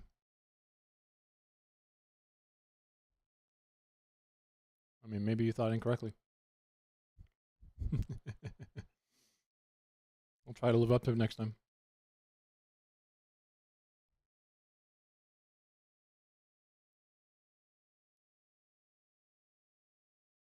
Yeah, I saw it. I saw it too, Quantum. Graham, how much money did the U.S. give Israel before 1970?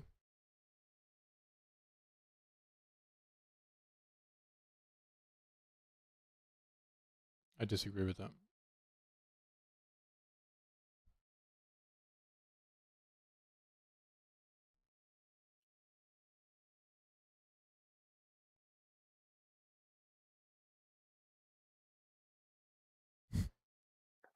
You're welcome. Sure. So my first question would be, Vigi, do you think that the NRA, the fossil fuel industry, or APAC, has more influence on how domestic policy?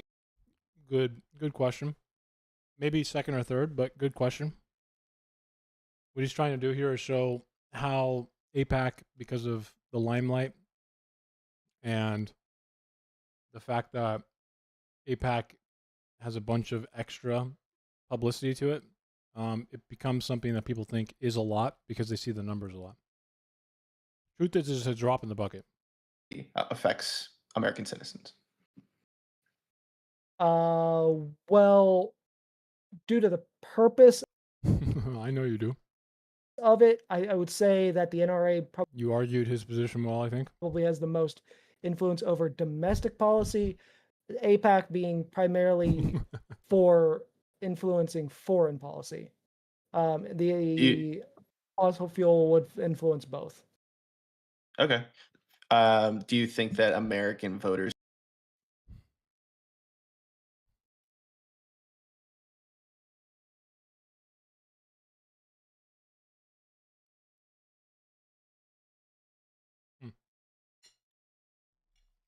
care more about domestic policy or foreign policy when they usually go out to vote for an election? It kind of depends. I would say that conservative voters tend. Guys, this needs to be clear. What does APAC stand for?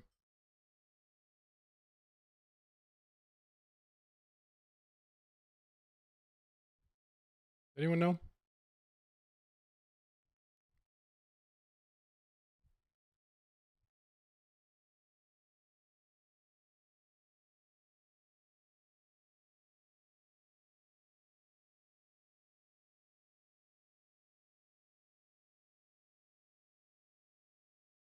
American.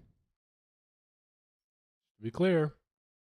To care, tend to have put more weight on foreign policy, especially policy around Israel, considering the majority of the money that AIPAC puts money towards is the right specifically, and especially the right. What does that mean?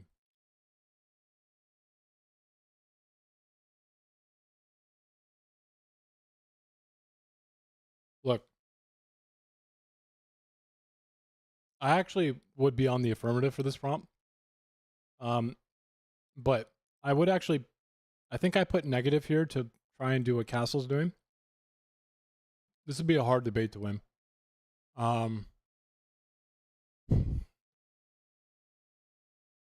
The truth is that AIPAC has too much influence on procurement feedback loop and state, local election outcomes. The problem here is that people think AIPAC literally owns America. That is a problem. But I actually think the prompt here is the affirmative is true. But I would try and do what Castle's doing. I think I would do it a little bit differently though. There's a lot of self-reinforcing procurement things that happen with military contractors that go through Israel. That's a problem. We're too tied into that with them. And then the state, local election stuff. They spend a lot of money on winning state and local elections because money in politics is a problem in general. Is that an AIPAC problem? Not really. We don't want to limit AIPAC to fix that issue. We want to fix that issue to limit AIPAC. Get what I mean? Because if we do it the other way, then we're going to have unintended consequences. And I don't think enough people realize that. towards influencing the evangelical vote. Okay. I mean, it's literally an American-Israeli political action committee, right? That's what they do. The problem is how we let politics be absorbed by money, and a political action committee, and all of them, I'm going to be honest with you, are taking advantage of that. So it's not really an AIPAC issue. It's a money, finance, politics issue. In your opening, you mentioned specifically about people in Congress whose races have been affected by AIPAC spending, one of them being Jamal Bowman. I want people to realize any law targeting AIPAC will be used to target much smaller PACs. The Irish American one. It will be used inappropriately. It needs to be fixed from the inverse. Do you know or believe or have evidence that AIPAC directly contributed to his loss? They have stated how much they spent in. I see your comments here. Really, all spending and undue influence. Yeah. Order to influence spent towards both Jamal Bowman and Cori Bush, the total of which being about $45 million. Do you know that that district itself also was redistricted, which included more suburban places? Whoa. Did Castle just pull that out of his ass? Holy shit, bro. What the hell? Did he know he was going to say that? Wait a minute. Kind of depends. Wait, what the fuck? I would say that conservative voters tend to care, puts money towards is the specifically, and especially towards influencing the evangelical vote. Okay. In your opening, you mentioned specifically about people in Congress whose races have been affected by AIPAC spending, one of them being Jamal Bowman. Do you... Holy shit, Castle. How did you plan for this? Know or believe or have evidence that AIPAC directly contributed to his loss? No. It would be indirect. Money indirectly accounts for a lot of winning, though, right? I think that's kind of a non-starter. They have stated how much they spent in order to influence spent towards both Jamal Bowman and Cori Bush, the total of which being about 45 million. Do you know that that district itself also was redistricted, which includes? Bro, that was fucking insane. The amount of doubt that now gets flooded into your brain when you hear this is insane. Such a good move by Castle here. Anticipate this? Because redistricting would change the outcome of an election pretty heavily. Fucking great move by Castle here. Included more suburban. Totally ruins Vigilante's point. Even if the point is true, right? I'm pointing out that like the way he's presenting it right now, even in my mind, I honestly have no idea which one would contribute more. But the very idea of like him doing that alone is enough to really, make me not have a decision anymore. Places that tend to vote more for centrist Democrats? Or do you, or kind of to rephrase that, do you believe that the voters themselves were more pro Jamal Bowman's opponent rather than believing AIPAC influenced the race itself? I believe that dark money influence, whether it's AIPAC or anything else, Fucking brilliant. has a significant influence over what the American voters end up believing. A great example of this. There's no way you can say that right now. Not a confident answer. Is the dark money influence that ended up getting Trump elected in 2016 with Cambridge Analytica. It's a if you know what Cambridge Analytica is, it is a great example of how dark money influence can be used to sway the American people. Yeah, I'm trying to think of what I would have done here, but the Castle's presentation of that was really good. I probably would have tried to, if I was in this position, use some of the prep I did to see exactly how much material proof we have of money being injected into local elections and try and take it off the one case and put it onto like a national scale. And I probably would have diverted to something not so specific and been like, okay, well, on a national scale, without the redistricting here, this seems to be materially true that they influence politics at such a high level that outside of just Bowden, AIPAC seems to be influencing the outcome of the elections this way. That's the only way I can think of. If staying hyper specific here is a fucking lost cause.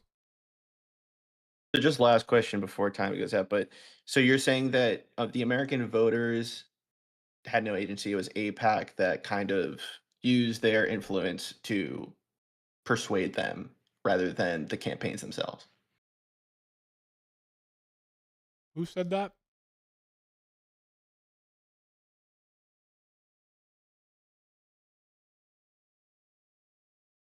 Who, Trump?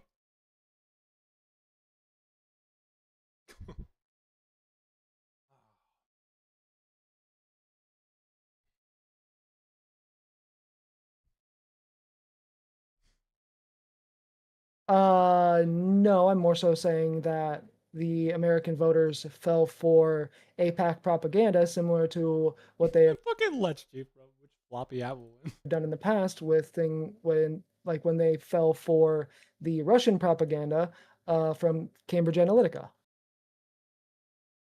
All right. So we're going to go ahead and kick this over to you now, Castle. 3 minutes is on the clock, sir. Ready for your opening when you're ready to give it. Cool. So when people hear the American Israel Public Affairs Committee, aka AIPAC, there's often an assumption that it's some kind of arm of the Israeli government secretly controlling American politicians and dictating some U.S. foreign policy and the cause of a lot of our problems today.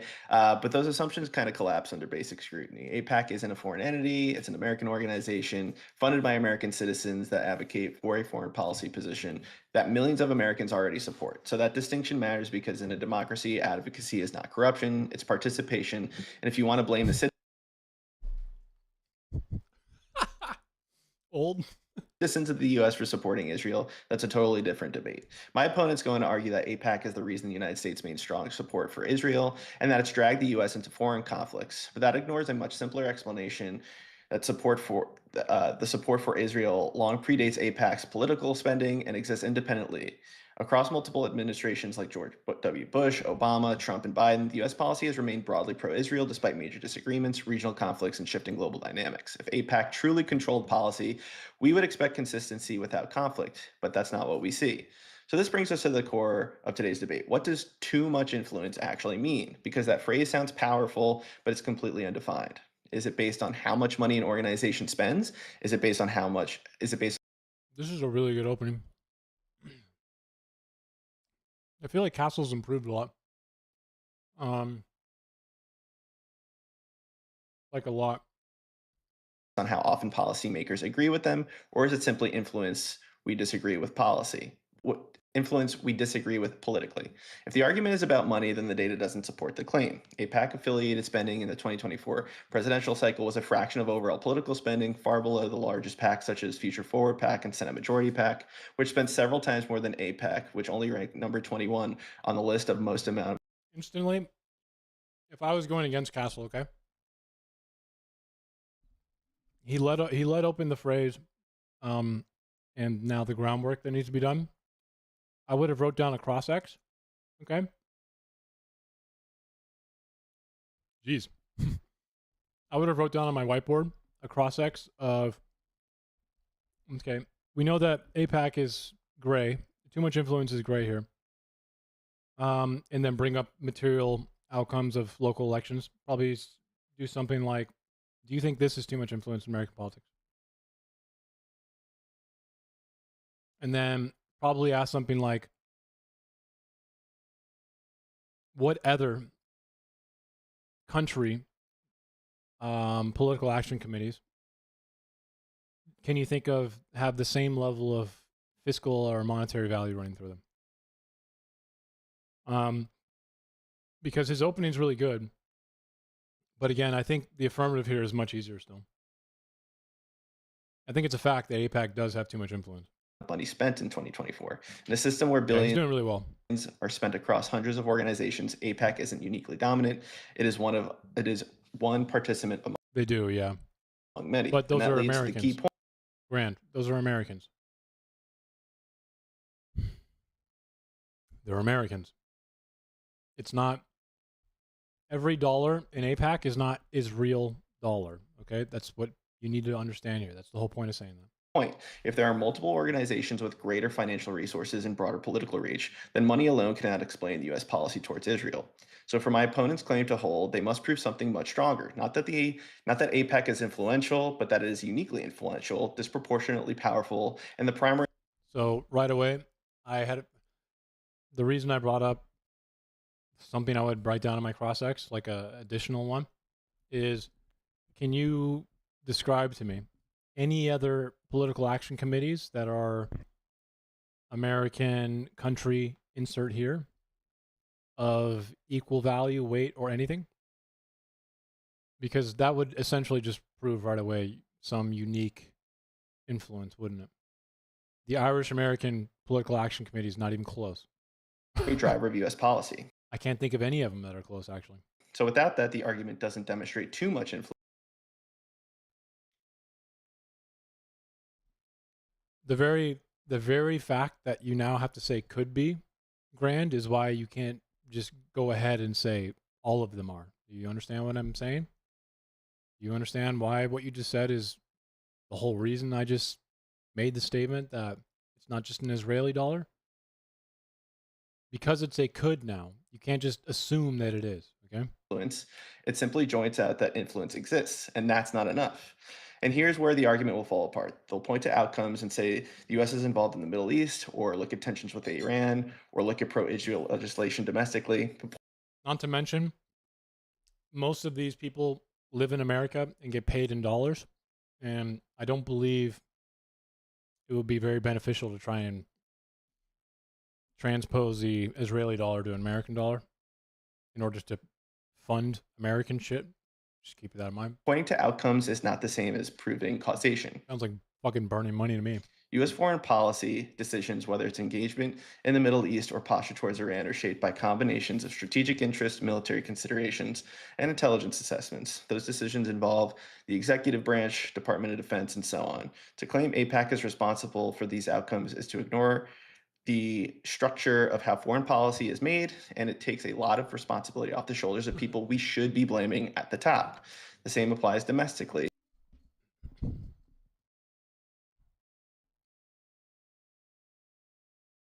Maybe. If there are laws or policies that support Israel, my opponent has to prove those decisions involve the executive branch, Department of Defense, and so on. To claim APAC is responsible for these outcomes is to ignore the structure of how foreign policy is made, and it takes a lot of responsibility off the shoulders of people we should be blaming at the top. The same applies domestically. If there are laws or policies that support Israel, my opponent has to prove that APAC caused those laws to pass, not that APAC supported them.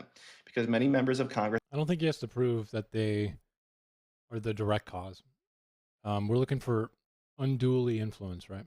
But I like the opening still because it's shifting a lot of weight. This is a debate, right? So I'm giving a debate analysis right now, not really my own opinion sometimes on like what I think is true. And Castle's doing a really good job here. One thing I wish would be a little different, and my fucking ad break just happened. Fucking.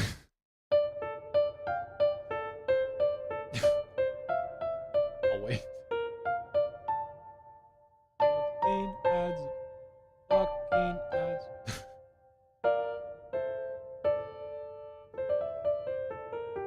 I don't want anyone to miss anything, so.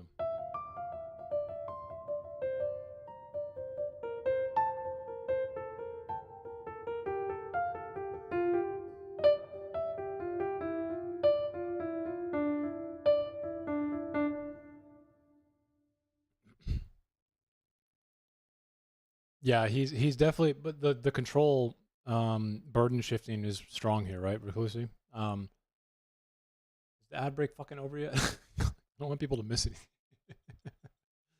Also, I realize that you're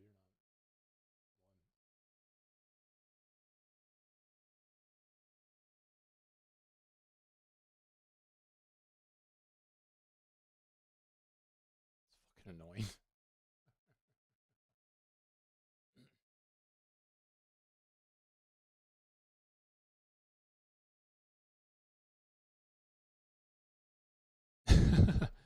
You're ad free. Oh, okay. All right, I was waiting because my fucking ads were on. So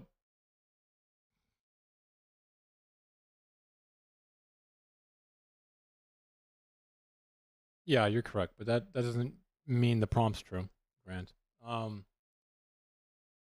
kind of just obfuscates it more. Castle's opening is really good. He's controlling everything really well, especially the prompts gray area. One thing I wish Castle would do a little better right now. Thanks, man. You're okay. Is I wish he would practice the way he delivers the opening. Everything else is fucking stellar. Already hold influence exists. So it's definitely like a skill that can be pretty hard. Like I don't even have to practice my written openings. I can scan like the next two like line or two lines and then just look at the camera, right? And memorize quickly. It's hard to do that. I don't know if it's like, I'm sure there's a level of training and skill that goes involved and like just inherent like ability. I'm not sure, but you definitely don't want your opening to look like you are delivering it the entire time, right? And like you're reading from like a script. And then cadence helps a lot. So in my personal opinion, something that helps a lot would be, I'm just going to pull up ChatGPT because it'll let me type. If you separate things out, like I think, APAC is not a serious influence, okay, in the U.S. If you separate out your thoughts with paragraphing, it'll like give you the time to do a pause, right? I'm not sure what his paragraphing looks like, or It depends on who's reading it. But okay, I didn't really need you to do anything, but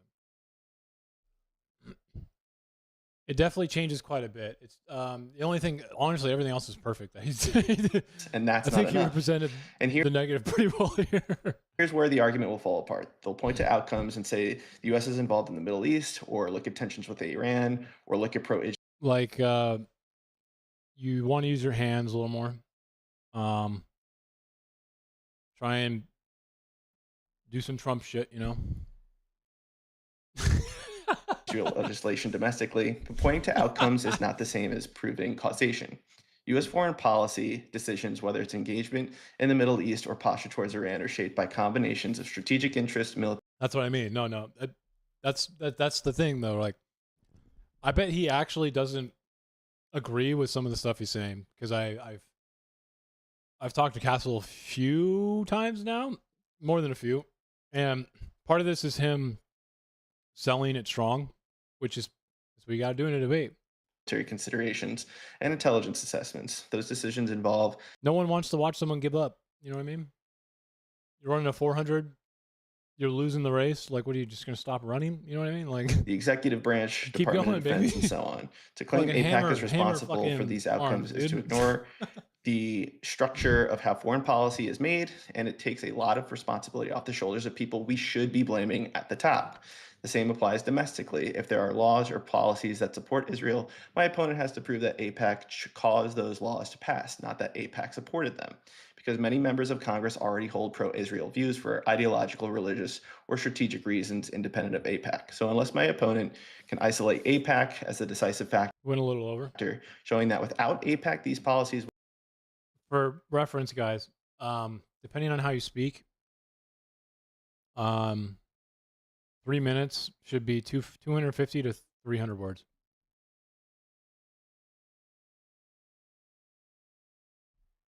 Oh, 100% is.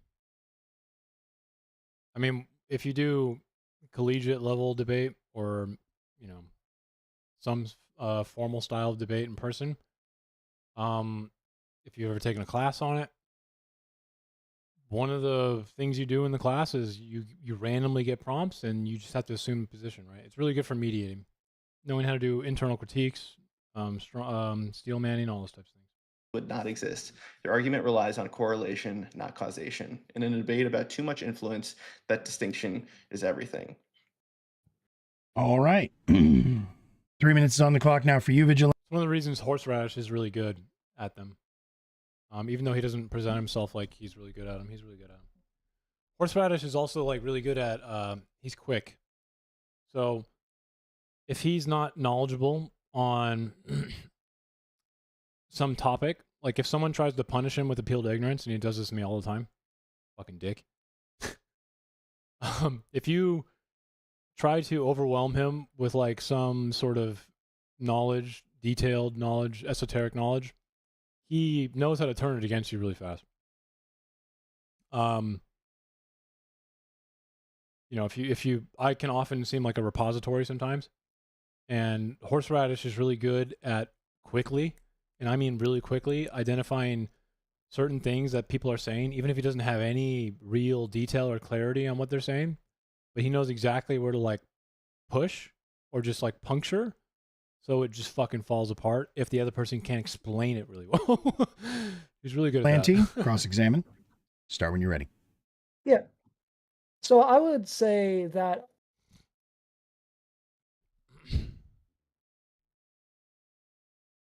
The last prompt I argued, morally superior vegan is a really smart guy. I've had a few conversations with him before that. I think I was just angry at my losing my last two debates and losing control over the debate. So I was extremely controlling. Like there was moments where in the middle of him like literally answering a question, I straight up was like, "Yeah, it's great. I want to move on to something else." I was such a, and I wasn't trying to be mean to him. Like, I'm trying to remember this moment, okay? Like it was so bad. Like when I went back and watched, I was like, fuck. I went back and watched.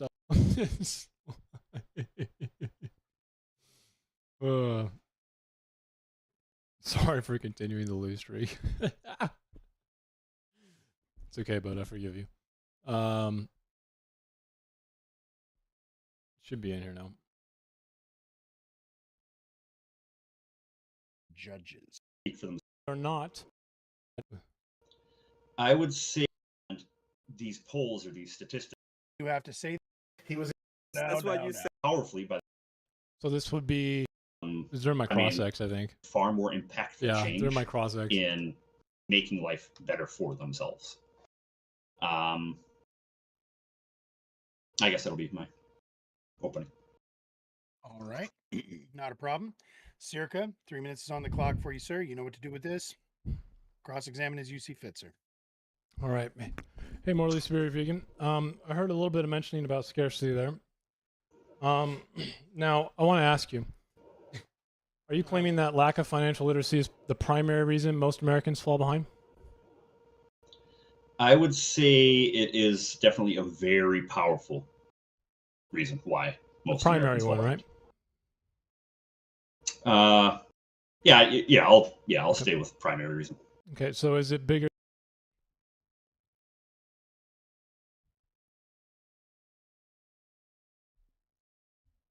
Yeah, I've actually never said a single thing about the judge, like who judges and stuff like that, but there's definitely a few judges who are better than others. Honestly, don't care enough to really say anything more than income instability. I would argue that income instability is still a metric of financial literacy, in the sense that if somebody has In what one definition? job, What definition of financial literacy are you using? I mean, human capital is Yeah, the one with Marte. Hey, Bellatrix. The funny part is he used human capital here, guys. And I don't really know if people realize, but I kind of predicted which financial literacy argument he would use. That's why I bring up Lusardi, because the phrase human capital comes from the paper I literally just name drop right now and know very well. It was released in the Economic Literature Review in 2014, and it's a very strong case for his side, but its limitation is the scope. for low income earners the Okay. largest And they very specifically define what financial literacy is, which is why that seems so aggressive here. aspect of finances for low income earners. Okay, so you're going to be using And so- essentially, if I'm not mistaken, Anna Marie's definition then, right? Because Anna Marie's definition and Mitchell's definition don't include that. Income instability, housing costs, medical debt, job loss, all these things are not included in their definition. If we're going to be talking about human capital. I guess I don't know Anna Marie or See, that moment right there is bad, in my opinion. It's about how financial information can be treated as an investment, correct? So this would be, yeah. I somehow the economic condition is still really good, you know, things that you can control. Borrowing, saving, retirement. You have to literally live at home your entire life to fucking like, you know, be able to live. And portfolio Sick. decisions and nothing to do with income instability. Now I want to move on, if you don't mind. So that part right there, right? My last debate went pretty well because I was just, I'm like, I'm gonna run all my material. So my debate with Lethe like subtly controlled me fucking insanely. Okay. I don't know how the fuck that makes sense, Jumbo. Your wages increase every year. Depending, are you talking about the rate at which your wages will increase? I'd love for you to show me how that makes sense too. Be treated as an investment, right? So this would be borrowing, saving, retirement, portfolio. But like, I'm I want to move on to something else before you can even answer. A dark money interest having any influence is too much influence. Why should we allow dark money interests like APAC? All right, APAC is not inherently dark money. Hopefully, Castle overcomes this. In general, to have influence over our politicians? So I think that goes back to the prompt where we're talking about what too much influence is. I'm not disagreeing the fact that APAC has influence.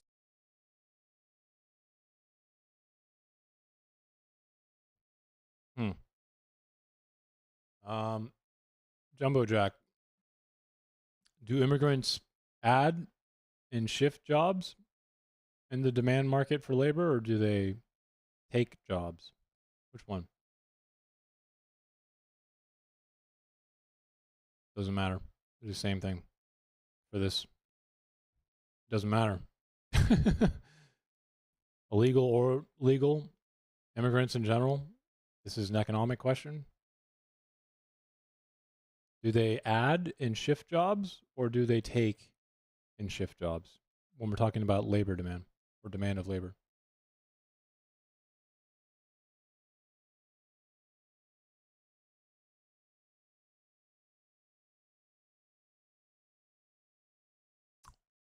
You don't know. Well, I don't know what I expected.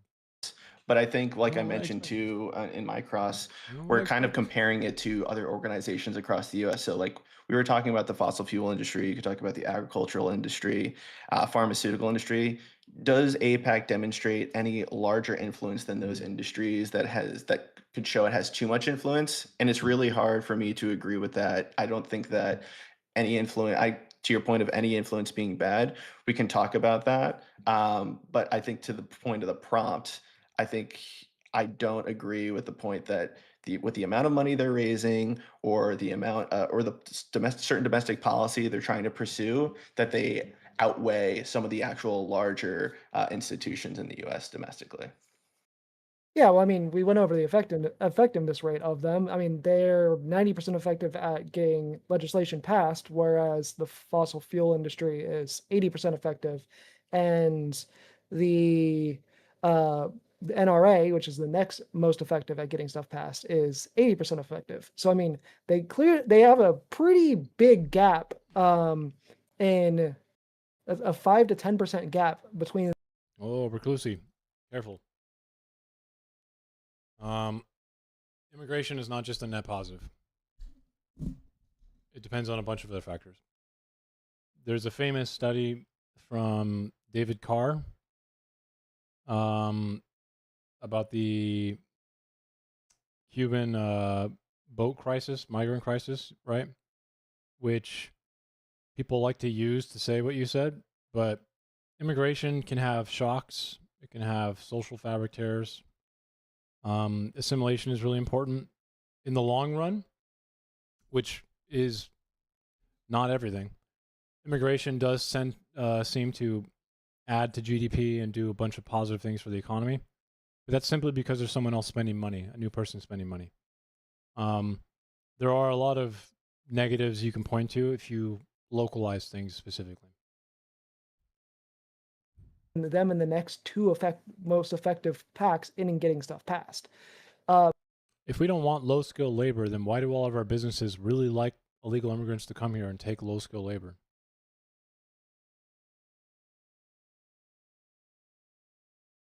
Have you ever thought about that? Yep.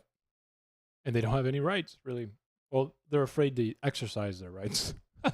But I think I was Yeah, going to go. ask you, I don't know if you have the actual stats on it, but I wonder why this country hasn't decided to try and punish businesses that are just literally hiring illegal immigrants for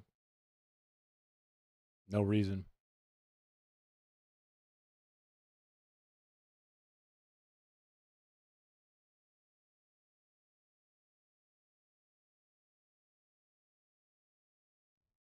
I mean, I used to own a business, so I didn't hire any illegals, though. I had a business consulting company, so it's not exactly low skill labor. percentages can be a little deceiving because how many bills or how many pieces of legislation are these Be kind of hard to put them in. other organizations looking to get passed? If APAC is, 8 out of 10 or 9 out of Businesses literally get away with it, by the way. No one ever punishes them. Seems kind of weird to me. 10 successful, but the fossil fuel industry is 200 out of 300 being successful, that's still 200 bills or policies that they've gotten passed, but it's still at a lower rate. So I'd be interested to see how many different proposals each of these groups is proposing, because I think that could be misleading.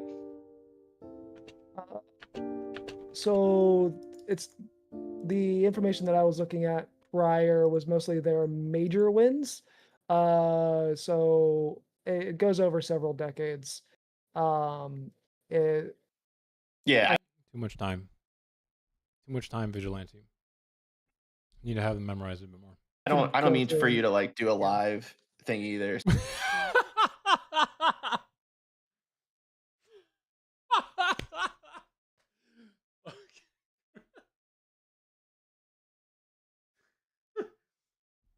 Dude, Castle's been getting so fucking. He's been getting better, bro. Dude, is that what he says? Dude, so no, there's it no goes way. over several decades. No. Yeah. Tell me that's not what he says. If that's what he says, and dude, that's awesome. I don't mean for you to like do a live thing either. So totally fair. I just think I'll say this. Oh fuck! If he said a live bingo card hitting all the points, It's like I think when you look at the APAC lobby, there are only so many pro-Israel legislative policies they can push at one time. Where I think the fossil fuel industry is doing this year in and year out. The APAC lobby itself may be looking for certain specific policies when Israel is either in the headlines right now in the Middle East or you see, Vigilante should have tried to focus on the unduly influence of the American Israeli Political Action Committee. I would have pointed to any other country political action committee and probably been like, why is Israel fucking 50 timesing any other country political action committee? or when there are certain people being targeted in the U.S. for That would have being been a good argument. pro-Israeli. So I think that's why you may see more. At least I think that's true. I could be wrong. Let's see. Next largest country political action committee after APAC. I feel like this is true.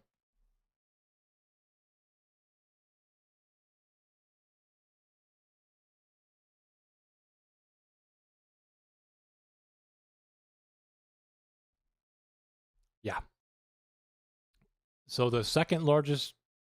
Oh wait, this is donor among pro-Israel PACs. I don't fucking know.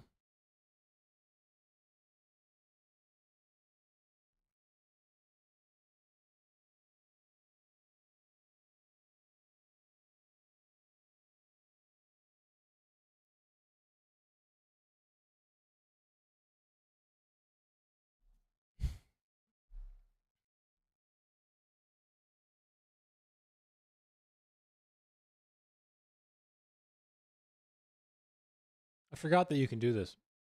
You can delete the top, right? Oh, now it's like so much more clean. Why have I not been doing that? I'm retarded.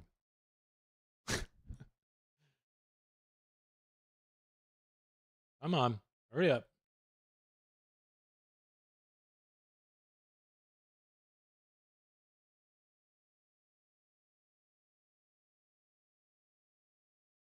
All right, we'll let it cook. We'll let it cook. Are happening recently, but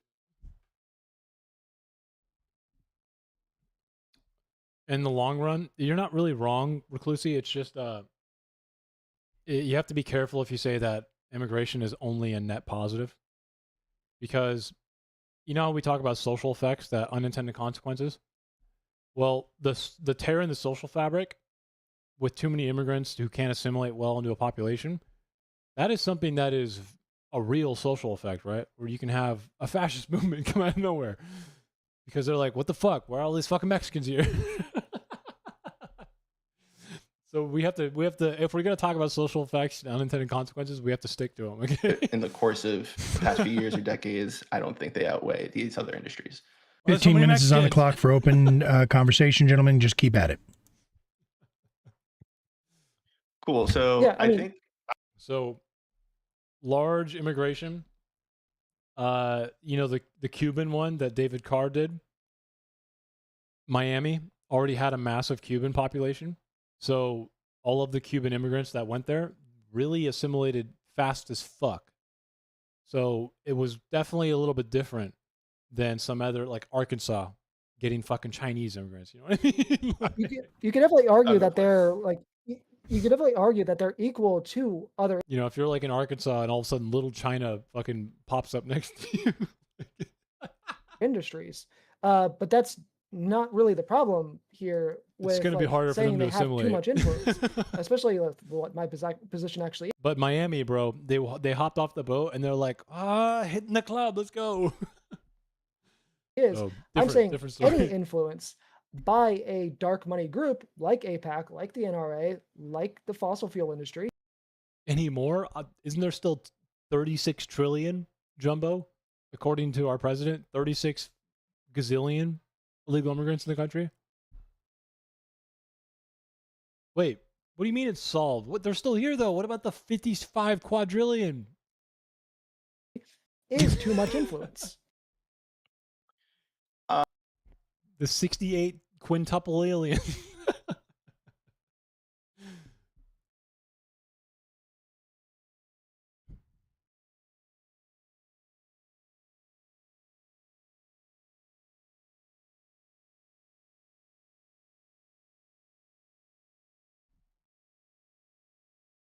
What is this one?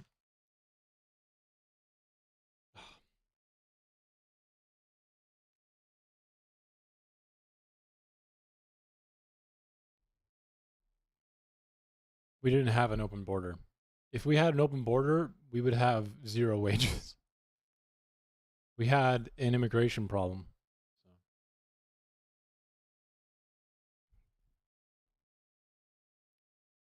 So fascist. So fascist, bro. Fucking bingo card, dude. Fucking bingo card. All right, Mussolini, little Mussolini, relax. Relax, little Mussolini, dude. What the fuck?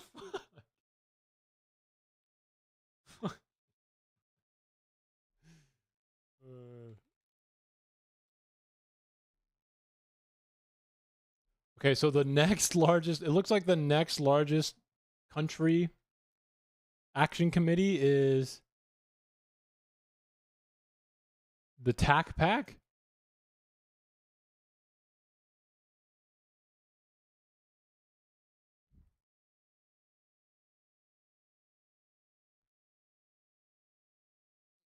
What? How much money does Israel's? Oh my God! I feel like this would be the best evidence, right, guys, to show how much of an influence Israel has. Okay, Israel, 89 million, 38 million. This is just like what we're seeing here, right? Direct contributions from the PACs. What is the total here?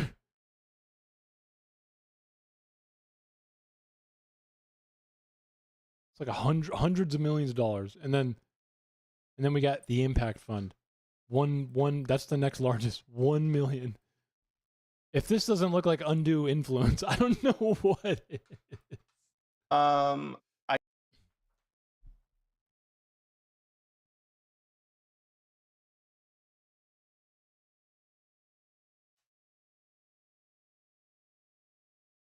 don't think I'd call ICE Gestapo. I think ICE is probably functioning kind of like SA, but no, that's for another topic. I kind of don't. So I don't believe that you can say any influence is too much. I mean, it's still closer than what ICE is meant to be. But Much influence. I think there actually has to be like a red line or a line you have to draw in the sand where you're saying, is this much influence too much or not? I don't think you can say any amount of influence is. No, they're not. Hey, Jumbo, quick question. Let's get a yes or no, okay? Is ICE's job to shoot U.S. citizens in the streets?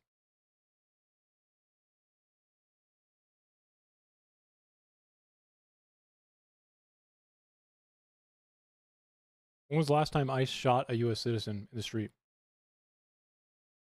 Before Trump took office.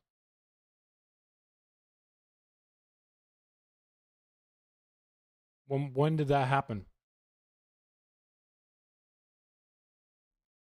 Can you give me a time, a date? When ICE, which is a novel thing, by the way, it literally didn't exist until 2003. Okay, I get it. Yeah. So when did that happen? Ever before?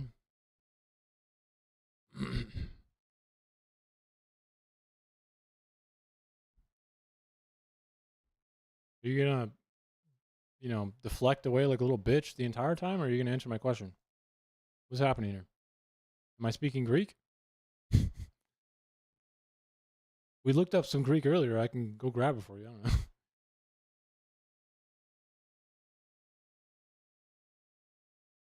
It's a really long time to say yes or no, man. That's all I'm going to say. A really long time.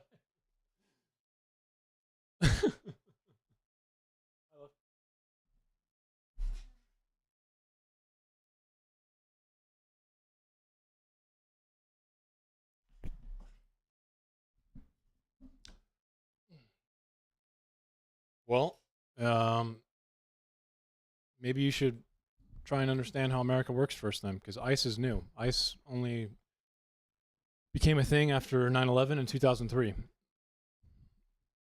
You think we just didn't know what to do before that?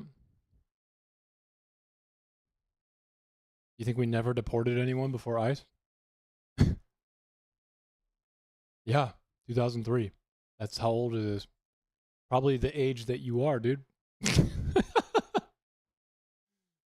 Holy fuck, that was good. It is new. That is new as an institution. That was after I'm born and I'm 30, bro. 10 years after I was born. Like, what the fuck? Can barely buy a drink, dude. What are we talking about?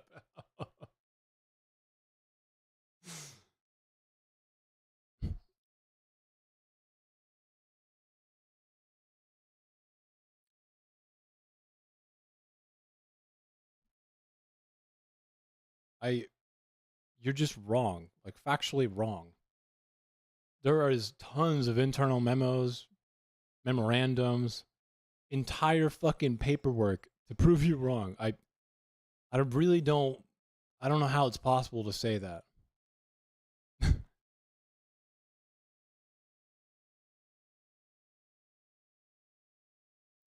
I feel like you're conflating a few different things. Well, what exactly are you asking me right now? We had an immigration crisis, that's true. But the way that Trump has directed ICE to function is unconstitutional, and that is a fact. So I don't really. It wasn't really acting the way it is now before Trump. Even in Trump's first term, we have literally Trump's first term to look at this with, and it wasn't even functioning like this. So I'm just confused.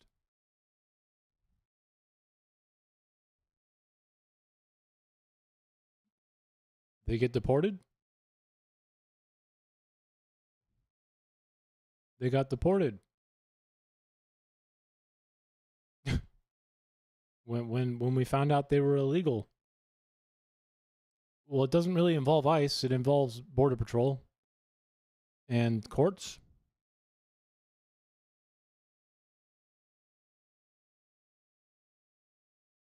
You know, the things that were in place before ICE ever became a thing, which you are also unfamiliar with.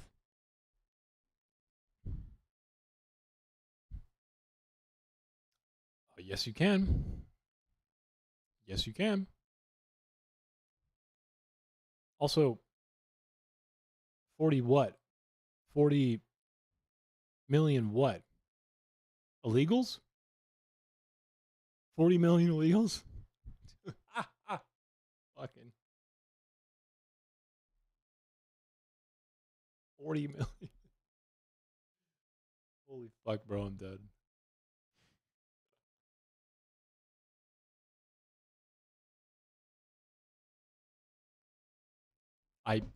Please do. Please do. Please. I'm waiting. I don't give a fuck. It could take literally forever. That's a us problem, not an illegal immigrant problem. So move on. Next question. However long it takes to get due process, that's how long it should take. If it takes too long, that's an us problem.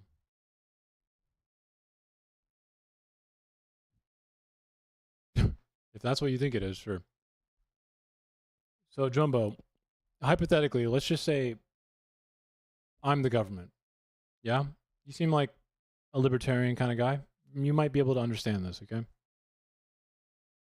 Just making sure that this is crystal clear, okay? Because I actually identify with a few libertarian ideals. So let's say the government, okay, doesn't want to do due process for illegal immigrants. Let's say we think they don't deserve their day in court. What's to stop the government from just saying that you're an illegal immigrant and then just deporting you?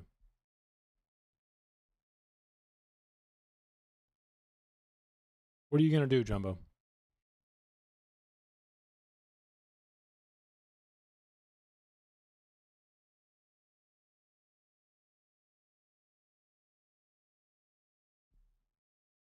Come on.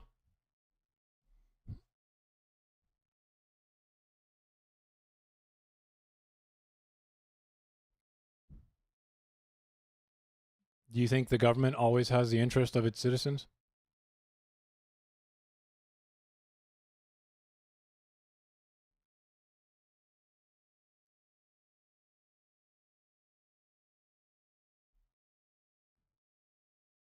No. If the government says that you're not a citizen and decides to deport you, what are you going to do?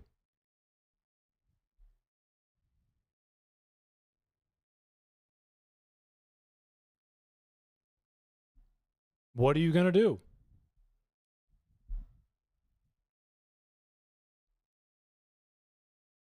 Are you going to answer my question? What are you going to do, Jumbo?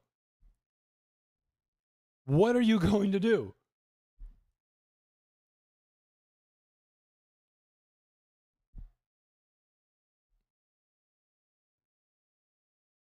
What? You going to shoot the government? What are you going to do? Let's hear it. Why would you want so much control and power in your government, by the way? It's kind of an anti-conservative take, isn't it? Personally, I don't want my government to be able to, like, whisk people away because they don't like them. I think that should never happen. I think the government should be fearful of doing that, right? What say you? What say you?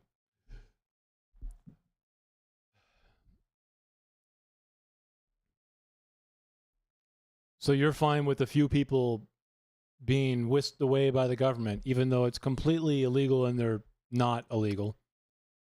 Because on the off chance that maybe a few of them will rise up and shoot them?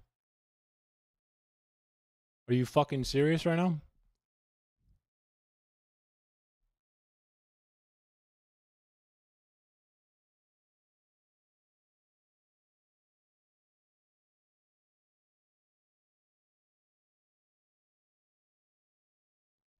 Yeah, but our government's built on the idea that that shouldn't happen.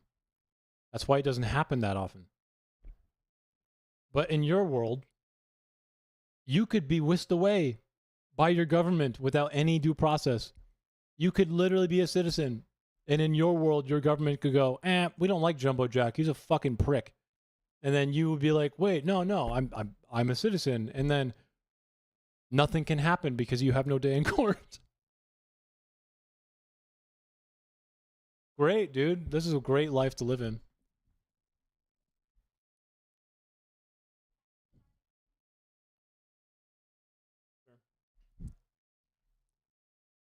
Due process where you show up in court, right?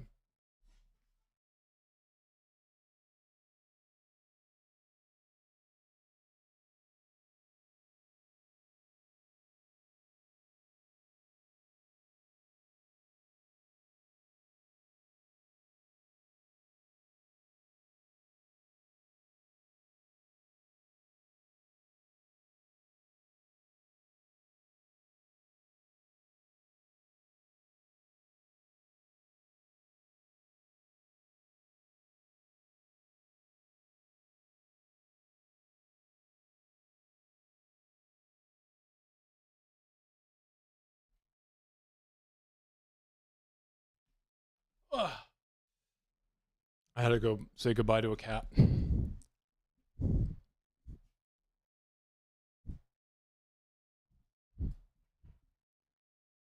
can't believe you think we have 40 million illegals. You know we can measure how many people are in this country, right? Jumbo, you want me to give you an economics lesson right now? You want an economics lesson on how we can approximate how many illegals are in this country? I'll make it really fast. You ready? Okay. I'm going to do it anyway. I mean, I'm the authority here, it looks like, at least, so bear with me, okay?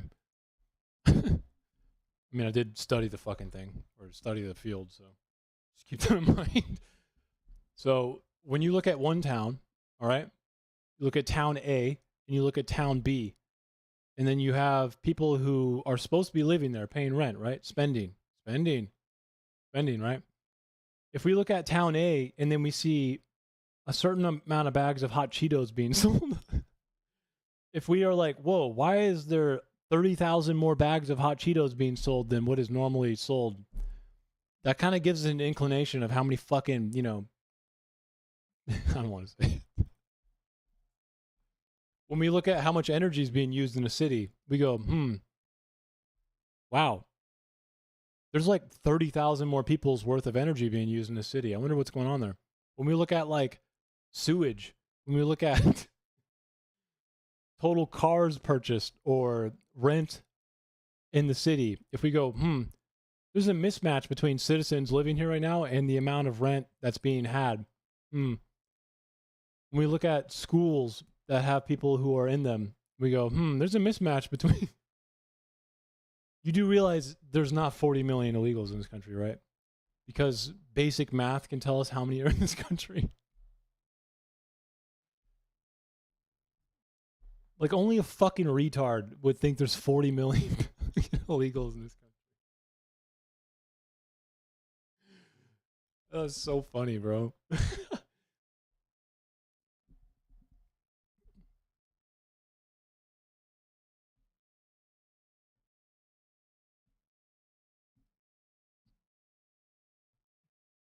10% that doesn't exist because we don't see it in spending. Because guess what, Jumbo? An illegal still needs to shit, an illegal still needs to eat, and an illegal still needs to live. And all of those things are categorically spending. It's not 10 mil, so we don't have to assume that. I can tell you how many it is. Before the immigration crisis, it was approximately 16.4, standard deviation of 1.2 million, up or down. Now it's probably like 19, max.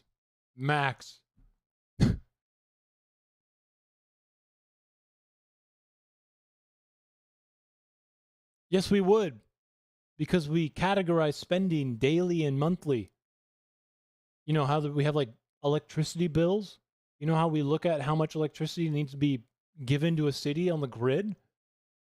If you just added 10 million people, Jumbo, there wouldn't be enough electricity on the grid. You fucking retard.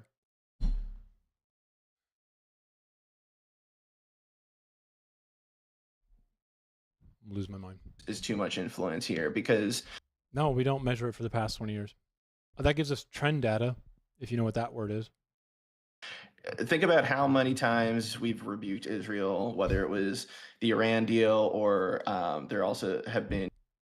It's dumb to measure spending? Weird.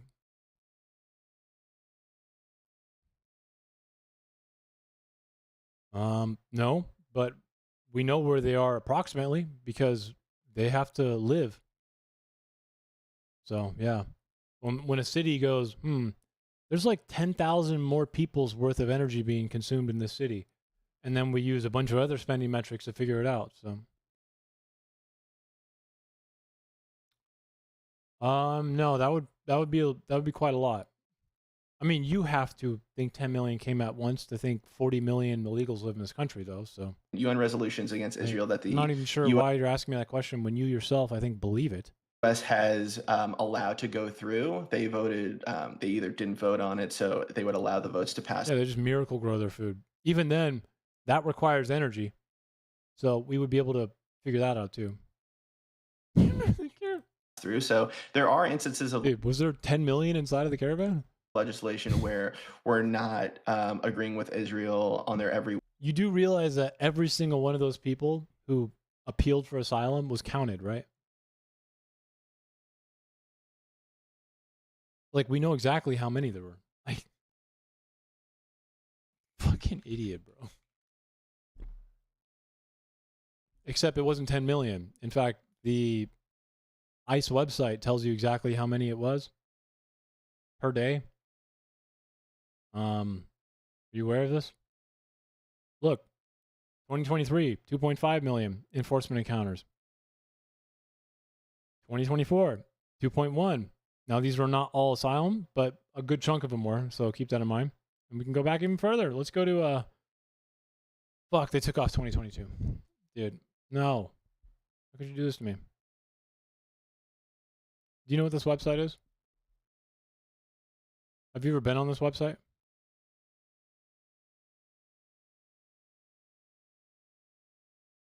%90 of the people who crossed the border during the immigration crisis didn't attempt to do it legally. They did it through asylum. You even said that yourself earlier. I'm like, I know for a fact you did. Are you fucking stupid?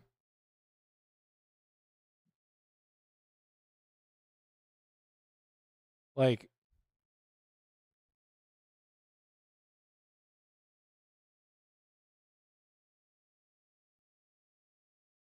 literally all of this was legal immigration. Legal, broken system, but legal nonetheless. So they were counted. Jumbo, why would you try and cross the Rio Grande if you could just walk up to a port of entry knowing full damn well that you won't get a fucking court date for 5 years? The fuck are you talking about? Like, literally no one tried to enter illegally. Okay, you just defeated your own argument. I'm losing my mind, bro. Whim. And so I think if you were to say too much influence, a lot of these very highly controversial pieces of policy would get passed. But we've shown in the past that if it's not in the During the immigration crisis of 2021 to 2024, like, literally no one tried to cross the Rio Grande, undercover like they were a fucking snake from Metal Gear Solid, dude. They walked up to a port of entry. U.S. interests, then we don't have to just agree with whatever APAC wants. So I think that's where I would delineate between too much and whatever is not too much in that case. Yeah, but I mean, at the same time, Yeah, a story. Yes, there was one. Yeah. You mean in his first term, before the immigration crisis?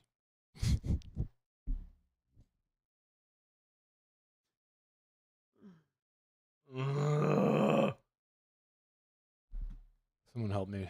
we're talking about a dark money interest group Like a whole 3 years before the immigration crisis happened? that is able to Wow. outspend what the average American.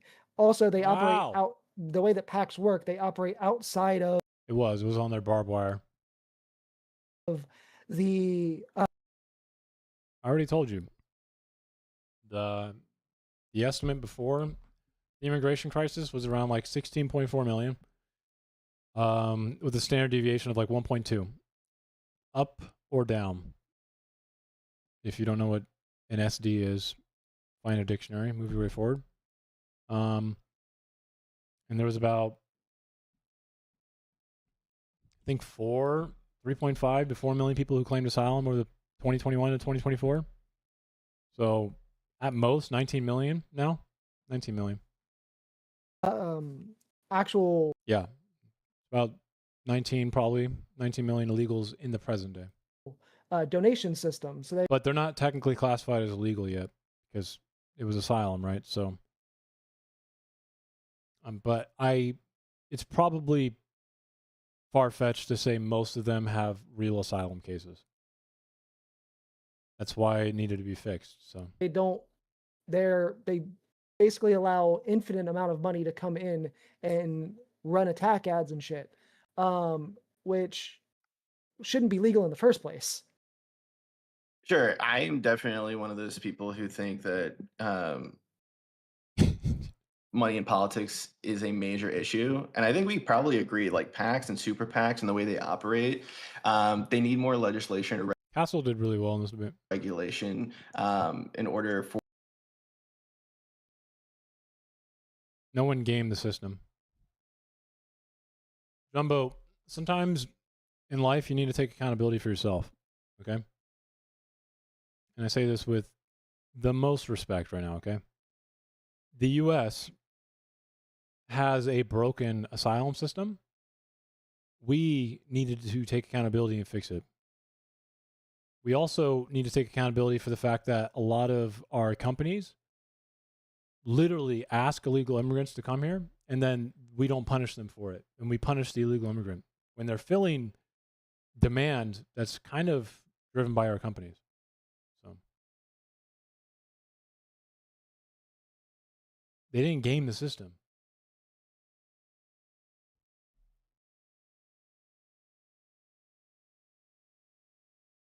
That's not what accountability means.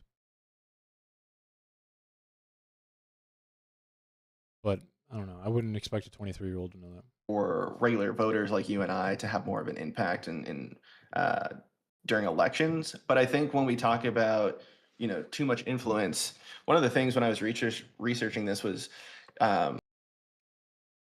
companies in the U.S. take advantage of it. I showed you kind of things or policies where we've rebuked Israel. The last time that we've actually stopped the NRA or halted NRA gun legislation was back in 1994 with the Brady Bill, and that was during the Clinton administration. And even after multiple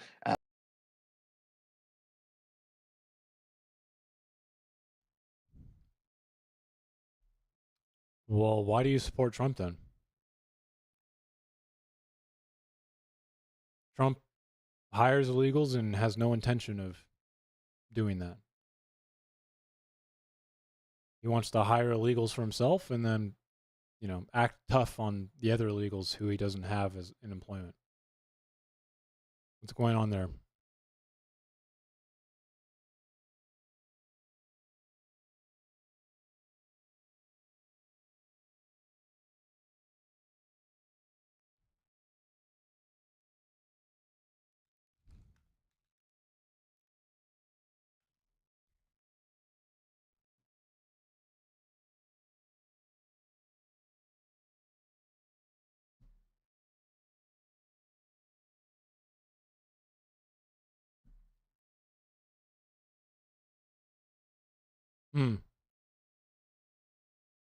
Hotels.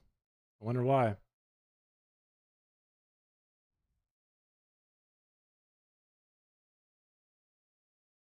Wow. Weird.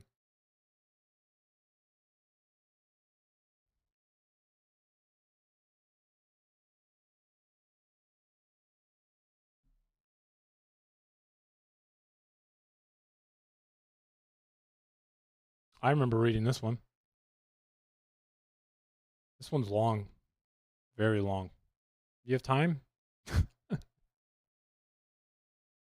Bro, this is 2018, 2019. What are you talking about? What are you talking about? Trying to be funny? Names of what? Names of what, bro? What are you talking about? What are we talking about? What's the name of the illegal, bro? Well, this one's long, man. Very long. You want me to send it to you? Because this one is named. Her name is Miss Morales. She worked at Trump's National Golf Club in Bedminster.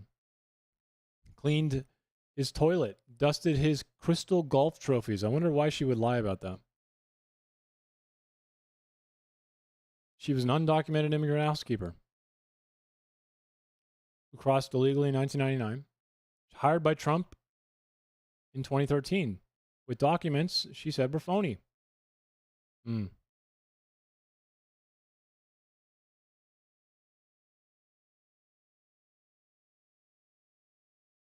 says, we didn't have one illegal immigrant on the job, but then he most definitely did, and he never...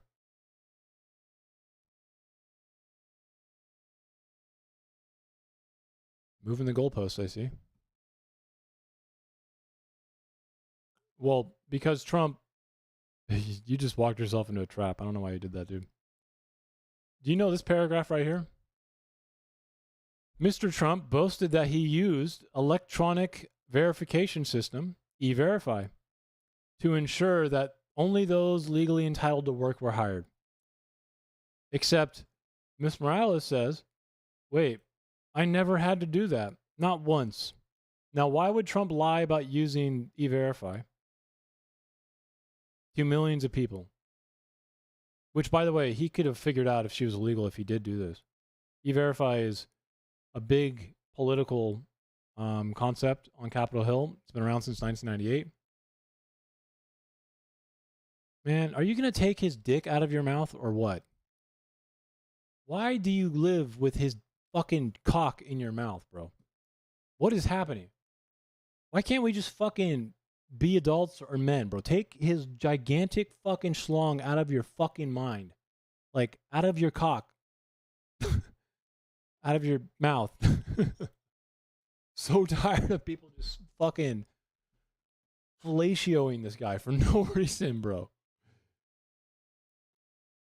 Or you could take his giant fucking dick out of your mouth. Which one? Which one are you gonna do, dude? Why are you literally fellatioing this guy for no reason?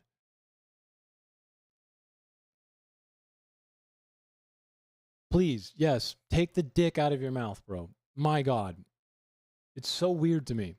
Why do so many people sit with his cock in your mouth?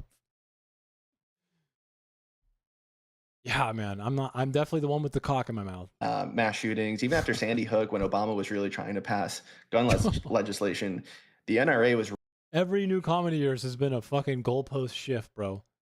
Like, if we were playing soccer, the goalposts are on the moon at this point. really effective at shutting that down, even when Not polling even Messi showed that a lot of could fucking Americans hit supported that type the of goal at this point. legislation. So I think if you have to go back 30 years for the NRA to be rebuked, but you only have to go back a few years.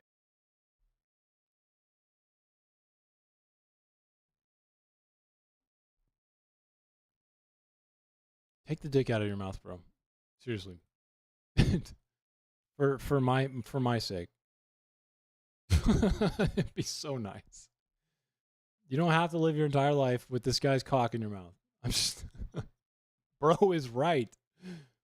You asked me for proof. You asked for her name. I gave you his name.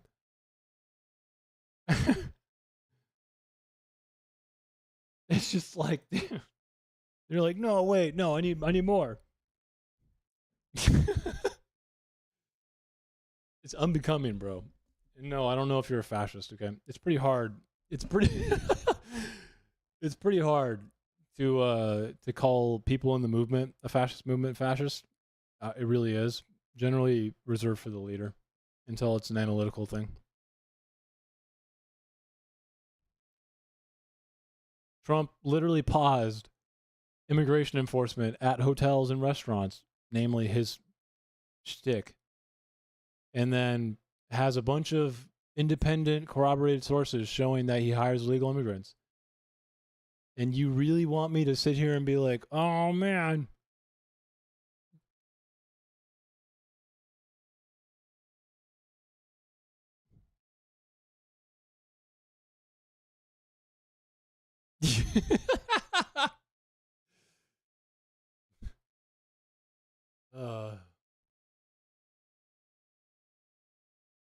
Castle did really well, by the way.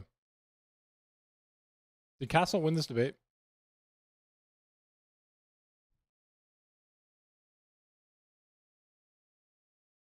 Yeah, Castle definitely should have won this debate. He definitely handled it really well. Kind of impressed. The redistricting line, bro, was Years to see fucking money. AIPAC or Israel. That was money. Okay, he's like, did you know that district was redistrict right before? Like, that shit was... that was wild. I feel like Vigilante should have prepared for that part.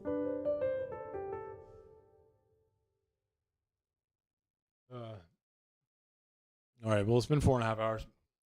I'm gonna stop my stream here. It was fun. Had a lot of new people today. Thank you for coming in, Jumbo. Don't take it too hard.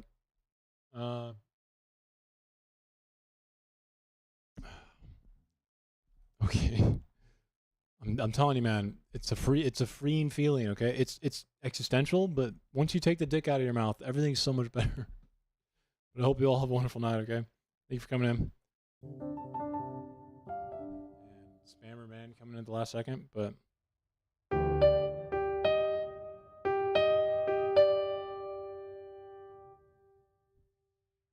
I'll try to take that dick out of my brain for you.